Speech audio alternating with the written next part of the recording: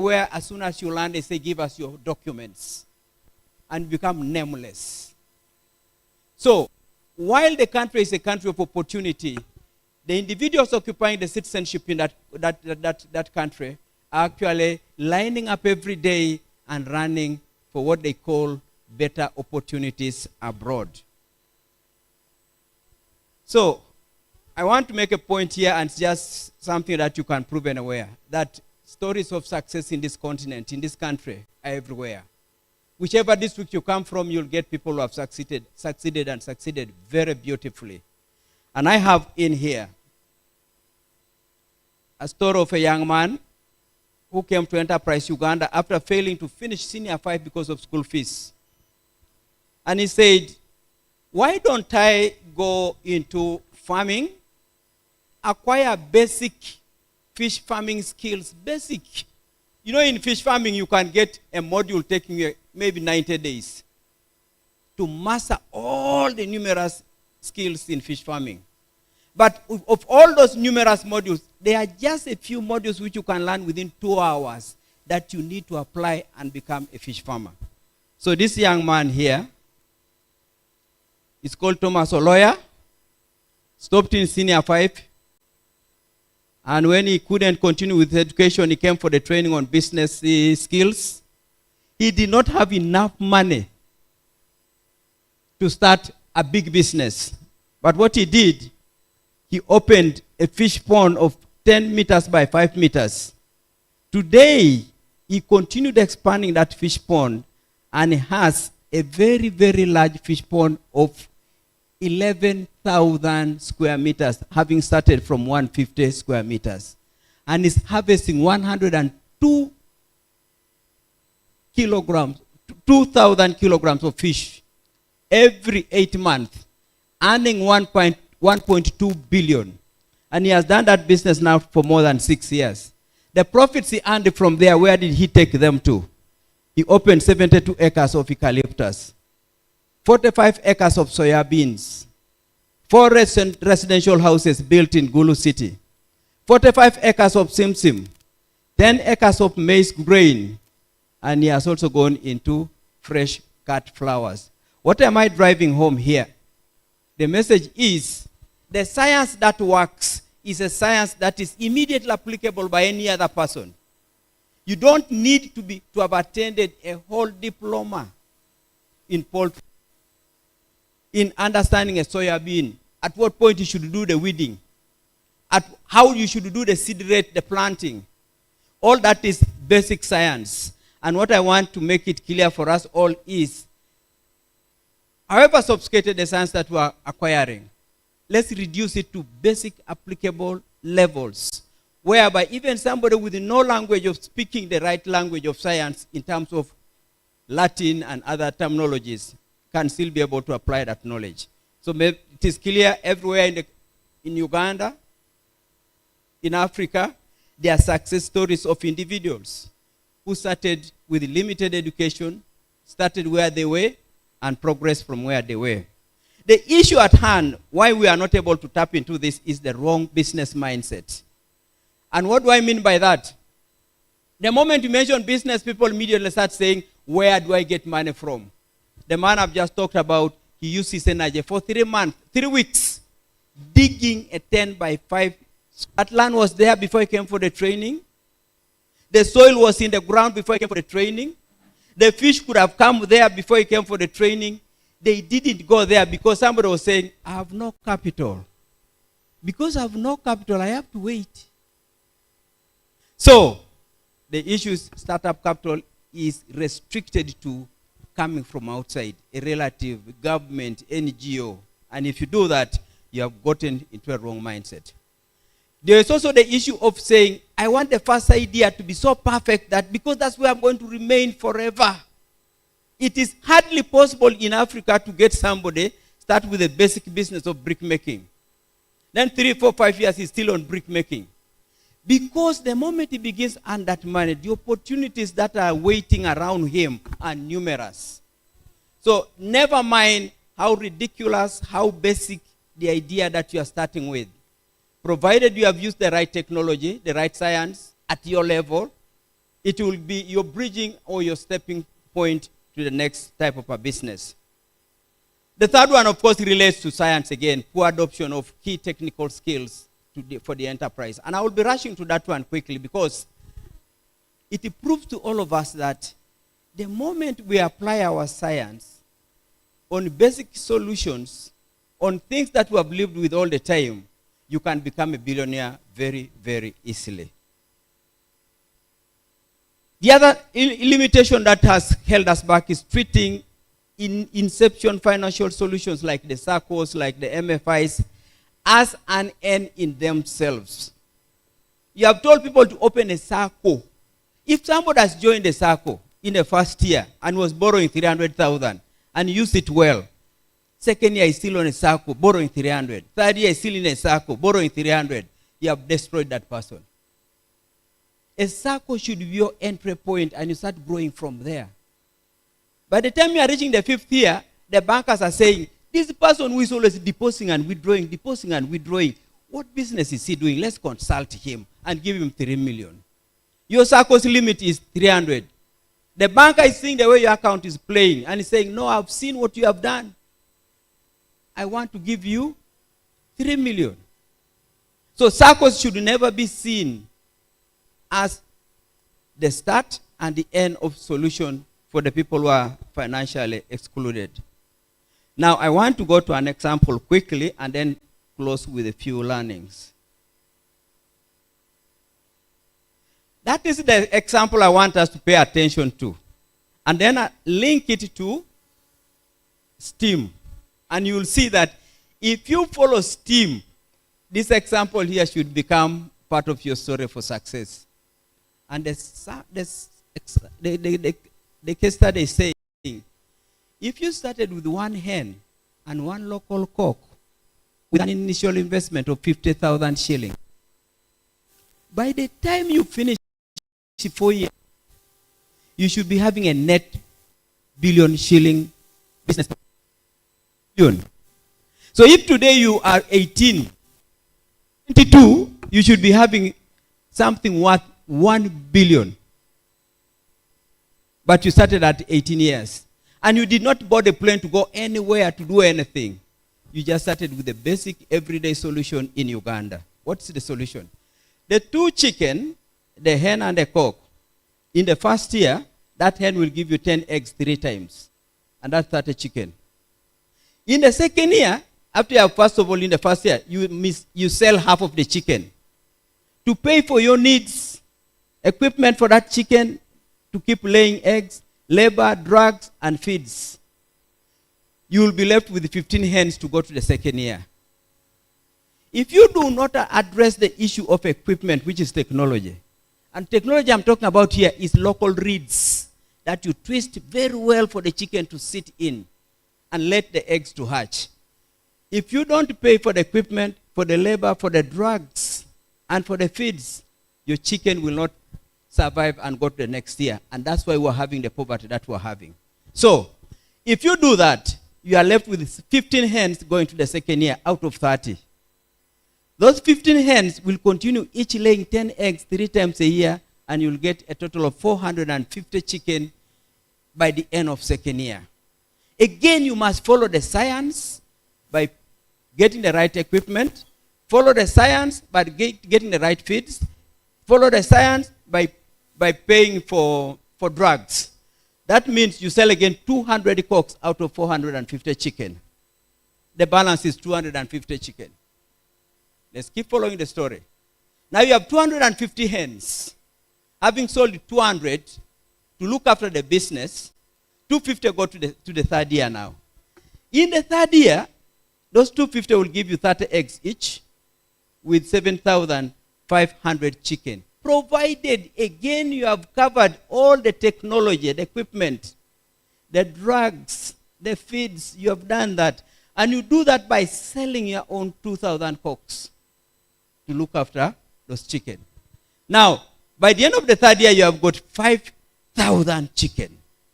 How did they manage to reach 5,000 and yet an average African homestead has got 10 chicken for 20 years? It's because you must address the issue of drugs. That's science. Technology, where the eggs will be laid. You must look after all the treatment of the chicken. Now, with 5,000 hens going to the 5th year, they will give you 30 eggs each, which will translate to 150,000 in 4 years. Friends, you are in Africa, you are in Masaka, you are in Amuria, you are in Soroti, you are in Tororo, but the chicken have reached 150,000 because you treated them on time. You fed them correctly. You gave them basic equipment to lay the eggs in. And you looked after the chicks by vaccination. If you did all that, you will have the 150,000 in the 4th year. Now, let's sell them so that we can go to any other business. What do we do? Let's sell them at a village price. Do you know that the local chicken today is between 25,000 and 30,000? And I'm putting a price of what? 10,000. So that I don't want you to believe that things are impossible.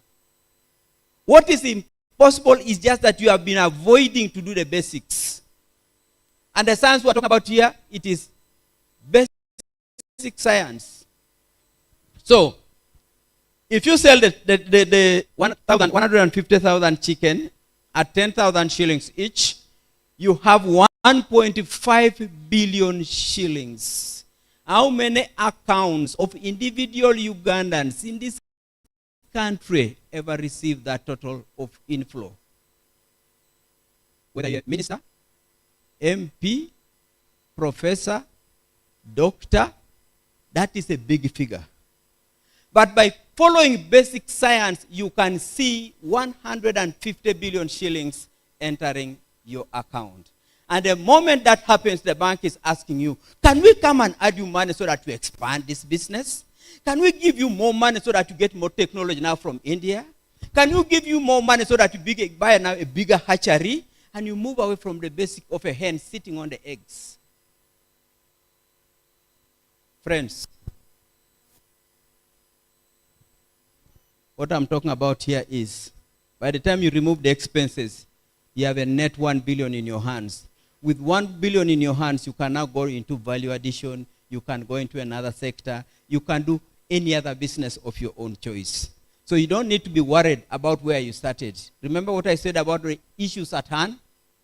You want a perfect business that will remain in there forever. So because of you don't want to see the word chicken associated with you, you refuse to start a chicken business. This person is free to go into any type of a business. How come we do not see this in our rural households? And I'm going to go through that very briefly. I've been talking about that as I was presenting. You need to follow the science, the technology, and the care. That makes sure that no egg should rot, should get stolen, or get damaged. Is that correct?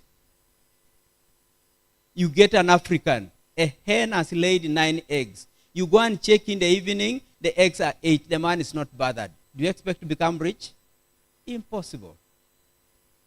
Next, no chick should die of disease, hunger, or get eaten by wild animals. A kite has just removed 2 chicks, and the hen has been crying the whole day. The owner is not bothered. And you expect to get the 1 billion? Impossible. 3, no hen, no cock that has grown in your hands should die of disease, hunger, or get eaten by an animal. Out of 10 chicken, 3 are missing, and you are not concerned, and you are saying, I leave it to God. What kind of a caretaker are you? Hiring a God immediately without even checking. The feathers are in your compound. The thing ate the chicken in your compound, and the feathers are there, and the blood is there, and you are here saying, I hire God. I leave it all to God. Number 4 is be ready to invest at least 50% of the profit into the business. And I want to confirm by saying that this is exactly what we teach at Enterprise Uganda. At Enterprise Uganda, we have been able to show, this is a pharmacist.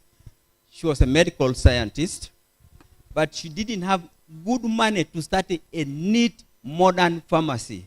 She used 2.5 million shillings to pay rent, to get a carpenter to bring basic shelves. Today, what has she done? She has been able to buy another pharmacy at 300 million after just six months. She has got 4 branches of pharmacies. She has opened medical centers as well and 2 clinics. She employs 2 staff. That means you must reduce your science to what you can do at where you are. You have 2.5 million shillings. A modern pharmacy requires maybe 20 million. Will you stop doing it? No. You go for technology that you can afford. A lawyer's story I told you already. That man from Amuria called a model. He started with 3 goats, but he got a he-goat from the neighbors and started to improve his goats. Today he has got more than 200 improved Boer goats, 180 local goats, 250 local cattle, bought his own piece of land, and this man was a senior 3 graduate. Let's look at that. That is the Modus farm in there. You can see him with all the basic technology. This is where the goats are sleeping. But what he wants to make sure is that the place is warmish. It is warm. But he cannot afford the modern way of building the so-called modern goat house. But the concept of a goat house is what is important: warmth and being away from animals that can eat the kids of the goats. And what does he do? He raises them to go up. They have grown and they have multiplied. Today, he is a supplier of goats for big projects where it's required. In addition to getting his, he also goes to buy from others to supply orders of 1,000.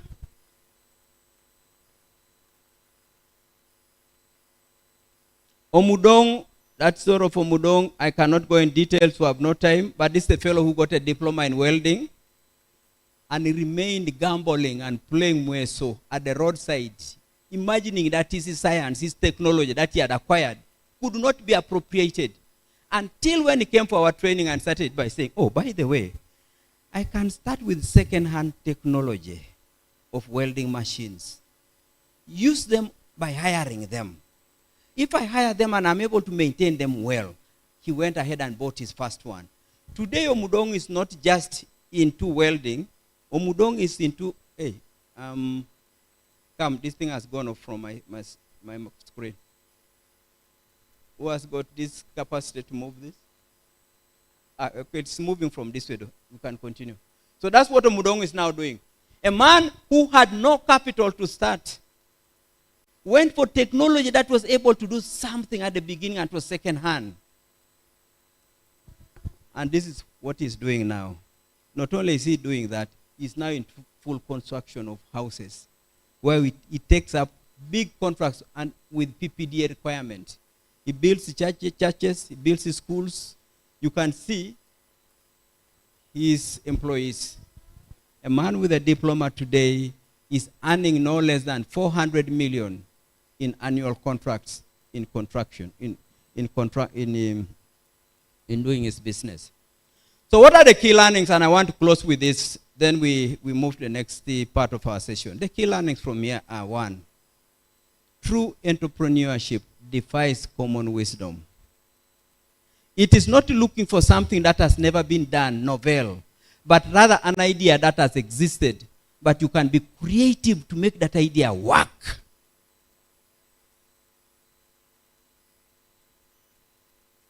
The other learning is that true entrepreneurship is not about being sophisticated or producing a very complex business plan.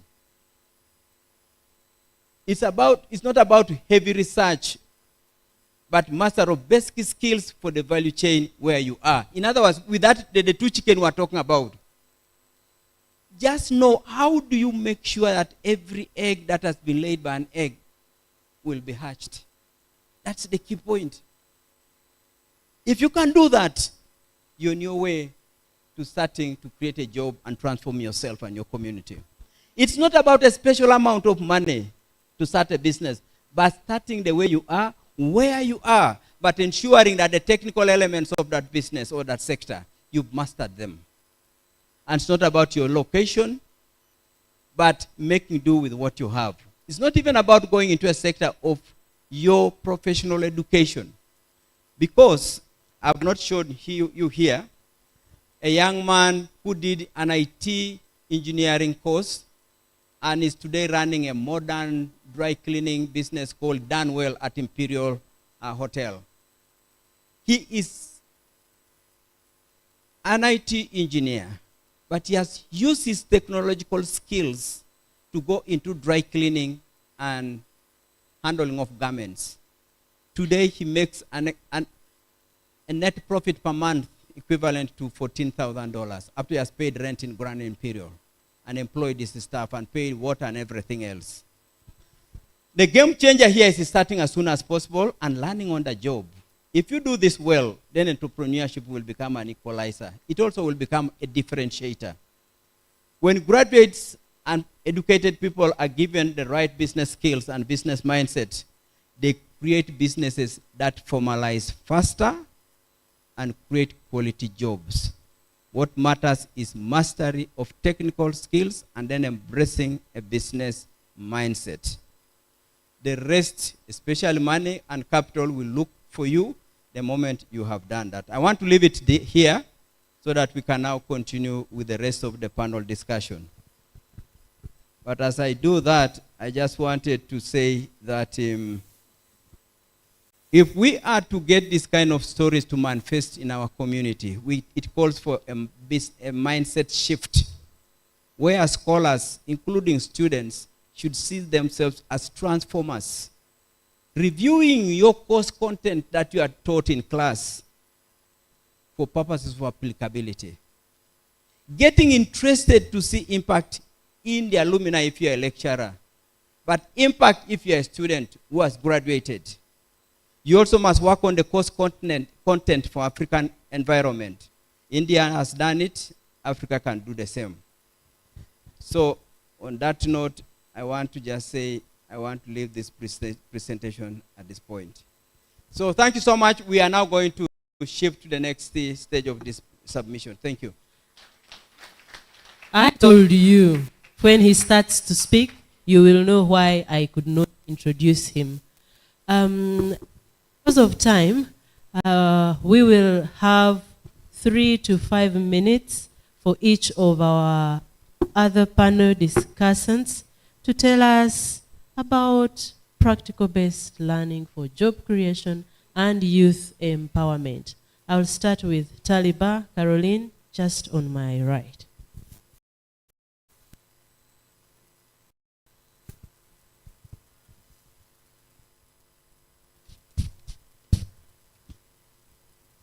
Thank you.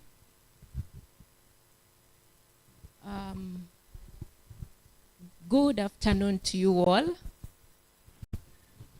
I want to recognize all of you in your respective capacities and welcome you to this discussion.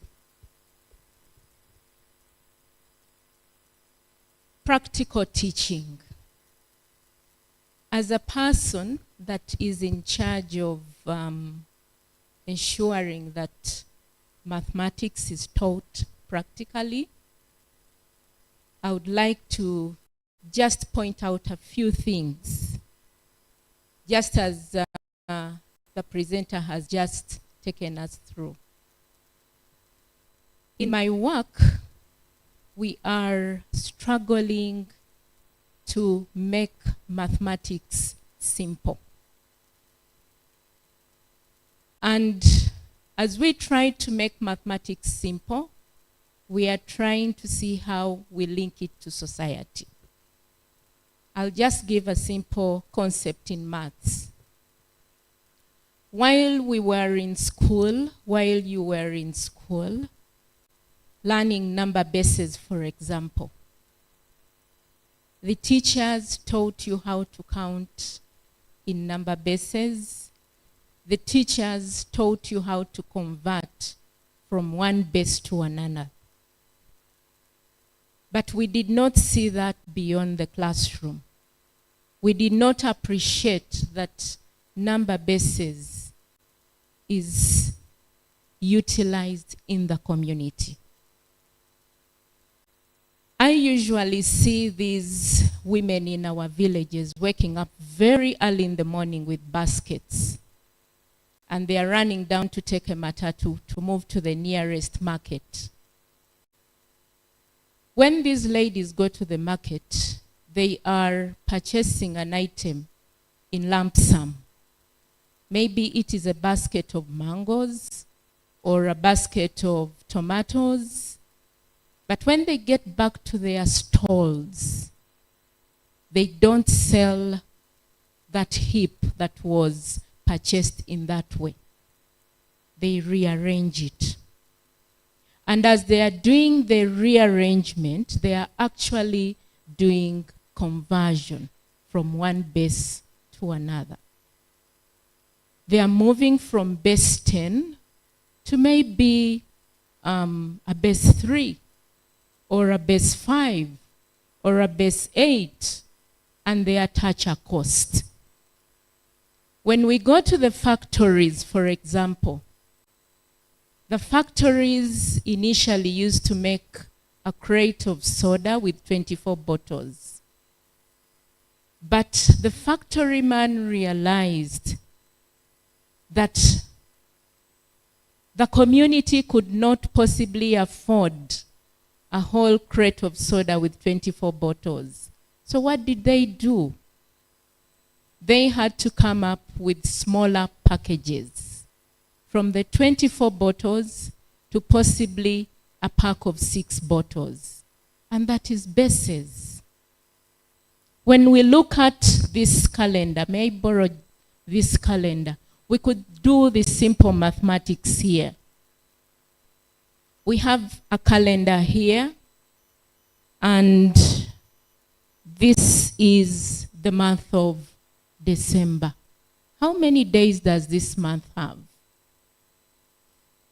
31 days. Okay? How many weeks do we have in 31 days? Yes? A quick one? We are doing the simplified mathematics so that we can find the reason to study it and use it in the community. So how many weeks make 31 days? 4 weeks. And how many days left? 3 days. So what are we talking about? We are converting 31 base 10 to which base? Base 7. Yes. Why base 7? Because we are talking about 7 days making a week. This is the mathematics. It's not about just the conversion, but of what use is it going to be in real life. Yesterday I was observing a lesson in senior 2s, and they were learning about the focal length in physics. They did all the physics, they did all the measurements, but at the end of the day I asked these young people, why focal length? Of what use is it to me when I leave school? Well, I will not tell you what they told me, but that at the end of the day I told them, let's play around with the concave lens and look at the quality of the images. And they were able to realize that the closer the focal lens is to that screen, the poorer the image is. So I took them to the studio man, and we have them here. Why are the cameras at that distance and not anywhere closer here and at the extreme back? So my dear friends that are listening to us, in my work, that is what we are trying to do. We are trying to demystify the mathematics of procedures, but look at the mathematics that is applicable to real life. Thank you very much. Wow. Wow. How many of us did know that? I want to believe this has been demystified. I am not going to take a lot of your time. I will still get our next presenter to share with us what practical-based learning for job creation and youth empowerment is, and putting that element of inclusivity, because we are people of different capabilities. Welcome, Dr. Aaron Lawrence. Thank you very much, moderator. Thank you, panelists.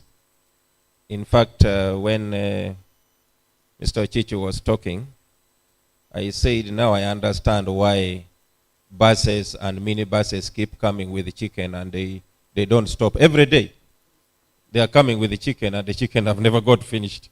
So it's bringing us into the realities of life. But I was reflecting on youth empowerment.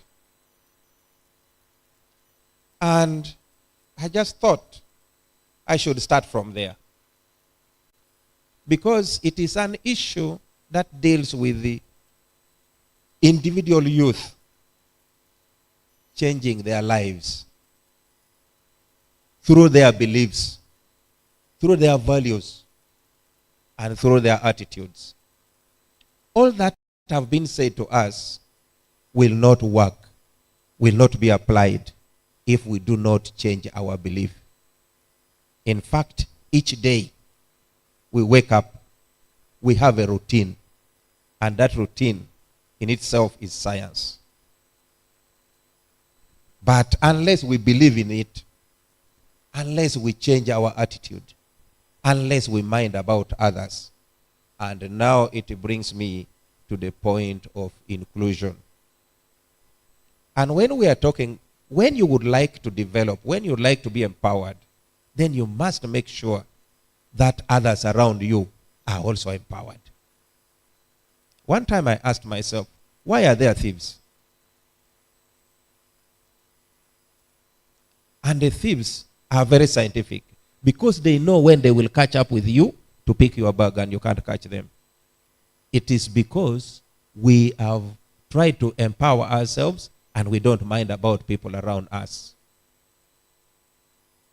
And therefore, when we are talking about empowerment, and I'm talking to the young people, I would like us to start from there. I would like us to think of an environment that accommodates everybody, that ensures that the individual needs of everybody is taken care of. You are studying and you'd like to get a first grade. Have you ever thought of how you can work with your colleagues practically so that all of you get first grades? I'm also looking at the theme of today, and I asked myself, why should we embrace practical-based learning? I'm happy that the lower primary school curriculum now sends children to the market to go and talk to the people who are selling, then they come and make a report. But practical-based learning helps you to understand yourself. If we don't understand ourselves, we'll not be able to learn. And I would like to start from there. It makes you understand yourself from a deeper level. It makes you think about supporting yourself to ensure that what you have learned, you can be able to take it forward. I don't like people who study because their parents are telling them to go and study. But I like people who study because they have an intention of studying. Some of us studied with the lamps that were using paraffin. But we had a reason for that study. And you can reflect on it. Practical-based learning is relevant and specific. For every, let me put it from the perspective of history. Have you ever thought of history as a practical subject? Have you ever thought of biology as a practical subject? In fact, every time you pick your hoe and go to the garden, you are reflecting on the biology. Some of you are living in urban centers, but you know very well that there is now backyard garden. And many people, Mr. Chichi here will tell us how they have benefited from that. Again, I take you back to the issue of mindset. In our schools, even at the university here, we have a percentage of practical lessons that are put in the curriculum. And that is something that needs to be explored very seriously. Now, why is there a gap in practice-based learning? And I will end there. The first gap is our own attitude. We don't want to appreciate the engagement we are being taken through. In fact, you, the youth, sometimes when you are being taken through practical-based learning in economics, in geography, one of the things you want are trips, not the practice in class. Sometimes it is about lack of planning on our side. How many of us plan our day so that we can be able to appreciate the activities in our day? My son is doing his senior 6 this year, and I've told him, you are doing mathematics. Give yourself 1 hour a day for mathematics if you would like to pass it, and allocate the hours for those other subjects as well. That is practice in its real sense. The other gap is how we prepare ourselves to do the work. And most of us want to be told to do it, not us planning and preparing to do it. I would like us to reflect on that. And finally, practical-based learning requires sharing of responsibilities, supervision, and being supervised. I went to a school and I was in touch with the teachers. And the teachers said, we have time that students should come and meet us. But some of them try their best to avoid to meet us until they see the exams and go.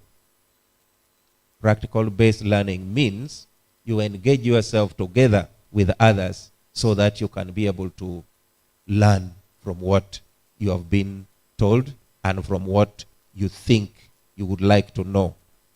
Thank you very much. Thank you. Thank you very much for your introductory remarks. And I know that many of us here have questions for our panelists today. So as you prepare your questions, I would like to ask our panelists just a few questions as you prepare your own.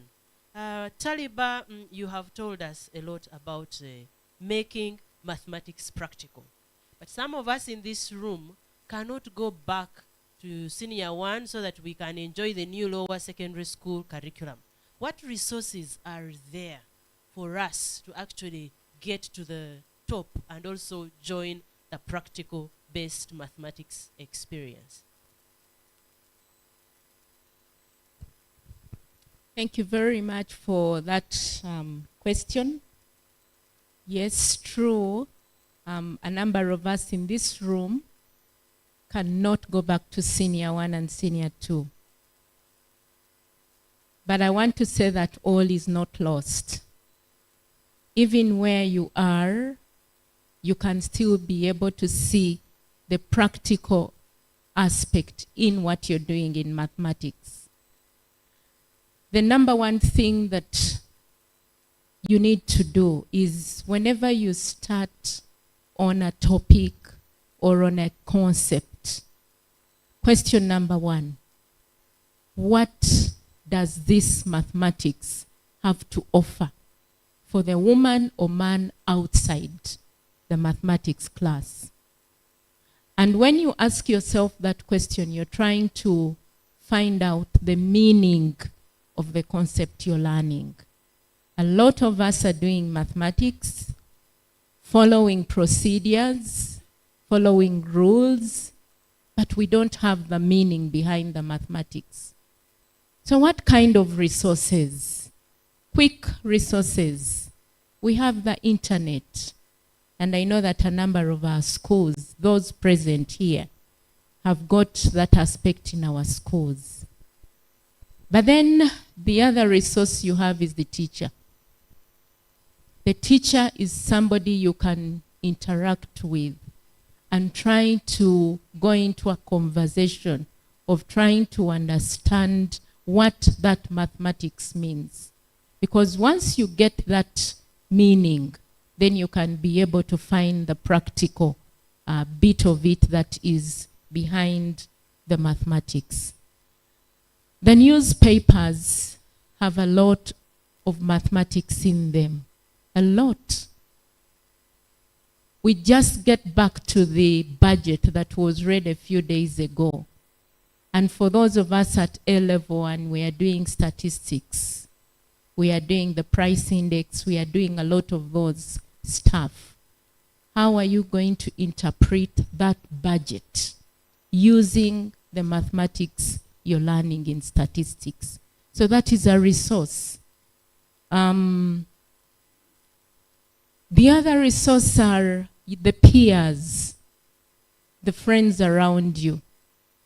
Usually our conversations are elsewhere, but we can have a mathematics conversation. And as we go through a mathematics conversation, you get the deeper understanding and meaning of that aspect. And then you move out and say, oh, okay, quadratic equations. What for? Trigonometry, what for? The probability we are doing, what for? Okay? Binomial theory. What is it going to do for me? The number one thing, how will it pay my bills when I leave school? It's not about the papers, it is about solving society's problem. And when you solve society's problem, society will pay you the money. So the resources are around us. When Mr. Chiti was doing the presentation, I realized that there was already a resource for us. In all that he was trying to explain to us, he was actually bringing ratios and proportion. He was bringing in sequence and number patterns. He was bringing in a lot of the basic mathematics of addition, multiplication, and so on. And that is what society is looking for. Thank you. Thank you so much. Okay, Mr. Ochichi has an addition to this. Just to add to what my sisters just said. When you get to the world of adults and you are running a business, one of the things you must end up confirming is, did you make a profit? And to arrive to a profit, you must get familiar with the basic figures, where expenses mean deduct, subtract. Where inflows are coming with the positives, you have sold the chicken, fine, at what price? But can you deduct the cost of feeding the chicken, the labor of protecting the chicken, the cost of vaccinating the chicken, and ultimately find a final figure?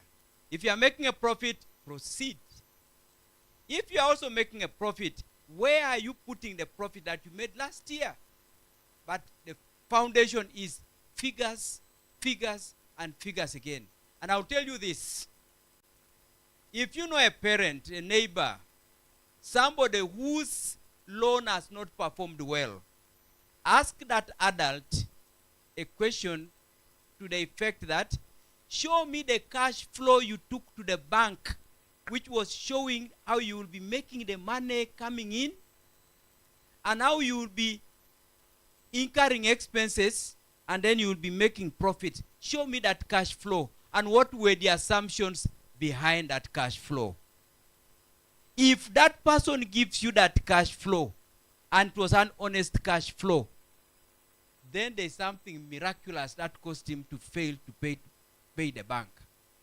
Because almost everybody who has gone to the bank, borrowed money, built a multi-billion business, and then it collapsed. Back to the basics of mathematics. Subtract and add. And then analyze the trends. And then do that consistently. Here you are being told, do mathematics on Tuesdays. In the business, you are going to do mathematics every day. Here you are told that, you know what, you can wait for a week and then wait for an exam. In business, your exam is daily. So translate the figures to a habit to run an enterprise. That's the message I wanted them to appreciate. Thank you very much for that. To my extreme right, you are representing Kyambogo University that has been known for releasing a lot of hands-on students once they graduate from here. What is the secret?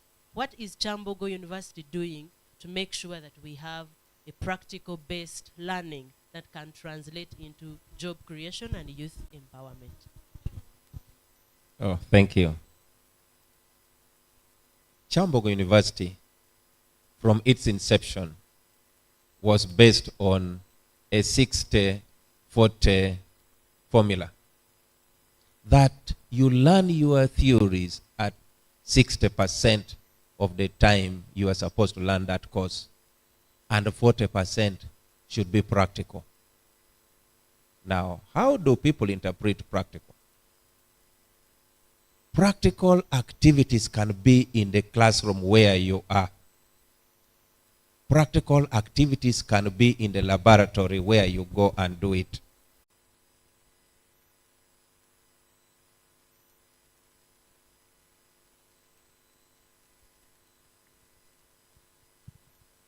Kyambogo University until recently has been in charge of all the training of teachers in the country. And you are now on a new program for the junior O level. What strategy have you put in place to work with Kyambogo University? Who have the experience? I have been training teachers for the last 30 years. But also I taught at secondary school. Before I joined Kyambogo, I was already the head teacher. But I thought I would serve my country by training teachers. We are very close with the Curriculum Development Center. We actually were on the same hill. But I don't think we are on the same page on the new project of the new science. So my question is, what plan do you have to benefit from the vast experience that Kyambogo University has had for so many years? Thank you. Thank you so much. My question is, how are you going to help the village businessmen and women who are too local to the extent that even the technology that is on now cannot reach those remote areas? You know, there are some villages which are so remote and there is no technology that can reach those places. Thank you. In the interest of time, we can first allow them answer this, and then we will see whether we can make another round.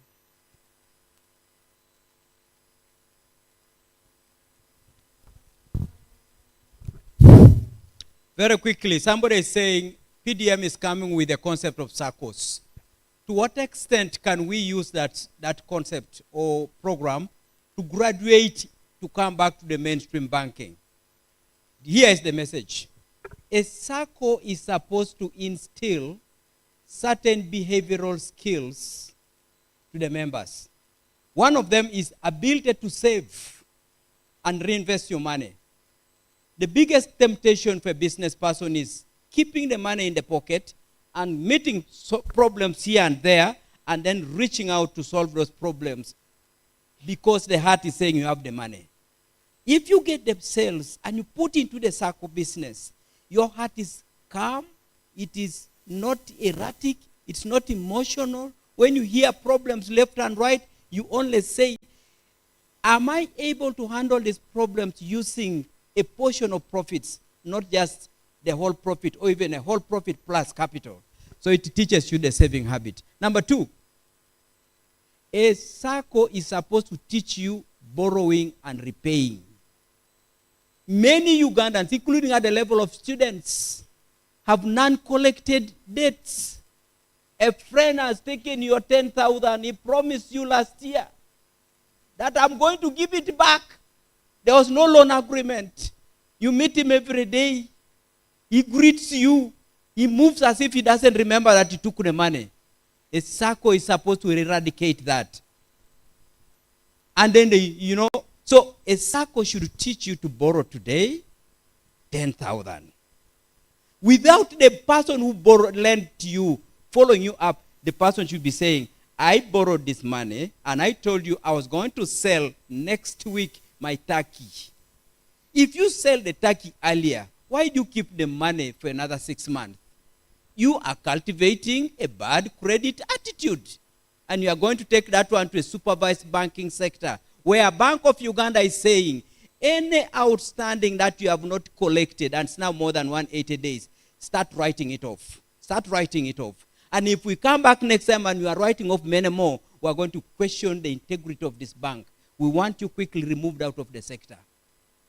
But that is coming through because you have not lived the habits, the practices of borrowing and repaying. But here's the message.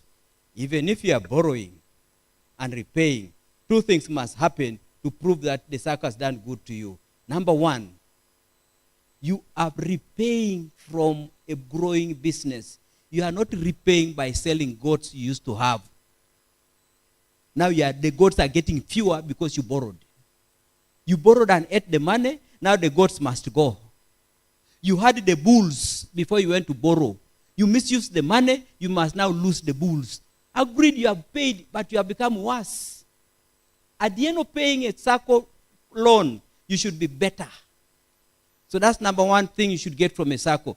And that also means the second thing is, I don't want to see you. Last week, you borrowed 3 million. This man, a model that I was telling you about. A model was called by the bankers after they looked at his account. They said, no, you man, you have a banking history which is interesting. Can we give you 2 million? When he took 2 million and was paying on time, it was a 1-year loan. When he was left with the 2 months to pay, they called him again and said, Mr. Modo, we are seeing you are paying so well. Can you come back for another loan? This time we are going to give you 5 million. And you will not wait for 5 days, for 3 weeks that you took last time. This time we shall do it within 7 days. That is the power of using a circle to build a profile, which profile is reflected in your banking history, to the extent that you will begin to bank with now DFCU, with FINCA, and the banks will begin to look for you. If you do that, the circle has done a good job for you.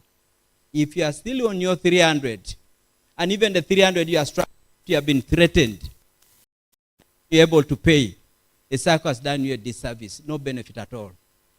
Point number 2 is saying, villagers really have got no legal aspects in the way they do their things.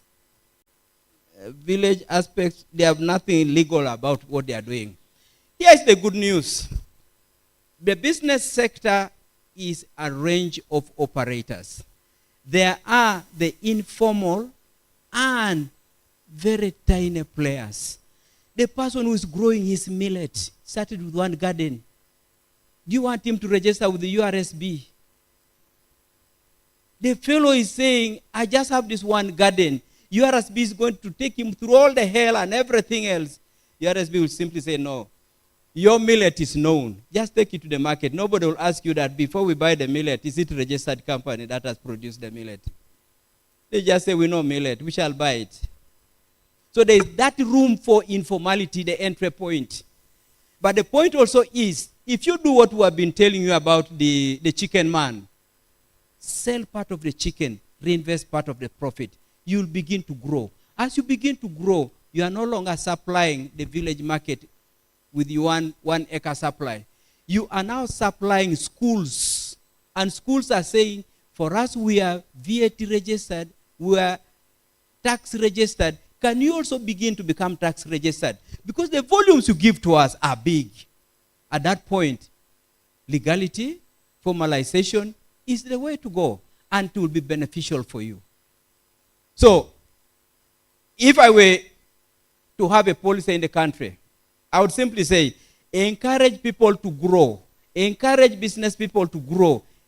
Informality will go away by itself. It will just go away. But if you are just emphasizing the law, you are scaring people to go underground. Point number 3 is saying, villagers have no technology. Zero. Nothing at all. Let me tell you, the word technology is mysterious. But let me just give you, I have a technology here. What's the purpose? Talking and receiving messages, and then sometimes research. Now, this is iPhone 10. But you can have a Kabiriti phone doing very good communication, doing very good job, doing a lot of work, and it is a 10th of this cost. In other words, never make technology look like one bullet solution, one jacket. Technology should come in a range to reflect the circumstances of different people. The technology of the chicken I told you in here was a technology of the chicken, the mother hen incubating the hens herself. You may not call that technology, but that's technology. Technology based on a live hen. The other one is going to be technology based on equipment, metals, and some warmth created by metals. But maybe it is cleaner, it's bigger, it's faster, more predictable. So please, when you hear the word technology, don't get yourself scared. Just walk in and ask the person, what is the need? What is the need? Because technology will cover our needs. Don't be scared by the title or the word technology. Just ask yourself, what are you trying to solve? What is it that we have with us we can use to solve that problem? Very good. Over to you, Carol.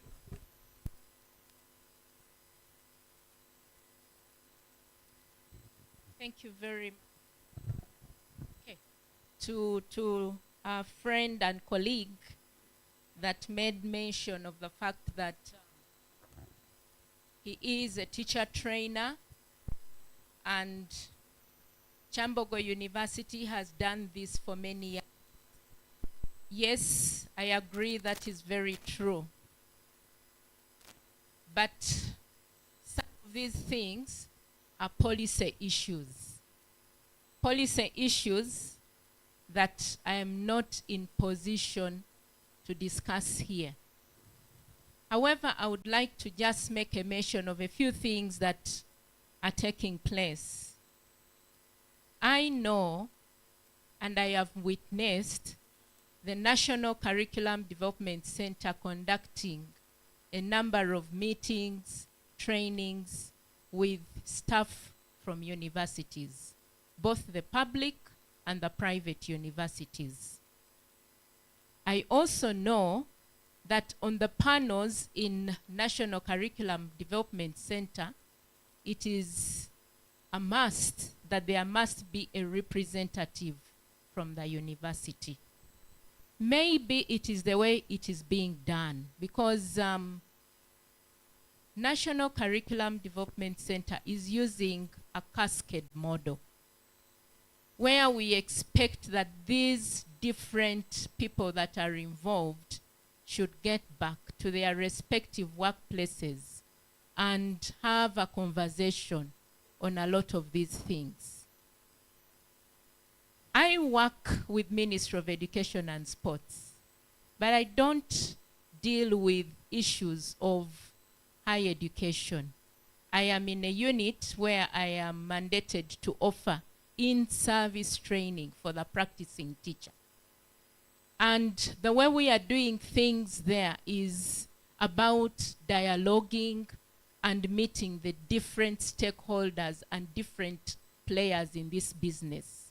So my thinking and my response to your question is that possibly we need to move out and have, not moving out of here, but moving out to meet National Curriculum Development Center to see how best we can collaborate and get this curriculum infused into the university. But I know they are doing something, possibly not to the scale we are expected to be at.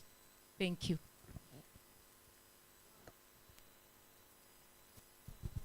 I just want to add one thing in relation to the issue of technologies in the village. I think what Mr. Chichi has said is very important. But what is important is for us to encourage people in our rural communities to have a mindset change about what is within their reach and what they can use. And I would like to tell you one thing. Not everything in urban places are good. If you can know that what you have in the village is good and can help you to succeed, then you will be able to utilize whichever technologies you have and you will be able to reach out. Let me give one simple technology that village people have used and have made them to grow. Bicycles.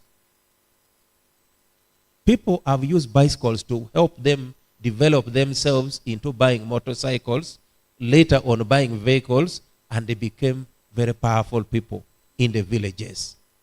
So let us not fear the issue of technology to make it a very superficial big thing.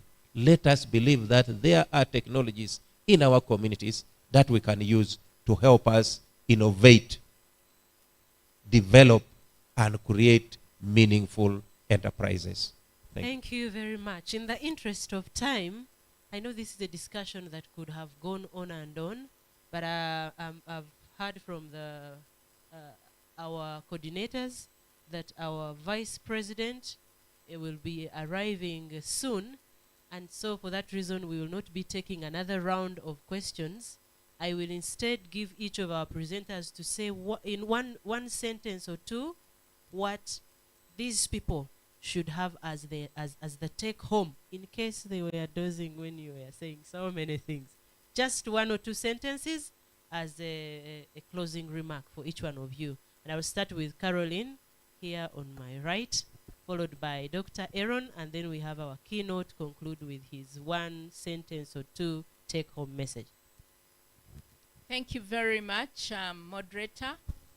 To the audience here and especially the students, my words for you is to see whatever you're learning beyond the four walls in the classroom. To see whatever you're learning beyond writing an exam. The most important part of your life is the life after school. And so, because it is the most important part of your life, how relevant is the content you're learning going to be of great help to you when you leave school? Otherwise, I wish you well. Thank you for being part of this discussion. Thank you. My message to you is leave no one behind in your innovation, in your thoughts, in your activities for development. That person with disability in your community, you can use the potential that person has to make you develop and that person develop, so that they are not dependent on you. Leave no one behind. And finally, practical-based learning is dependent on you, not anybody else. Thank you.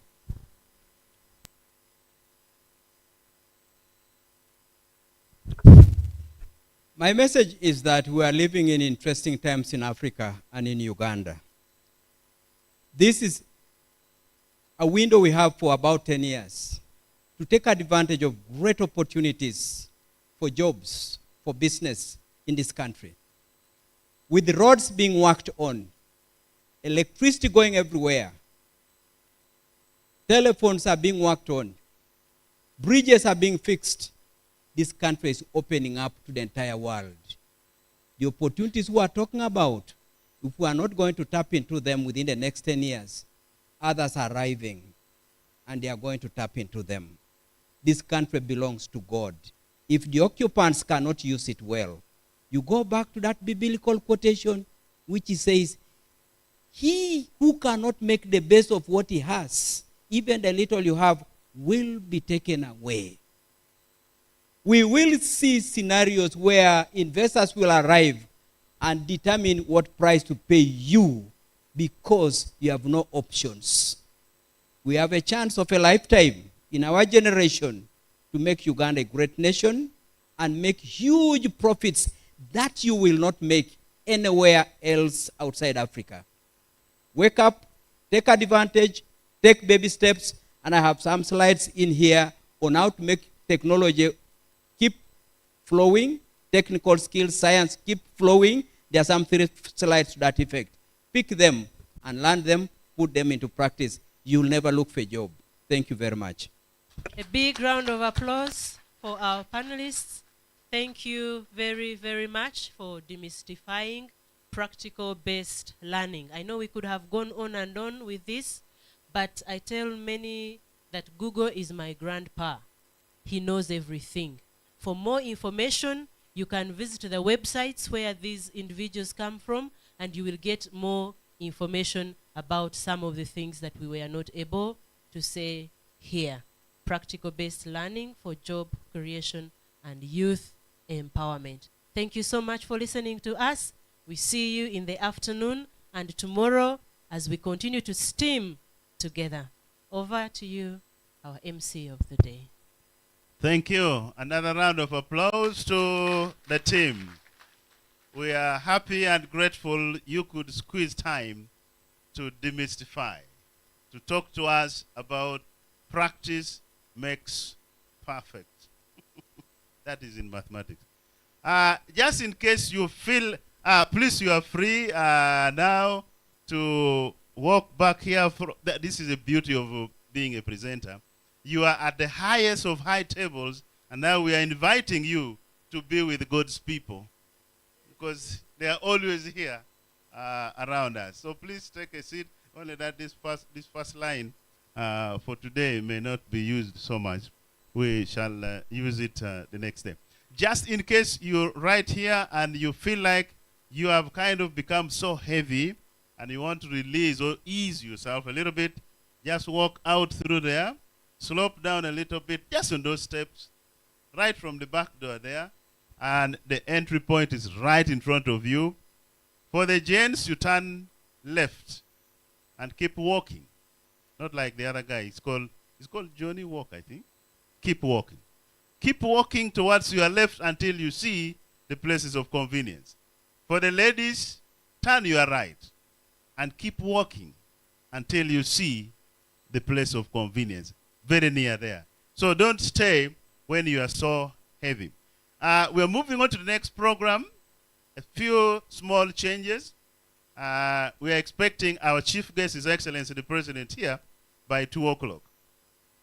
And you don't want to be outside this room by 1:45. And right now, we are actually discouraged, extremely discouraged from going out, because then there's only one entry point, the one you went through. So once you are here, please, you are here. And and I'm sure that you are going to be very excited to be able to see the president at a very short interval, at a small range, okay? Yeah, so this is an opportunity for you to have a good look at His Excellency, the one you always give your votes to. Okay? Sometimes you only see him when he's coming to look for the votes, but today you are going to be able to see him when he's not looking at boats anyway. You have already given him wait until that time.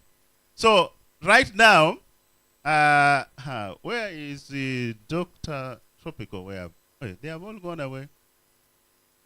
Okay, maybe, no, it's okay, but I wanted some organization around here for the adjudicators to sit somewhere and award marks for the next session. But before those people come, we shall have 2 quick talks by people who are not going to be awarded marks. So one of them is going to be talking to us about space technology. Doreen, you better be getting up to come. She is somebody from space technology. And where is this wonderful lady? I don't seem to see her. Please, Lois, where is Lois? I hope Lois is outside, because as soon as Doreen is done, we shall invite Lois to tell us a few things. Just within 5 minutes, as the adjudicators, please walk over here. And the presenters, the people who are going to be awarded marks, the next 5 will be Busobozi Regan. We shall then go to Kalumba Badru. Please take care of when you're coming to speak, and then we shall look at we shall listen to Chihimba Ibra, and then Boy Calvin. So in that order, Doreen, please come right here and give us the talk.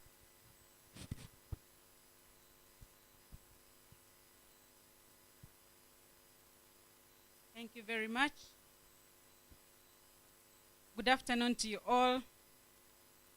My name is Agaba Doreen, and I am a space scientist. I want to talk to you about what we are doing. We are establishing Uganda's first astronomy and space museum. This came from a thought, a question on where do we stand as Ugandans, as Africans. We see so many things being done in astronomy, in space science, and we think most of them do not relate to us. We think this is a foreign technology. But we did research and actually have facts showing that our great-grandparents engaged in astronomy. They observed the skies. They wondered about our relevance in this universe. Thank you. So, we embarked on a journey to open a time capsule for space science and astronomy here in Uganda. We started with the northeastern part of Uganda, collected information on indigenous or cultural astronomy.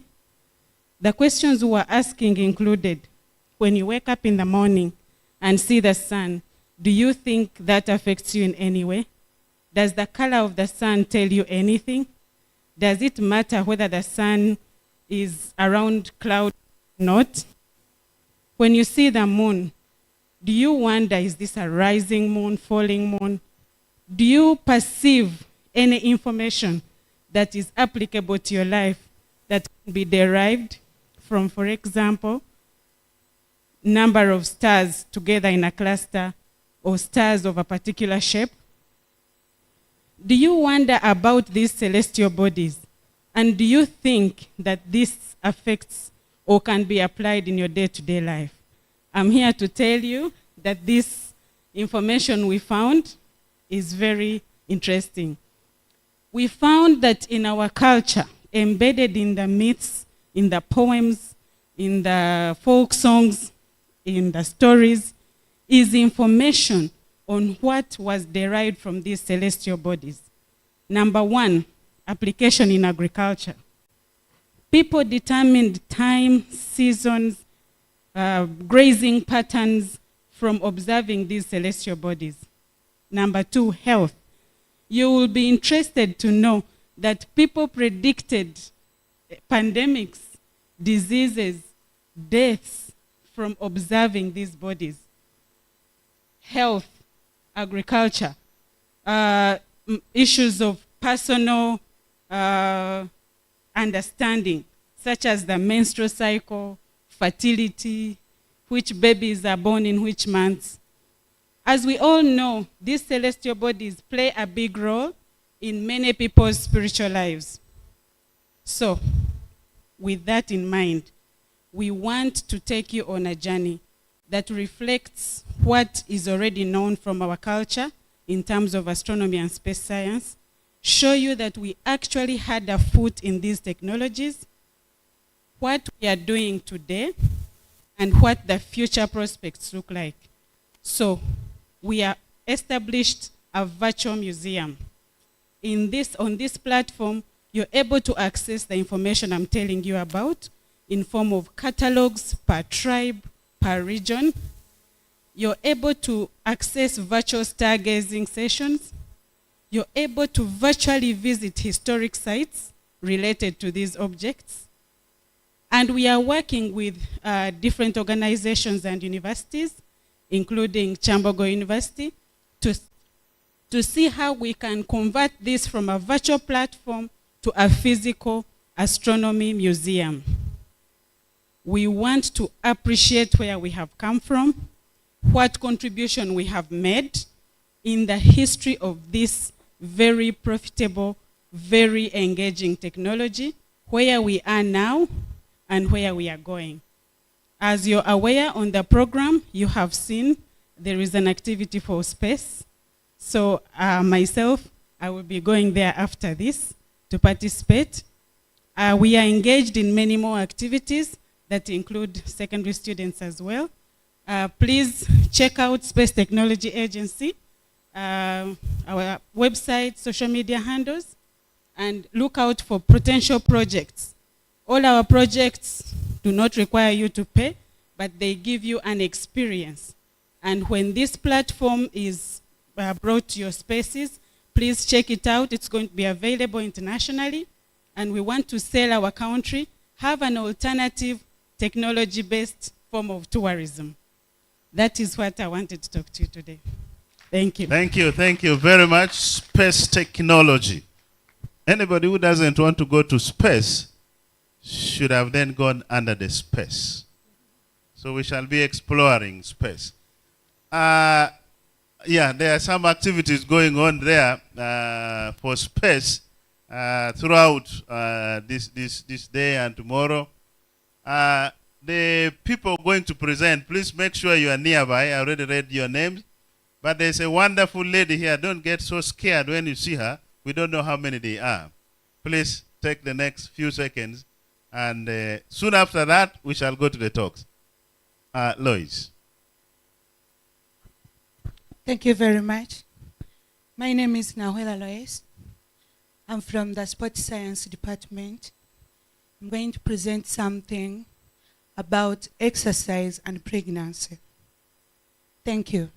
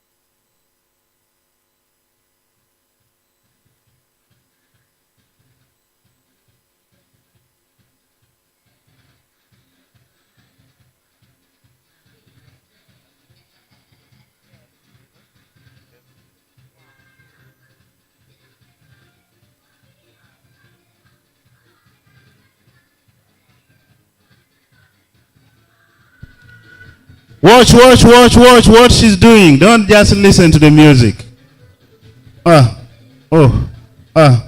There.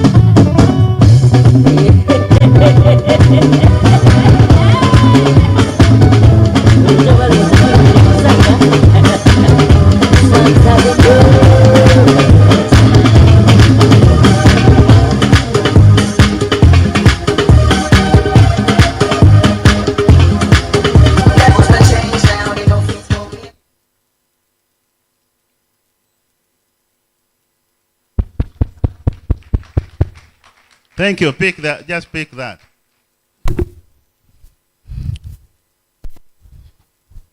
I know all of you are wondering what a pregnant woman is doing with this. I hope you are able to watch both sides. Do you know that in our communities, when ladies become pregnant, they are treated like queens? They live a sedentary lifestyle.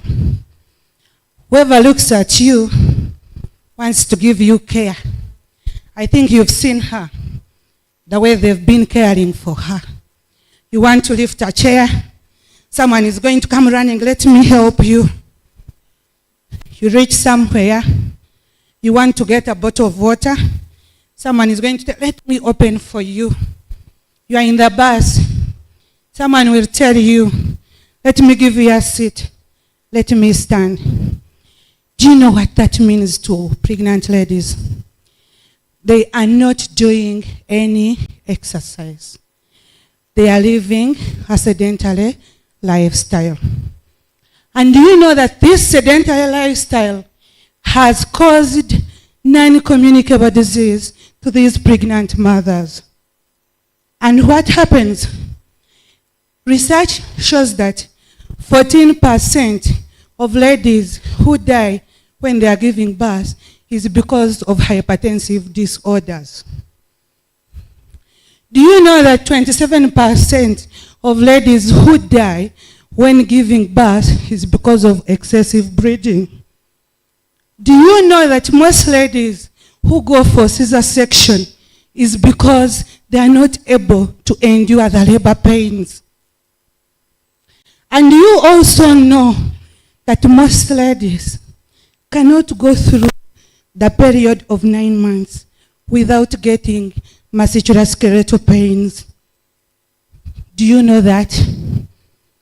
And these problems have caused our ladies back in communities to die. But there is a simple tablet, which is the key for all this. And you know what it is? Exercise. When you exercise, you live happier like me. And you're strong. Do you know that people who are exercising, this exercise is going to help improve their circulation, make them stronger, make your muscles very stronger, your joints are very strong, your bones are very strong, and when you go to give birth, it's just a walkover. You won't face a lot because your body is able to endure that pain that people go through and find it hard, and they end up going for C-section. They end up dying. They end up bleeding too much and they die in the labor ward. But do you know we can change this in our communities? All of us can go to our communities and encourage pregnant women to do exercise and live this happier life and solve the problem of non-communicable diseases that is taking away our women in our communities. What does that mean? All of us here, we can preach that. And if you want to get more information about pregnancy and exercise, we have experts. In our Faculty of Science, we have the Sports Science Department, where we have experts who can help pregnant mothers. Because remember, there is no science that is fit for all. What does that mean? You need this trainer who is an expert to help you design for you an exercise program that is appropriate for you. And when you go through this program with this expert, trust me, you're going to be like me. With my big stomach, whoever looks at me wants to help me. But I'm helping others to become fit instead. I'm helping others who are not even pregnant to become fit because I'm more fitter than them. So I'm going to encourage all of you to go out there and help pregnant ladies. Tell them research has shown that exercise is not harmful to pregnant ladies. And together, we can help them get rid of these complications. Thank you so much. Thank you so very much. I'm also reliably told, where is the head of department, says, in the next three of how many weeks, she will be a mother yet again, in a short time. So she's absolutely right there. In 3 weeks, if you pass by Sports Science Department, you'll see a baby somewhere.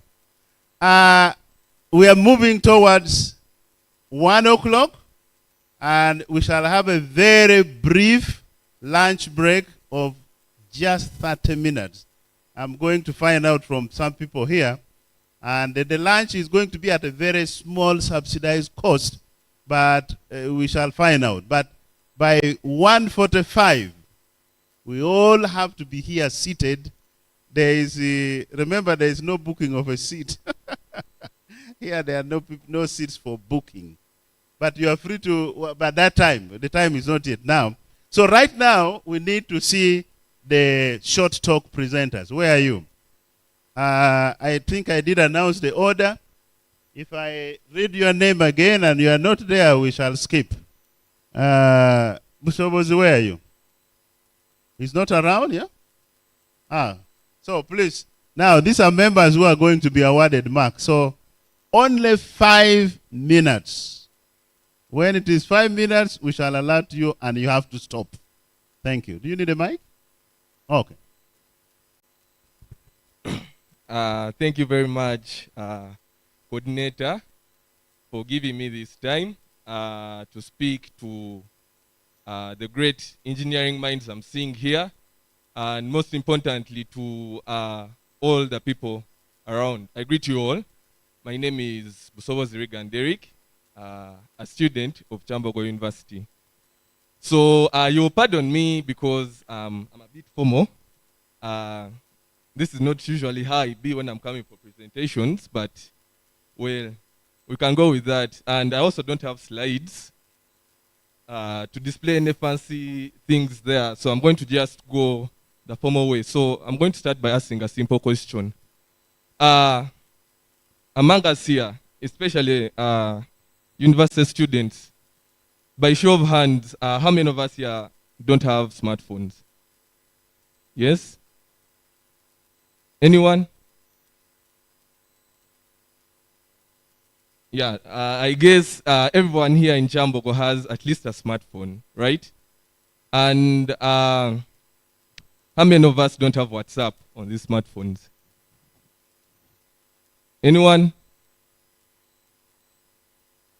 Yeah, so as you can see, everyone, all of us here have at least a smartphone, and we have WhatsApp on these smartphones.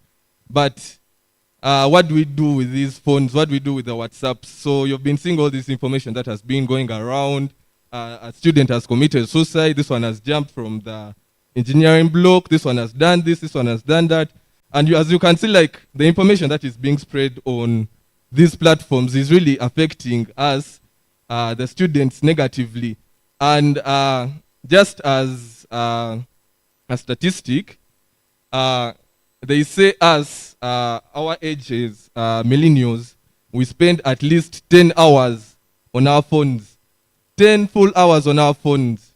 Doing what? We're on Instagram, we're on WhatsApp, we are on all these platforms, and all we are doing is looking at Cardi B, Nicki Minaj, this one bought a new house, and what is this information doing to us?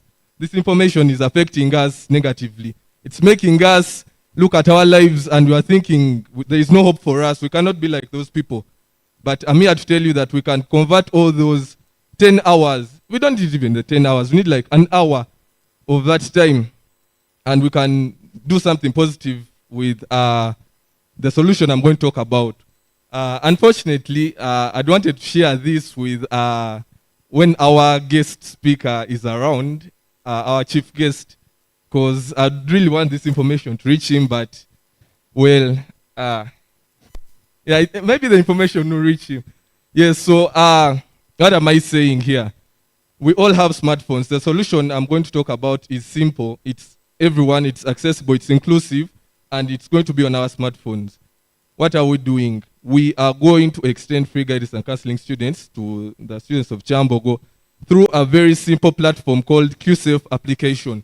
So right about now, if you guys could go to your phones and go to the Play Store and just type QSafe, Kyusafe, there will be an application that will come up and it has a Lotus logo. Yes, so that is the QSafe I'm talking about. This application is typically smaller than even WhatsApp. This application is around 12 MBs, meaning that anyone here can download it. That's like 3 statuses. Thank you very much. Your time is up. Oh. And with this one, if your time is up, kindly hand over the mic and we'll see you tomorrow. We still have some more days to do that. So who is the next? Please make sure you use your time properly and appropriately. The next person should be Kalumba Badru, Boy Calvin, Chimba. Kalumba? No. Chimba is the one who is Badru, and then Alex. So where's Kalumba? 5 minutes starts now.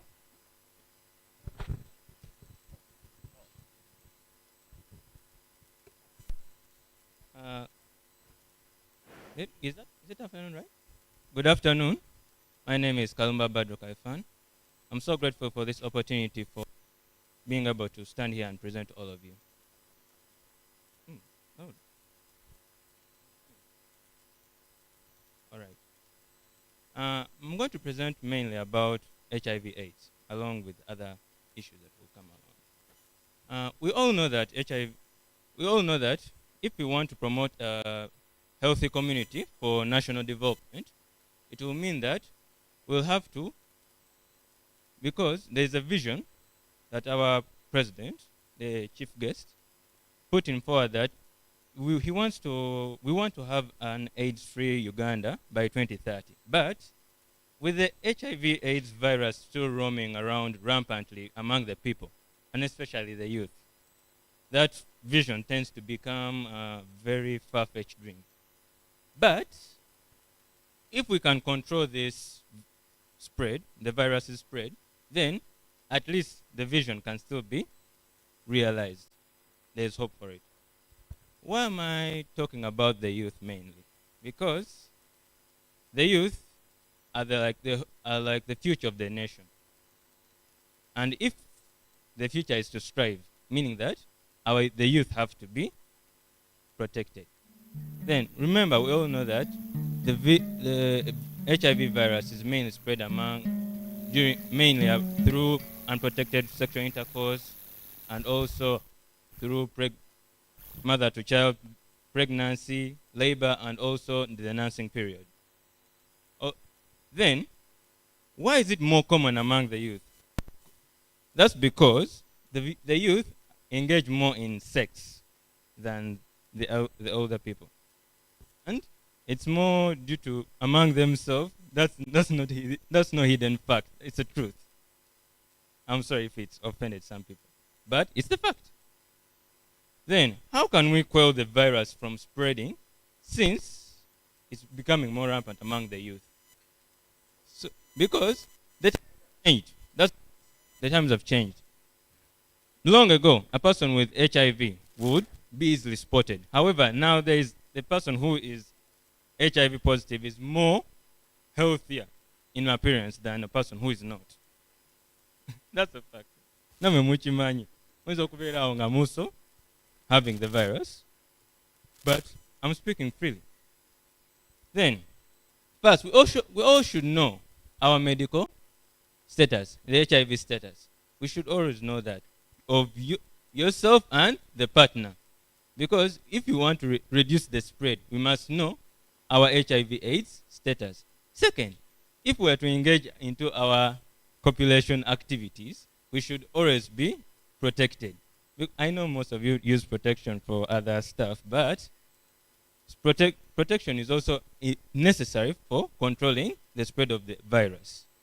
Second, parents who have the virus, and let's say the mother is pregnant, should care for the unborn child, because we would want the child that you're going to give birth to have that virus and also go through the torment of medical, whatever, counseling, all that stuff, like the way you did. Then, lastly, we should all comply to the ARV and the HIV/AIDS medical treatment programs, because they not only help us in reducing the viral load, or let's say the amount of the virus in our bodies, but still they help to give us more hope that those who have the virus have more to life than just having HIV. They can use what they have to provide a better future for the country. Then, I would like to quote something from Mahatma Gandhi. He said that, be the change that you want the world to be. So, if we want to achieve all what the other speakers before me said, we have to be at least healthy in order to achieve that what we wish to have in prospect to our dreams and whatever that we want to become. The world is big and times change. But if we can be healthy to move with the tides of the change, it means that there is hope for the future. I don't speak as a youth. I also speak as a person offering biology. from the Department of Biological Sciences, Kyambogo University, a student. Thank you. Thank you very much. You have used your time extremely very well with a balance of 35 seconds. Calvin, where are you? We're moving pretty fast. Please, if you are the next presenter, come over here. Don't inconvenience people right there. So Calvin and Badru. Badru should be seated here.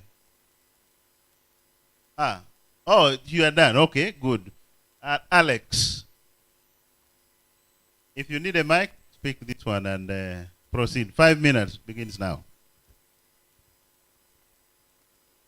Good afternoon, everyone. Please, your name as you continue. My name is Calvin Cambridge Boy, a student doing biotechnology at this mighty University of Kyambogo. I'm going to talk about plastic pollution in our environment. This is still a water bottle, but the moment someone finishes drinking water in that bottle and dumps it, it becomes a waste to our environment. The moment we finish, the moment the basins in our homes, the buckets, the plastic buckets gets broken from our homes, we dump them and we don't know the end point. At the end of it all, we find there's a lot of plastic waste in our environment. On the streets, if you're to move around Kyambogo University, you find there's a lot of plastic just littering the compound of Kyambogo. You go to the streets of Kampala, there's a lot of plastic waste being dumped just on the streets. There's a lot of plastic in our water bodies. We're having a lot of cases about, cases of flooding in Boise, in the lower parts of Banda. There are always cases of flooding just because the drainage system is being blocked by the plastic waste that we dump. After eating our chapati or buying things with kavera, we just drop them away. So I have come in with the idea of recycling this plastic into construction material. For example, construction block, roofing tiles. Out of this waste, we get this plastic waste, we melt them together with sand, and we produce this construction material. For example, this one here.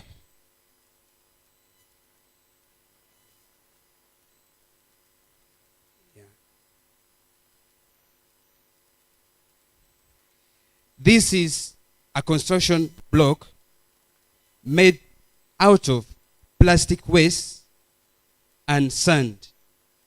This block, it is tested and is proven to be stronger than the conventional concrete block people use in construction. Not only that, it having plastic, and plastic being plastic being a waterproof, this block has a very high water resistance. It's highly resistant to water. Not only that, the cost of production of this block, it is cheap.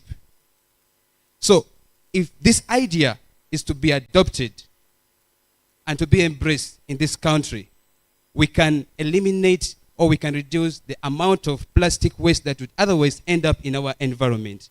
Thank you so much. I remain Calvin Cambridge Boy from Department of Biology. Thank you so very much.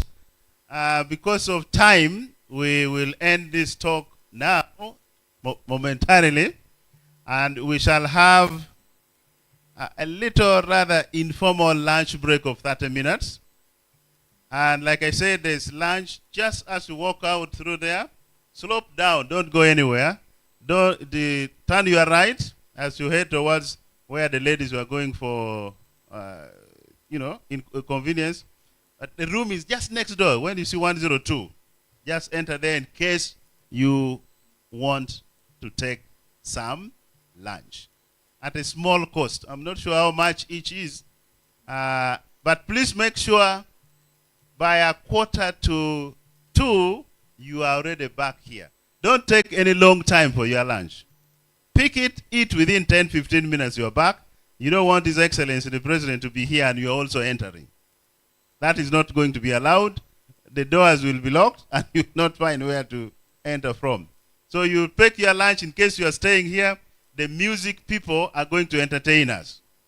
So we'll have continuous entertainment from music. And if you wish to take lunch, whether in a group or one person, please, now is the time. But take not more than 30 minutes in there. We will be able to pick up our presentations soon after that. Relax. If you are not going for lunch, listen to the music. It's going to keep flowing all through. Thank you. Enjoy the next 30 minutes. Please ensure you are back here as quickly as you can.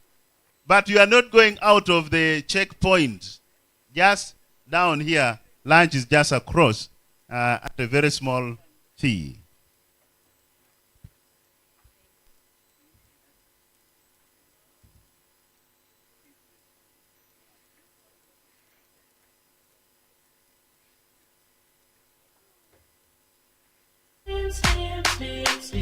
It's Kyambogo's festival. Oh yes, please students, the next presentation will be very exciting for you. Take your lunch quickly as you steam yourself. Oh yes, walk out for lunch in steam. I need these guys, the yellow boys, where are you? Please, yellow boys, come over, we rearrange the high table. Yellow boys and girls, please come over, we want to rearrange. The ushers, where are you? Ushers, where are you? Please come over, we rearrange the high table. Miss only if you must.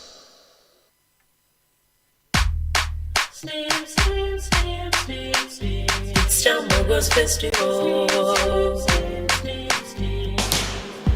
Science, technology, engineering, agriculture, mathematics. It's Kyambogo's festival. Demystifying science, technology, and innovation. Muje, muje, muje, to science. Muje. Bilu. In Kyambogo. From 15th to 17th of June. Miss only if you must. By merging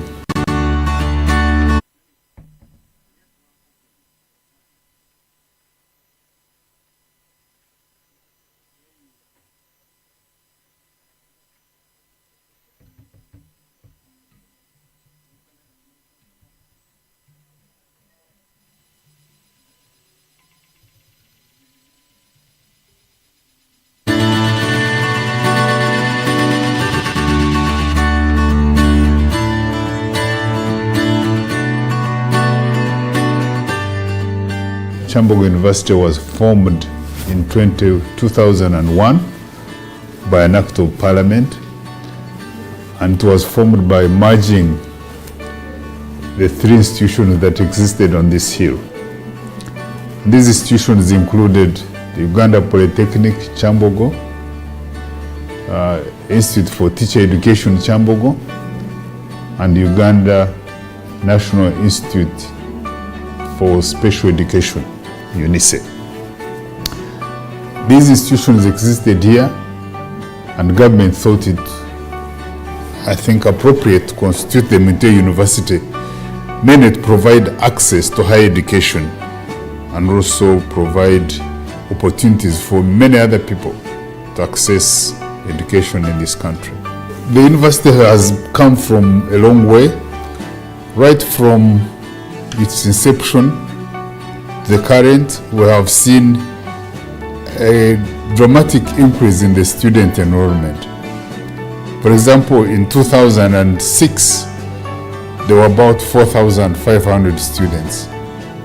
Now, as we speak, we have 33,000 students on campus and about 35,000 students in our affiliated institutions, which are the National Teachers Colleges and the Primary Teachers Colleges, quite many, and also in the early childhood centers, all of those affiliated to Kyambogo. And we have also seen a marked increase in the number of programs we are offering on campus. And some years back, about 2-3 years back, we took a deliberate decision to stop offering many diploma programs, but we retained those which are critical and which are not being offered by any other institution. For example, the diploma in biomedical engineering, that is unique here, and also some diplomas in special needs education, because we pride ourselves as the largest institution offering education to people with disabilities or learning challenges. So the university has focused on providing masters and PhDs. And for the first time in 2019, the university graduated its first PhD students. So because of the increase in the number of masters and PhDs, we have seen a dramatic increase in the number of graduate fellows, graduate students, those graduating with masters and PhDs, together with an overall increment in the number of students graduating from the university over the years. In addition to providing access to higher education, the university has established learning centers. We have 2 learning centers, one in the west of this country in Bushenyi, one in the east in Soroti, and we have started sort of looking at areas where another 3rd center can be set up in the north of this country.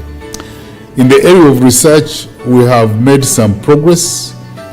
I can say in the last 5 years, there has been some progress made, especially in the number of publications coming out of the staff of this university. The institutions that formed this university do not have research as one of their core mandates. They were required to produce technicians for the industry and also to produce teachers for our schools. Now, when it was formed into a university, they had to start doing research. So we started by coming up with a research agenda.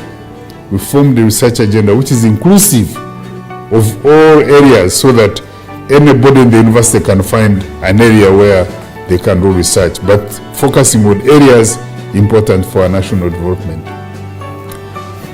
In order to get people to write proposals and do research, we started on an ambitious capacity building program through training workshops, through sending people to a number of trainings, so that the capacity of the members of staff to do research can be enhanced. And because of all these policies and capacity building and research that is being done and publications, the ranking of the university has been improving over the years. And for the first time, I think about 4 or 5 years ago, Kyambogo University was ranked among the top 200 universities in Africa. I think we are now ranked about 171 among the universities in Africa. And in Uganda, we are still ranked number 4. Another area we have focused on is physical infrastructure and ICT development. If you move around, I'm sure you will see a number of new buildings that have come up in the university. We are lucky that we benefited from HEST program, that was Higher Education, Science and Technology program, funded by the African Bank through the Ministry of Education and Sports. They gave us a number of structures. In addition to rehabilitating and renovating all our engineering workshops, we got new buildings like the Central Teaching Facility, a big facility that accommodates about 3,000, 4,000 students.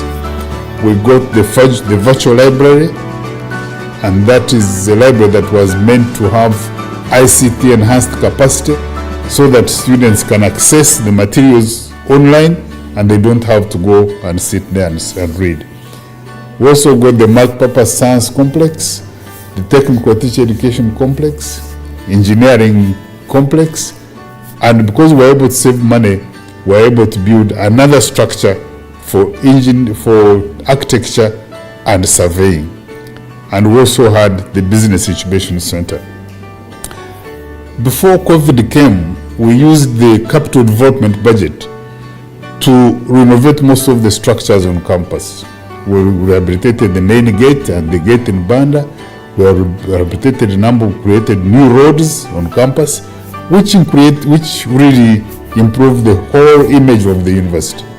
And we are able also to overhaul the sewage system, the entire sewage line of Kyambogo University. And this created some peace among the students, because the major complaint we had before was issues related to sanitation. So when that was done, sanitation improved.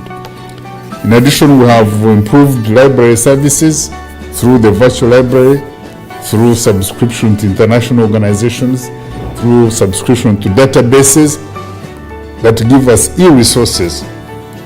So one can access the latest publication, the one that was given out this morning by online means through our library.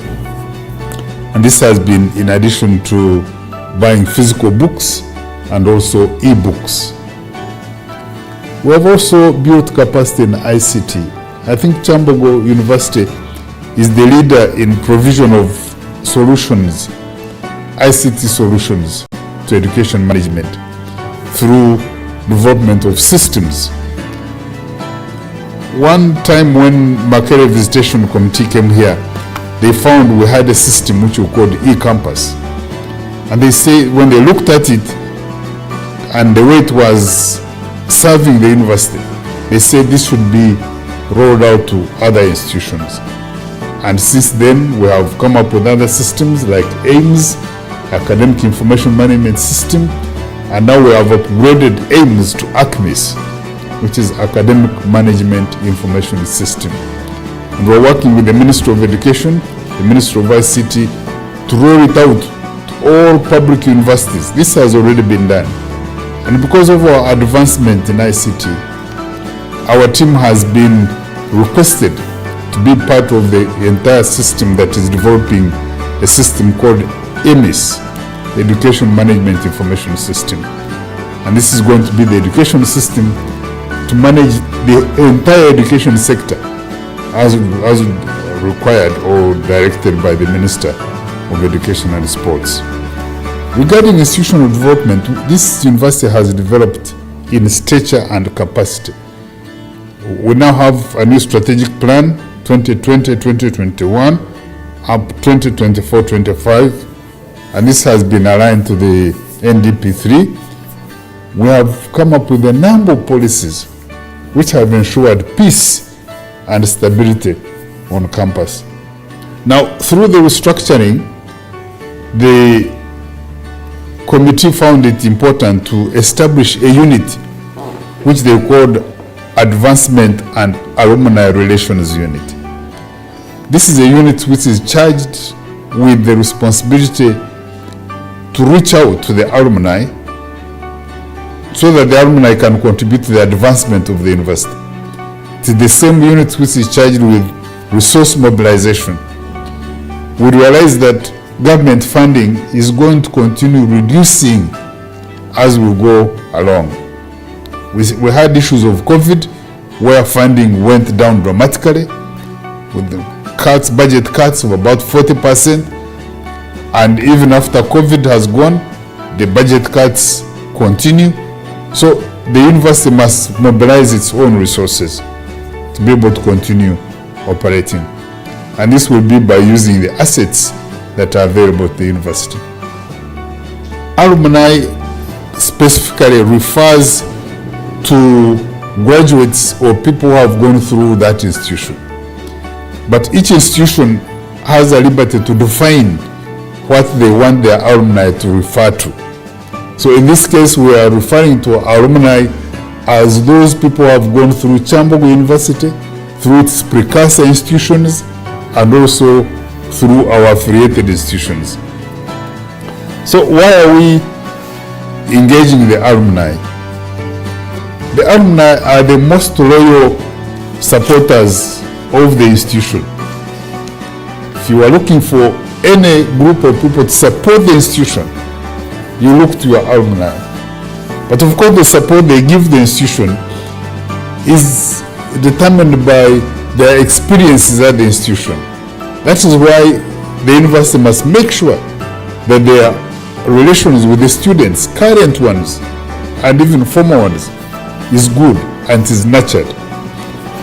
The alumni are fundraising prospects because those who have gone the institution are out there in the field and they have various talents. They're involved in work in various organizations, and when they're fundraising events, these are people who can quickly come forward and contribute to fundraising. Of course, when you call them for fundraising, you must explain why you want them to fundraise. And this time, I think the university has identified projects which we want the alumni to contribute to. One of them is the Student Center.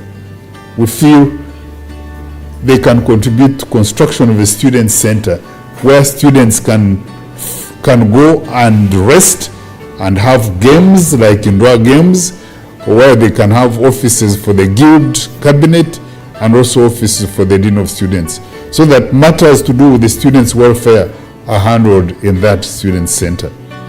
Another project we are going to propose to them is a block for office space for teaching staff.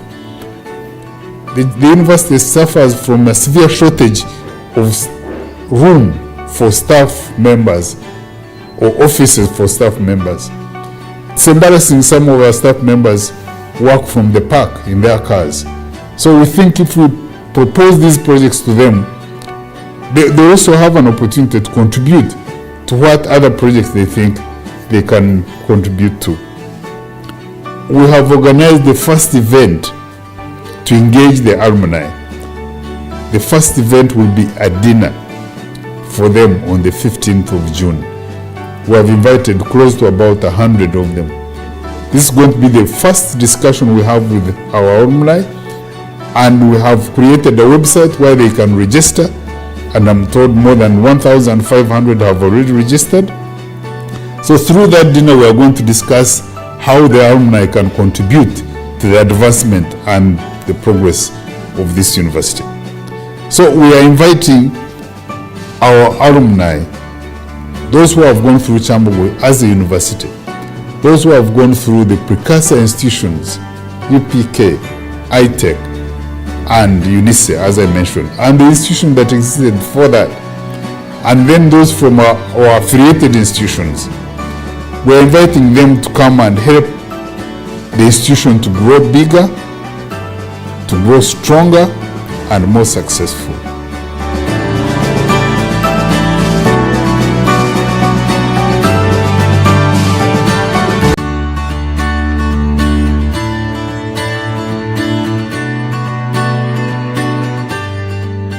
Kyambogo University was formed in 2001 by an act of parliament, and it was formed by merging the three institutions that existed on this hill.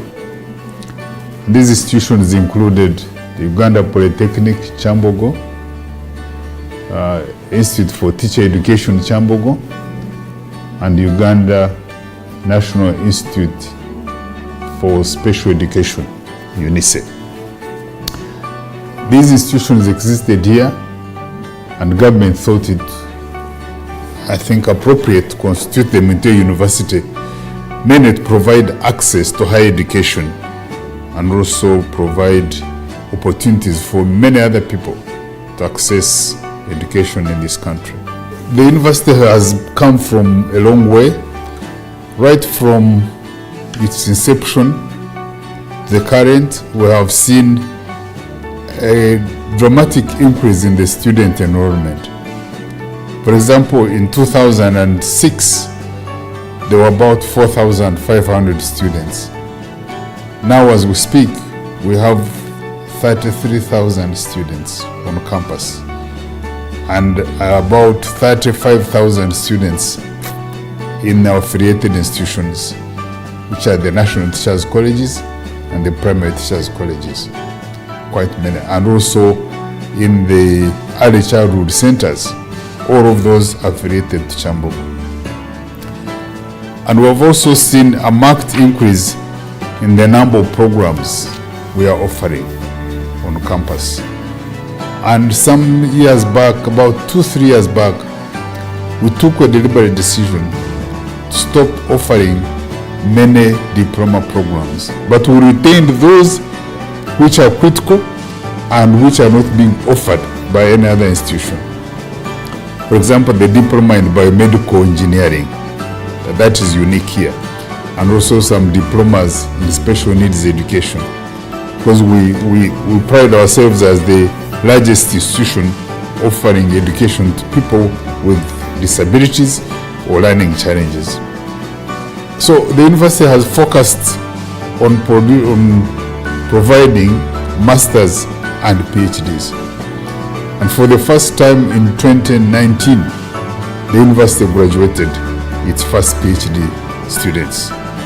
So because of the increase in the number of masters and PhDs, we have seen a dramatic increase in the number of graduate fellows, graduate students, those graduating with masters and PhDs, together with an overall increment in the number of students graduating from the university over the years. In addition to providing access to higher education, the university has established learning centers. We have 2 learning centers, one in the west of this country in Bushenyi, one in the east in Soroti, and we have started sort of looking at areas where another 3rd center can be set up in the north of this country. In the area of research, we have made some progress. I can say in the last 5 years, there has been some progress made, especially in the number of publications coming out of the staff of this university. The institution that formed this university did not have research as one of their core mandates. They were required to produce technicians for the industry and also to produce teachers for our schools. Now, when it was formed into a university, they had to start doing research. So we started by coming up with a research agenda.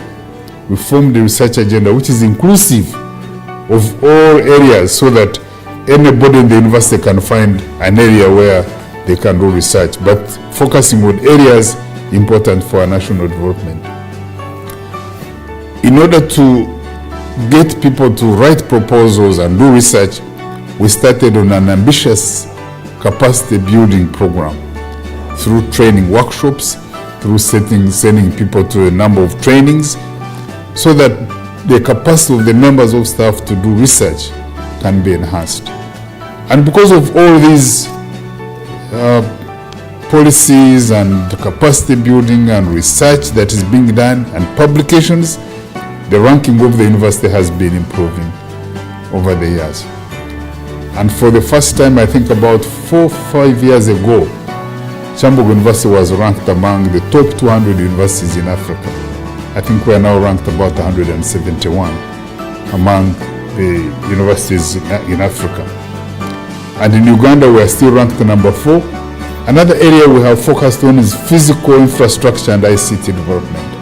If you move around, I'm sure you will see a number of new buildings that have come up in the university.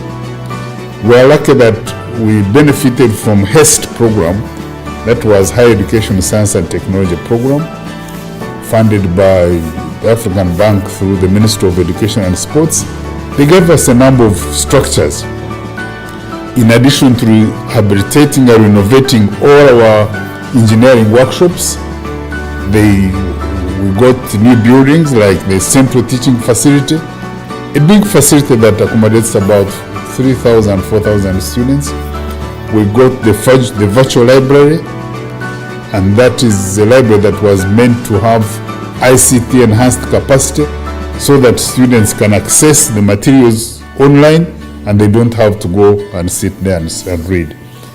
We also got the multi-purpose science complex, the technical teacher education complex, engineering complex, and because we were able to save money, we were able to build another structure for architecture and surveying. And we also had the business incubation center. Before COVID came, we used the capital development budget to renovate most of the structures on campus. We rehabilitated the main gate and the gate in Banda. We rehabilitated a number, created new roads on campus. which really improved the whole image of the university. And we're able also to overhaul the sewage system, the entire sewage line of Kyambogo University. And this created some peace among the students, because the major complaint we had before was issues related to sanitation. So when that was done, sanitation improved. In addition, we have improved library services through the virtual library, through subscription to international organizations, through subscription to databases that give us e-resources. So one can access the latest publication, the one that was given out this morning by online means through our library. And this has been in addition to buying physical books and also e-books. We have also built capacity in ICT. I think Kyambogo University is the leader in provision of solutions, ICT solutions to education management through development of systems. One time when Makere Visitation Committee came here, they found we had a system which we called e-campus. And they say when they looked at it and the way it was serving the university, they said this should be rolled out to other institutions. And since then, we have come up with other systems like AIMS, Academic Information Management System, and now we have upgraded AIMS to ACMIS, which is Academic Management Information System. And we're working with the Ministry of Education, the Ministry of ICT, to roll it out to all public universities. This has already been done. And because of our advancement in ICT, our team has been requested to be part of the entire system that is developing a system called EMIS, the Education Management Information System. And this is going to be the education system to manage the entire education sector as required or directed by the Minister of Education and Sports. Regarding institutional development, this university has developed in stature and capacity. We now have a new strategic plan, 2020-2021, up 2024-25, and this has been aligned to the NDP3. We have come up with a number of policies which have ensured peace and stability on campus. Now, through the restructuring, the committee found it important to establish a unit which they called Advancement and Alumni Relations Unit.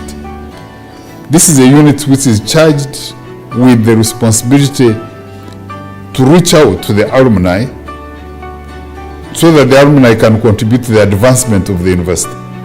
It is the same unit which is charged with resource mobilization. We realize that government funding is going to continue reducing as we go along. We had issues of COVID where funding went down dramatically with the budget cuts of about 40%, and even after COVID has gone, the budget cuts continue. So the university must mobilize its own resources to be able to continue operating.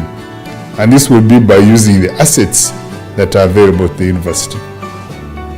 Alumni specifically refers to graduates or people who have gone through that institution.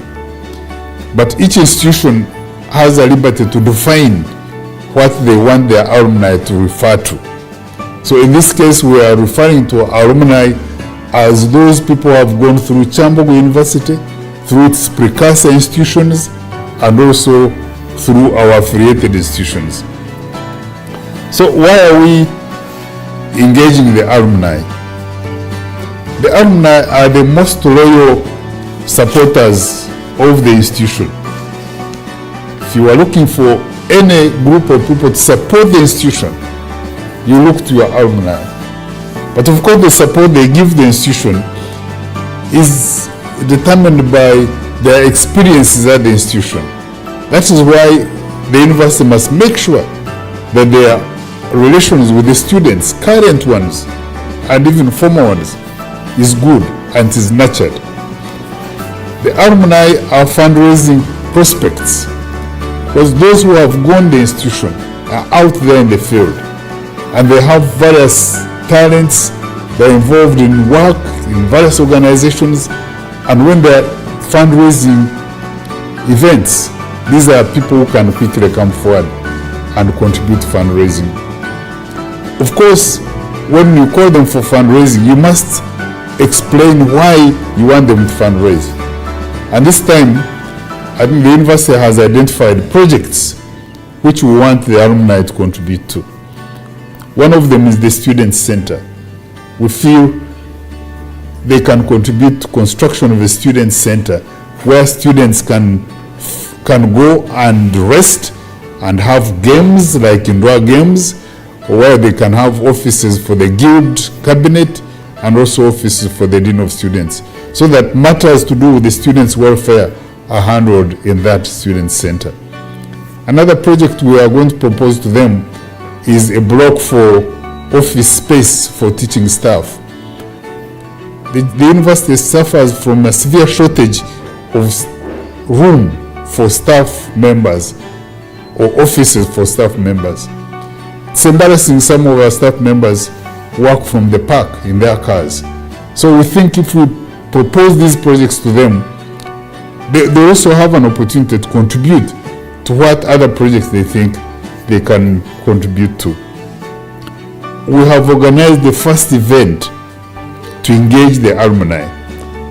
The first event will be a dinner for them on the 15th of June. We have invited close to about 100 of them. This is going to be the first discussion we have with our alumni, and we have created a website where they can register, and I'm told more than 1,500 have already registered. So through that dinner, we are going to discuss how the alumni can contribute to the advancement and the progress of this university. So we are inviting our alumni, those who have gone through Kyambogo as a university, those who have gone through the precursor institutions, UPK, ITEC, and UNISE, as I mentioned, and the institution that existed before that, and then those from our affiliated institutions. We're inviting them to come and help the institution to grow bigger, to grow stronger, and more successful.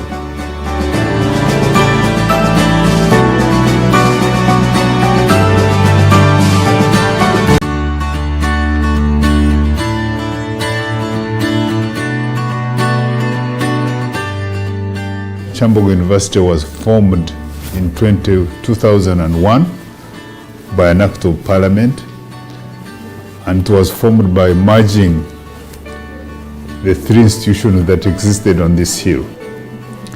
These institutions included the Uganda Polytechnic Kyambogo,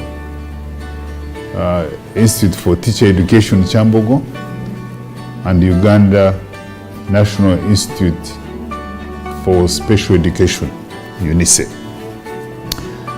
These institutions existed here, and government thought it, I think, appropriate to constitute them into a university, mainly to provide access to higher education and also provide opportunities for many other people to access education in this country. The university has come from a long way, right from its inception to the current. We have seen a dramatic increase in the student enrollment. For example, in 2006, there were about 4,500 students. Now, as we speak, we have 33,000 students on campus and about 35,000 students in our affiliated institutions, which are the national teachers' colleges and the primary teachers' colleges, quite many, and also in the early childhood centers, all of those affiliated to Kyambogo. And we have also seen a marked increase in the number of programs we are offering on campus. And some years back, about 2-3 years back, we took a deliberate decision to stop offering many diploma programs, but we retained those which are critical and which are not being offered by any other institution. For example, the diploma in biomedical engineering, that is unique here, and also some diplomas in special needs education, because we pride ourselves as the largest institution offering education to people with disabilities or learning challenges. So the university has focused on providing masters and PhDs. And for the first time in 2019, the university graduated its first PhD students. So because of the increase in the number of masters and PhDs, we have seen a dramatic increase in the number of graduate fellows, graduate students, those graduating with masters and PhDs, together with an overall increment in the number of students graduating from the university over the years. In addition to providing access to higher education, the university has established learning centers. We have 2 learning centers, one in the west of this country in Bushenyi, one in the east in Soroti, and we have started sort of looking at areas where another 3rd center can be set up in the north of this country. In the area of research, we have made some progress. I can say in the last 5 years, there has been some progress made, especially in the number of publications coming out of the staff of this university. The institution that formed this university did not have research as one of their core mandates. They were required to produce technicians for the industry and also to produce teachers for our schools. Now, when it was formed into a university, they had to start doing research. So we started by coming up with a research agenda. We formed a research agenda which is inclusive of all areas, so that anybody in the university can find an area where they can do research, but focusing on areas important for our national development. In order to get people to write proposals and do research, we started on an ambitious capacity building program through training workshops, through sending people to a number of trainings, so that the capacity of the members of staff to do research can be enhanced. And because of all these policies and capacity building and research that is being done and publications, the ranking of the university has been improving over the years. And for the first time, I think about 4 or 5 years ago, Kyambogo University was ranked among the top 200 universities in Africa. I think we are now ranked about 171 among the universities in Africa. And in Uganda, we are still ranked number 4. Another area we have focused on is physical infrastructure and ICT development. If you move around, I'm sure you will see a number of new buildings that have come up in the university. We are lucky that we benefited from HEST program, that was Higher Education, Science and Technology program, funded by the African Bank through the Ministry of Education and Sports. They gave us a number of structures. In addition to rehabilitating and renovating all our engineering workshops, we got new buildings like the Central Teaching Facility, a big facility that accommodates about 3,000, 4,000 students. We got the virtual library, and that is a library that was meant to have ICT enhanced capacity so that students can access the materials online and they don't have to go and sit there and read. We also got the multi-purpose science complex, the technical teacher education complex, engineering complex, and because we're able to save money, we're able to build another structure for architecture and surveying. And we also had the business incubation center. Before COVID came, we used the capital development budget to renovate most of the structures on campus. We rehabilitated the main gate and the gate in Banda. We rehabilitated created new roads on campus, which really improved the whole image of the university. And we are able also to overhaul the sewage system. The entire sewage line of Kyambogo University. And this created some peace among the students, because the major complaint we had before was issues related to sanitation. So when that was done, sanitation improved. In addition, we have improved library services through the virtual library, through subscription to international organizations, through subscription to databases that give us e-resources. So one can access the latest publication, the one that was given out this morning, by online means through our library. And this has been in addition to buying physical books and also e-books. We have also built capacity in ICT. I think Kyambogo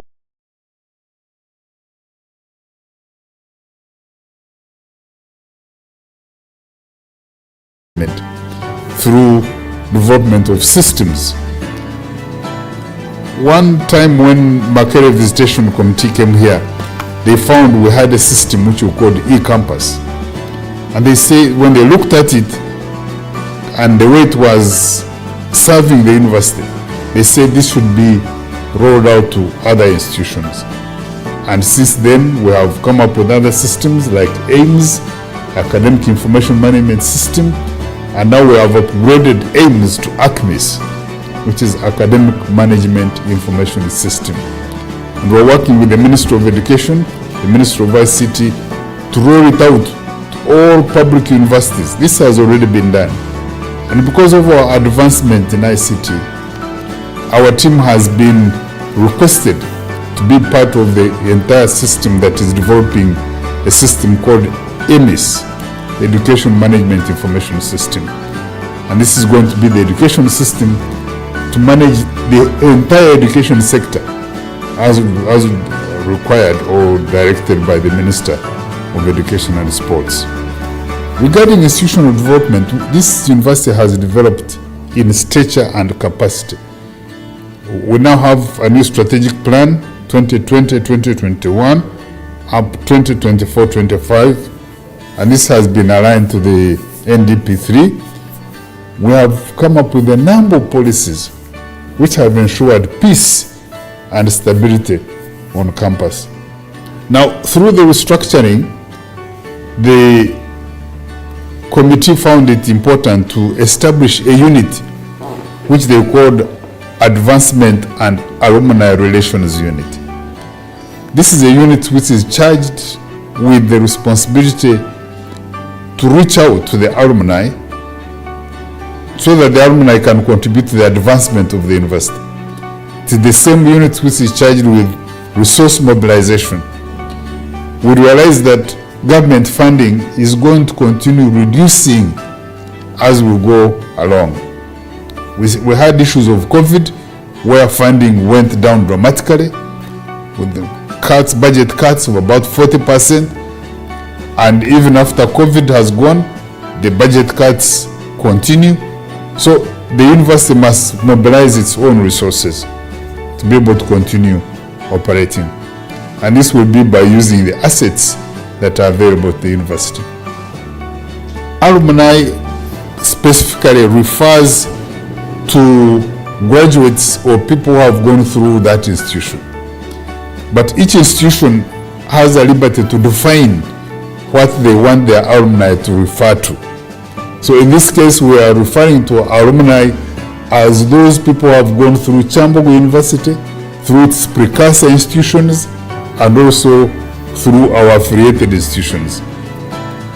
So why are we engaging the alumni? The alumni are the most loyal supporters of the institution. If you are looking for any group of people to support the institution, you look to your alumni. But of course, the support they give the institution is determined by their experiences at the institution. That is why the university must make sure that their relations with the students, current ones and even former ones, is good and is nurtured. The alumni are fundraising prospects because those who have gone the institution are out there in the field and they have various talents, they're involved in work in various organizations, and when they're fundraising events, these are people who can quickly come forward and contribute to fundraising. Of course, when you call them for fundraising, you must explain why you want them to fundraise. And this time, I think the university has identified projects which we want the alumni to contribute to. One of them is the Student Center. We feel they can contribute to construction of a student center where students can go and rest and have games like indoor games, where they can have offices for the guild cabinet and also offices for the dean of students, so that matters to do with the students' welfare are handled in that student center. Another project we are going to propose to them is a block for office space for teaching staff. The university suffers from a severe shortage of room for staff members or offices for staff members. It's embarrassing, some of our staff members work from the park in their cars. So we think if we propose these projects to them, they also have an opportunity to contribute to what other projects they think they can contribute to. We have organized the first event to engage the alumni. The first event will be a dinner for them on the 15th of June. We have invited close to about 100 of them. This is going to be the first discussion we have with our alumni, and we have created a website where they can register, and I'm told more than 1,500 have already registered. So through that dinner, we are going to discuss how the alumni can contribute to the advancement and the progress of this university.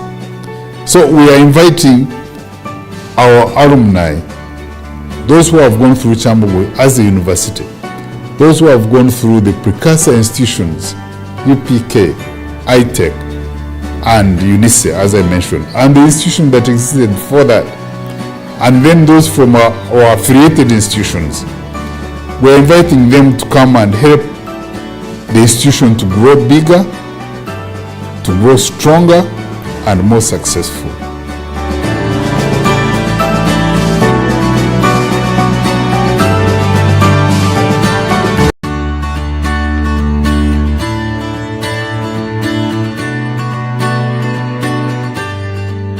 Kyambogo University was formed in 2001 by an act of parliament, and it was formed by merging the three institutions that existed on this hill. These institutions included the Uganda Polytechnic Kyambogo, Institute for Teacher Education Kyambogo, and Uganda National Institute for Special Education, UNICE.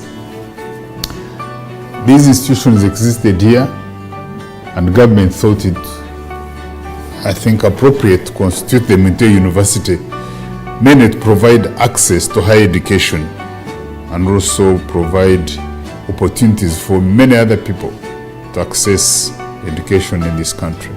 The university has come from a long way, right from its inception to the current. We have seen a dramatic increase in the student enrollment. For example, in 2006, there were about 4,500 students.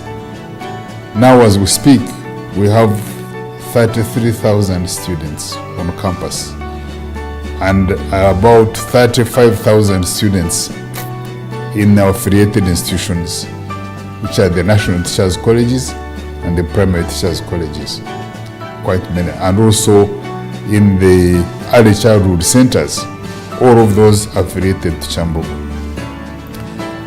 And we have also seen a marked increase in the number of programs we are offering on campus. And some years back, about 2-3 years back, we took a deliberate decision to stop offering many diploma programs, but we retained those which are critical and which are not being offered by any other institution. For example, the diploma in biomedical engineering, that is unique here. And also some diplomas in special needs education.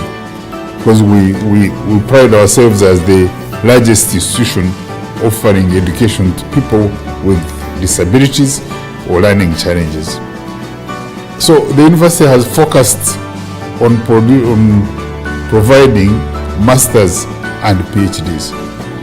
And for the first time in 2019, the university graduated its first PhD students. So because of the increase in the number of masters and PhDs, we have seen a dramatic increase in the number of graduate students, those graduating with masters and PhDs, together with an overall increment in the number of students graduating from the university over the years. In addition to providing access to higher education, the university has established learning centers.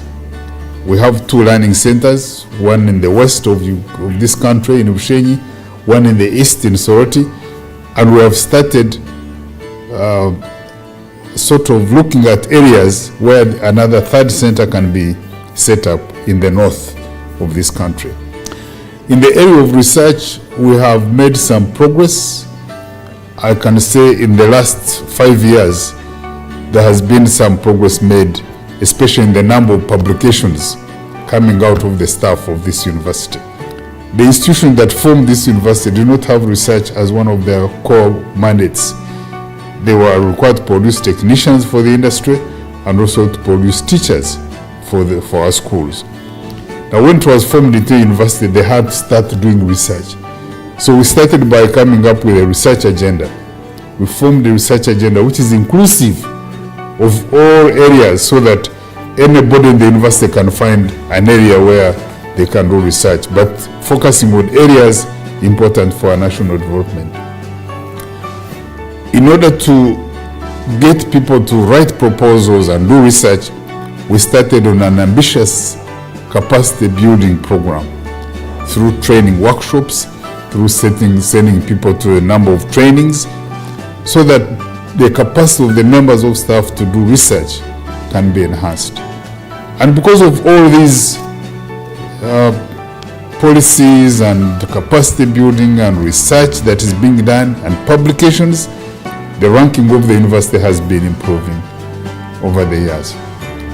And for the first time, I think about 4 or 5 years ago, Kyambogo University was ranked among the top 200 universities in Africa. I think we are now ranked about 171 among the universities in Africa. And in Uganda, we are still ranked number 4. Another area we have focused on is physical infrastructure and ICT development. If you move around, I'm sure you will see a number of new buildings that have come up in the university. We are lucky that we benefited from HEST program, that was Higher Education, Science and Technology program, funded by the African Bank through the Ministry of Education and Sports. They gave us a number of structures. In addition to rehabilitating and renovating all our engineering workshops, we got new buildings like the Central Teaching Facility, a big facility that accommodates about 3,000, 4,000 students. We got the virtual library, and that is a library that was meant to have ICT enhanced capacity so that students can access the materials online and they don't have to go and sit there and read. We also got the multi-purpose science complex, the technical teacher education complex, engineering complex, and because we're able to save money, we're able to build another structure for architecture and surveying. And we also had the business incubation center. Before COVID came, we used the capital development budget to renovate most of the structures on campus. We rehabilitated the main gate and the gate in Banda. We rehabilitated a number of created new roads on campus, which really improved the whole image of the university. And we are able also to overhaul the sewage system, the entire sewage line of Kyambogo University. And this created some peace among the students, because the major complaint we had before was issues related to sanitation. So when that was done, sanitation improved. In addition, we have improved library services through the virtual library, through subscription to international organizations, through subscription to databases that give us e-resources. So one can access the latest publication, the one that was given out this morning, by online means through our library. And this has been in addition to buying physical books and also e-books. We have also built capacity in ICT. I think Kyambogo University is the leader in provision of solutions, ICT solutions to education management through development of systems.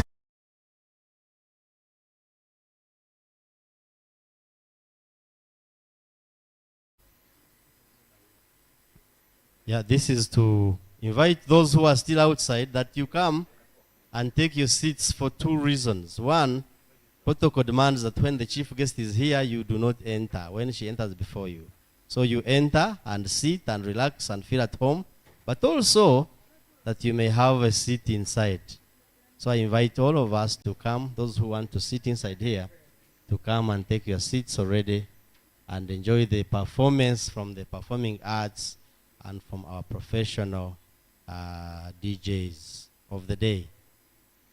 So whatever you are doing, if you want to sit inside, please summarize and come take your seats, for we are ready. In a matter of minutes, we will be starting.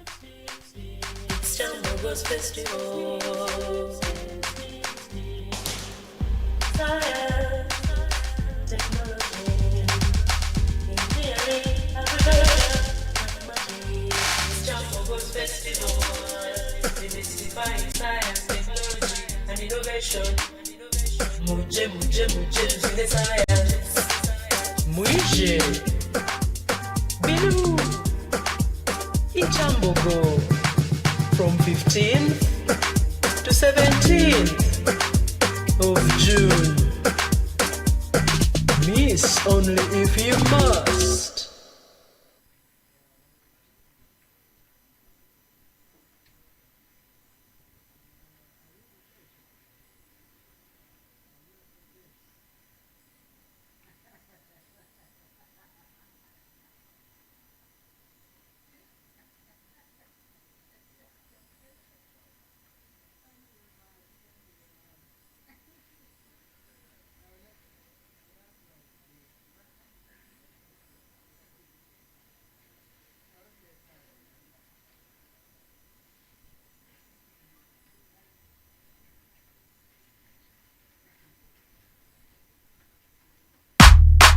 STEAM, STEAM, STEAM, STEAM, STEAM. It's Kyambogo's Festival. STEAM, STEAM, STEAM, STEAM.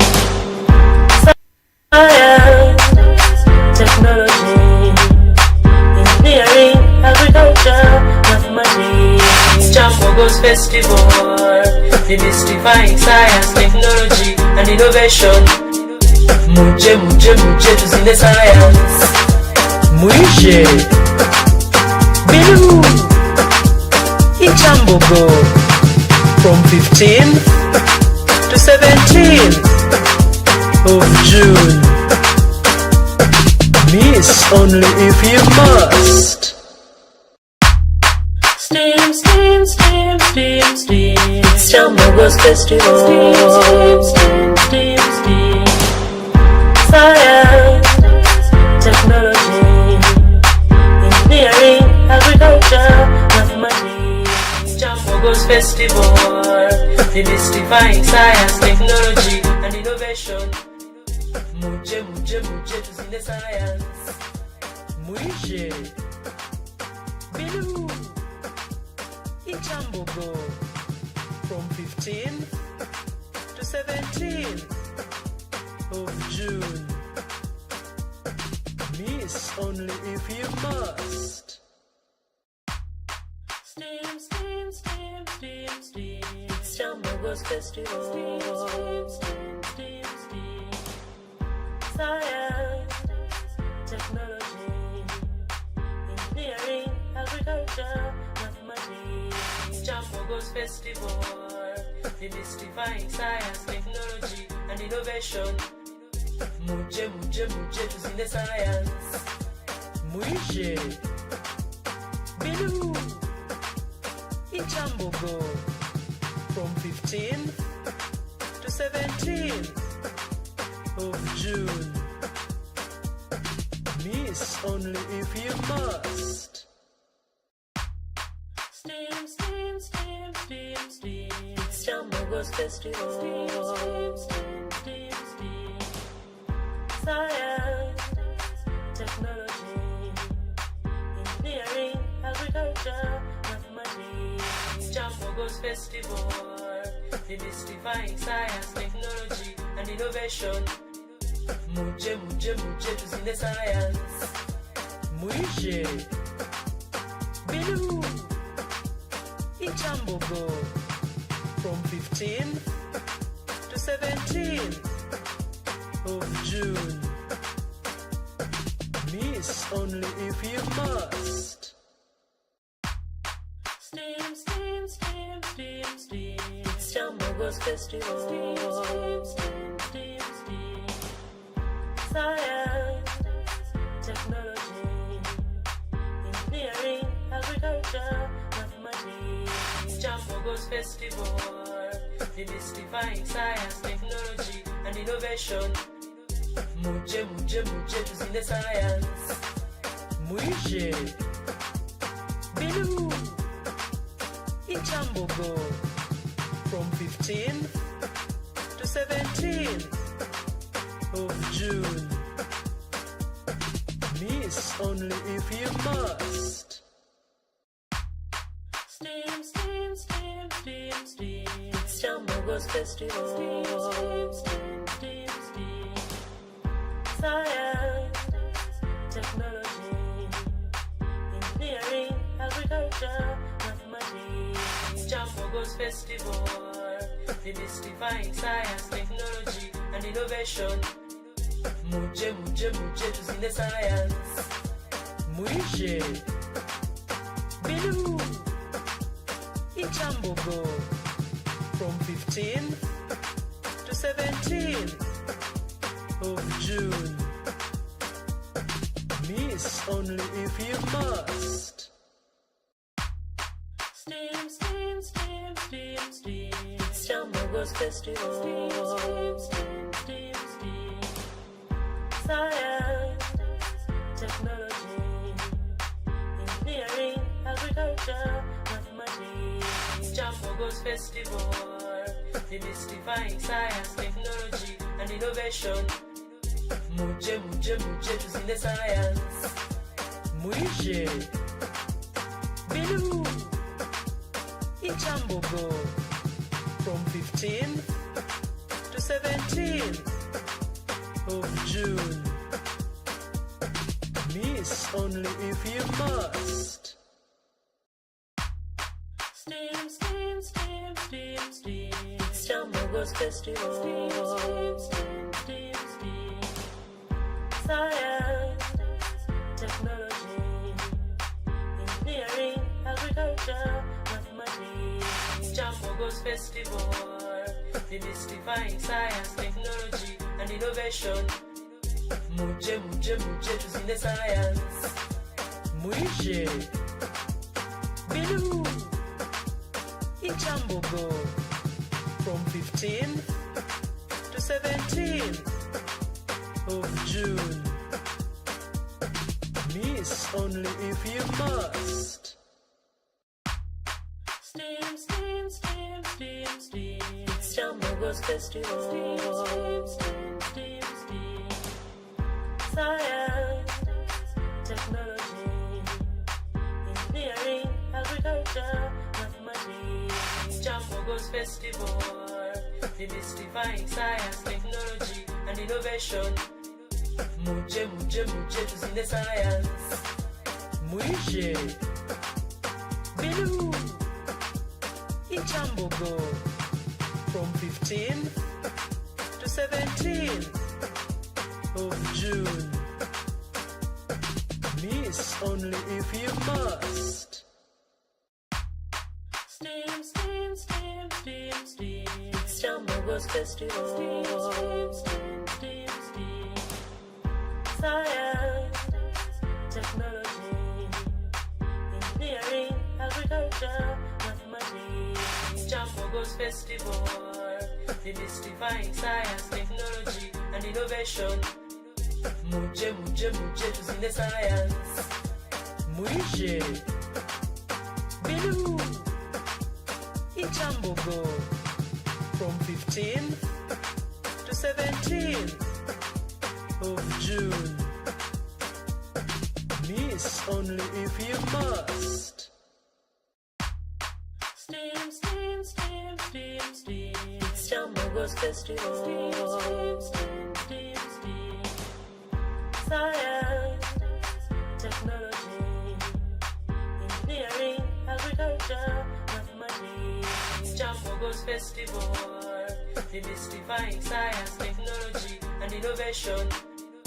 Muje, muje, muje, tuzine science. Muije. Bilu. In Kyambogo. From 15th to 17th of June. Miss only if you must. STEAM, STEAM, STEAM, STEAM, STEAM. It's Kyambogo's festival. STEAM, STEAM, STEAM, STEAM. Science, technology, engineering, agriculture, mathematics. It's Kyambogo's festival. Demystifying science, technology, and innovation. Muje, muje, muje, tuzine science. Muije. Bilu. In Kyambogo. From 15th to 17th of June. Miss only if you must. STEAM, STEAM, STEAM, STEAM, STEAM. It's Kyambogo's festival. STEAM, STEAM, STEAM, STEAM. Science, technology, engineering, agriculture, mathematics. It's Kyambogo's festival. Demystifying science, technology, and innovation. Muje, muje, muje, tuzine science. Muije. Bilu. In Kyambogo. From 15th to 17th of June. Miss only if you must. STEAM, STEAM, STEAM, STEAM, STEAM. It's Kyambogo's festival. STEAM, STEAM, STEAM, STEAM. Science, technology, engineering, agriculture, mathematics. It's Kyambogo's festival. Demystifying science, technology, and innovation. Muje, muje, muje, tuzine science. Muije. Bilu. In Kyambogo. From 15th to 17th of June. Miss only if you must. STEAM, STEAM, STEAM, STEAM, STEAM. It's Kyambogo's festival. STEAM, STEAM, STEAM, STEAM. Science, technology, engineering, agriculture, mathematics. Demystifying science, technology, and innovation. Muje, muje, muje, tuzine science. Muije. Bilu. In Kyambogo. From 15th to 17th of June. Miss. STEAM, STEAM, STEAM, STEAM. It's Kyambogo's festival. STEAM, STEAM, STEAM, STEAM. Science, technology, engineering, agriculture, mathematics. It's Kyambogo's festival. Demystifying science, technology, and innovation. Muje, muje, muje, tuzine science. Muije. Bilu. Kyambogo from 15 to 17 of June. Miss only if you must. Steam, steam, steam, steam, steam. It's Kyambogo's festival. Steam, steam, steam, steam, steam. Science, technology, engineering, agriculture, mathematics. It's Kyambogo's festival. Demystifying science, technology, and innovation.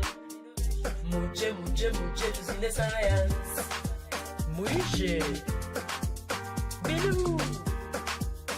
Kyambogo from 15 to 17 of June. Miss only if you must. Steam, steam, steam, steam, steam. It's Kyambogo's festival. Steam, steam, steam, steam, steam. Science, technology, engineering, agriculture, mathematics. It's Kyambogo's festival. Demystifying science, technology, and innovation. Muje, muje, muje, tuzine science. Muije. Bilu. Kyambogo from 15 to 17 of June. Miss only if you must. Steam, steam, steam, steam, steam. It's Kyambogo's festival. Steam, steam, steam, steam, steam. Science, technology, engineering, agriculture, mathematics. It's Kyambogo's festival. Demystifying science, technology, and innovation. Muje, muje, muje, tuzine science. Muije. Bilu. Kyambogo from 15 to 17 of June. Miss only if you must. Steam, steam, steam, steam, steam. It's Kyambogo's festival. Steam, steam, steam, steam. Science, technology, engineering, agriculture, mathematics. It's Kyambogo's festival. Demystifying science, technology, and innovation. Muje, muje, muje, tuzine science. Muije. Bilu.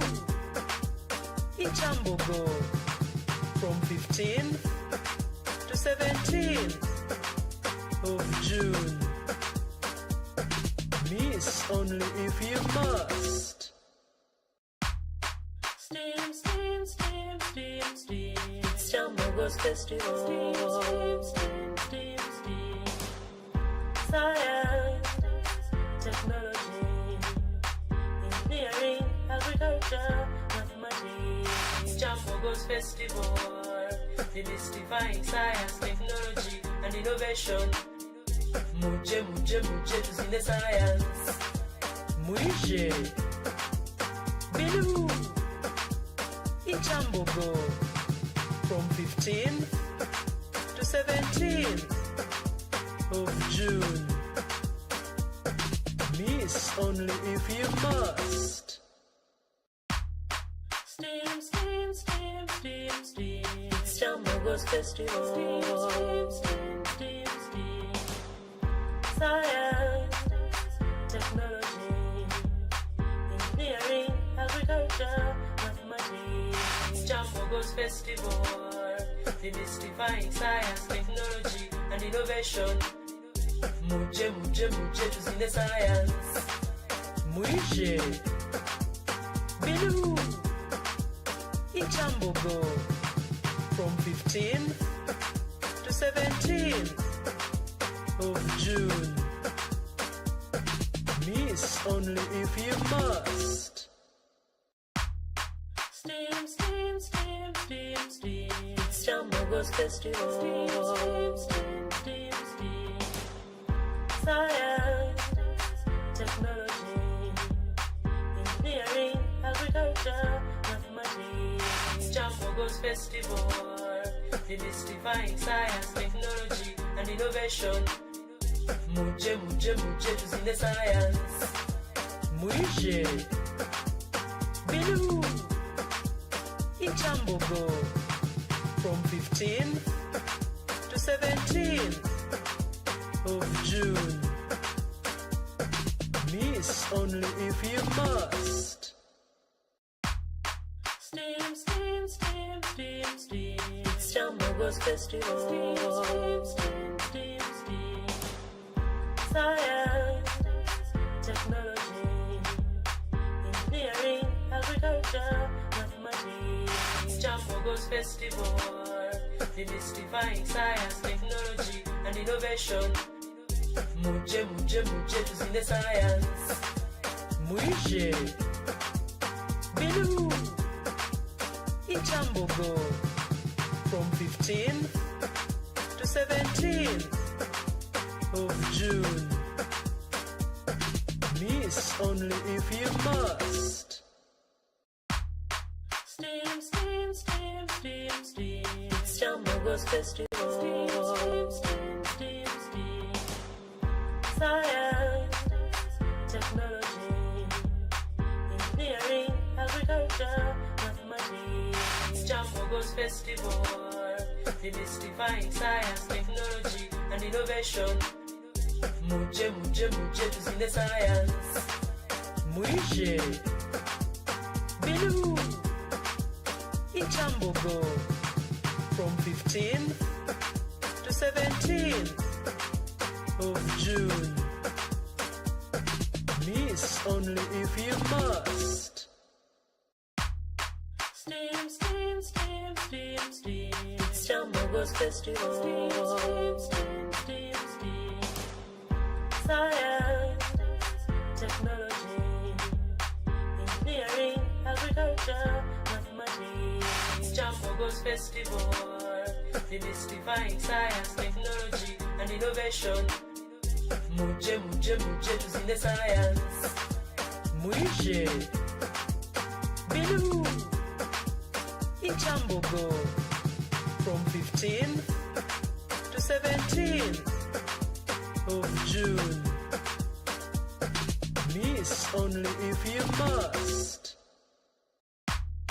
Steam, steam, steam, steam, steam. It's Kyambogo's Festival. Steam, steam, steam, steam.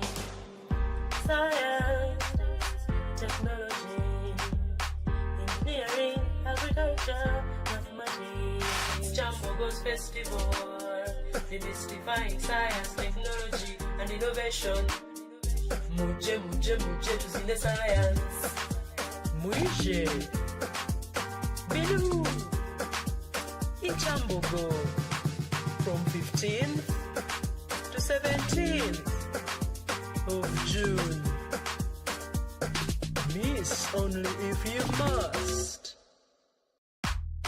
Steam, steam, steam, steam, steam. It's Kyambogo's Festival. Steam, steam, steam, steam. Science, technology, engineering, agriculture, mathematics. Kyambogo's Festival, demystifying science, technology and innovation. Muje, muje, muje, tuzine science. Muje, Bilu, in Kyambogo, from 15 to 17 of June. Miss only if you must. Steam, steam, steam, steam, steam. It's Kyambogo's Festival. Steam, steam, steam, steam. Science, technology, engineering, agriculture, mathematics. Kyambogo's Festival, demystifying science, technology and innovation. Muje, muje, muje, tuzine science. Muje, Bilu, in Kyambogo, from 15 to 17 of June. Miss only if you must. Steam, steam, Kyambogo's Festival. STEAM. Science, technology, engineering, agriculture, mathematics. Kyambogo's Festival. Demystifying science, technology, and innovation. Muje tuzine science. Mwije Bilu in Kyambogo from 15th to 17th of June. Miss only if you must. STEAM. It's Kyambogo's Festival. STEAM. Science, technology, engineering, agriculture, mathematics. Kyambogo's Festival. Demystifying science, technology, and innovation. Muje tuzine science. Mwije Bilu in Kyambogo from 15th to 17th of June. Miss only if you must. STEAM. It's Kyambogo's Festival. STEAM. Science, technology, engineering, agriculture, mathematics. Kyambogo's Festival. Demystifying science, technology, and innovation. Muje tuzine science. Mwije Bilu in Kyambogo from 15th to 17th of June. Miss only if you must. STEAM. It's Kyambogo's Festival. STEAM. Science, technology, engineering, agriculture, mathematics. Kyambogo's Festival. Demystifying science, technology, and innovation. Muje tuzine science. Mwije Bilu in Kyambogo from 15th to 17th of June. Miss only if you must. STEAM. It's Kyambogo's Festival. STEAM. Science, technology, engineering, agriculture, mathematics. Kyambogo's Festival. Demystifying science, technology, and innovation. Muje tuzine science. Mwije Bilu in Kyambogo from 15th to 17th of June. Miss only if you must. STEAM. It's Kyambogo's Festival. STEAM. Science, technology, engineering, agriculture, mathematics. Kyambogo's Festival. Demystifying science, technology, and innovation. Muje tuzine science. Mwije Bilu in Kyambogo from 15th to 17th of June. Miss only if you must. STEAM. It's Kyambogo's Festival. STEAM. Science, technology, engineering, agriculture, mathematics. Kyambogo's Festival. Demystifying science, technology, and innovation. Muje tuzine science.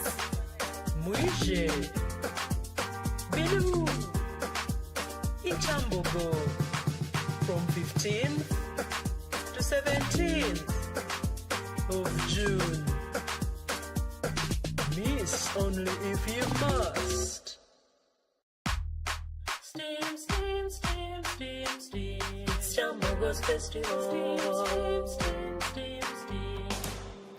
Science, technology, engineering, agriculture, mathematics. Kyambogo's festival. Demystifying science, technology, and innovation. Muje, muje, muje, tuzine science. Muishe. Bilu. In Kyambogo. From 15th to 17th of June. Miss only if you must. STEAM, STEAM, STEAM, STEAM, STEAM. It's Kyambogo's festival. STEAM, STEAM, STEAM, STEAM. Science, technology, engineering, agriculture, mathematics. Kyambogo's festival. Demystifying science, technology, and innovation. Muje, muje, muje, tuzine science. Muishe. Bilu. In Kyambogo. From 15th to 17th of June. Miss only if you must. STEAM, STEAM, STEAM, STEAM, STEAM. It's Kyambogo's festival. STEAM, STEAM, STEAM, STEAM. Science, technology, engineering, agriculture, mathematics. Kyambogo's festival. Demystifying science, technology, and innovation. Muje, muje, muje, tuzine science. Muishe. Bilu. In Kyambogo. From 15th to 17th of June. Miss only if you must. STEAM, STEAM, STEAM, STEAM, STEAM. It's Kyambogo's festival. STEAM, STEAM, STEAM, STEAM. Science, technology, engineering, agriculture, mathematics. Kyambogo's festival. Demystifying science, technology, and innovation. Muje, muje, muje, tuzine science. Muishe. Bilu. In Kyambogo. From 15th to 17th of June. Miss only if you must. STEAM, STEAM, STEAM, STEAM, STEAM. It's Kyambogo's festival. STEAM, STEAM, STEAM, STEAM. Science, technology, engineering, agriculture, mathematics. Kyambogo's festival. Demystifying science, technology, and innovation. Muje, muje, muje, tuzine science. Muishe. Bilu. In Kyambogo.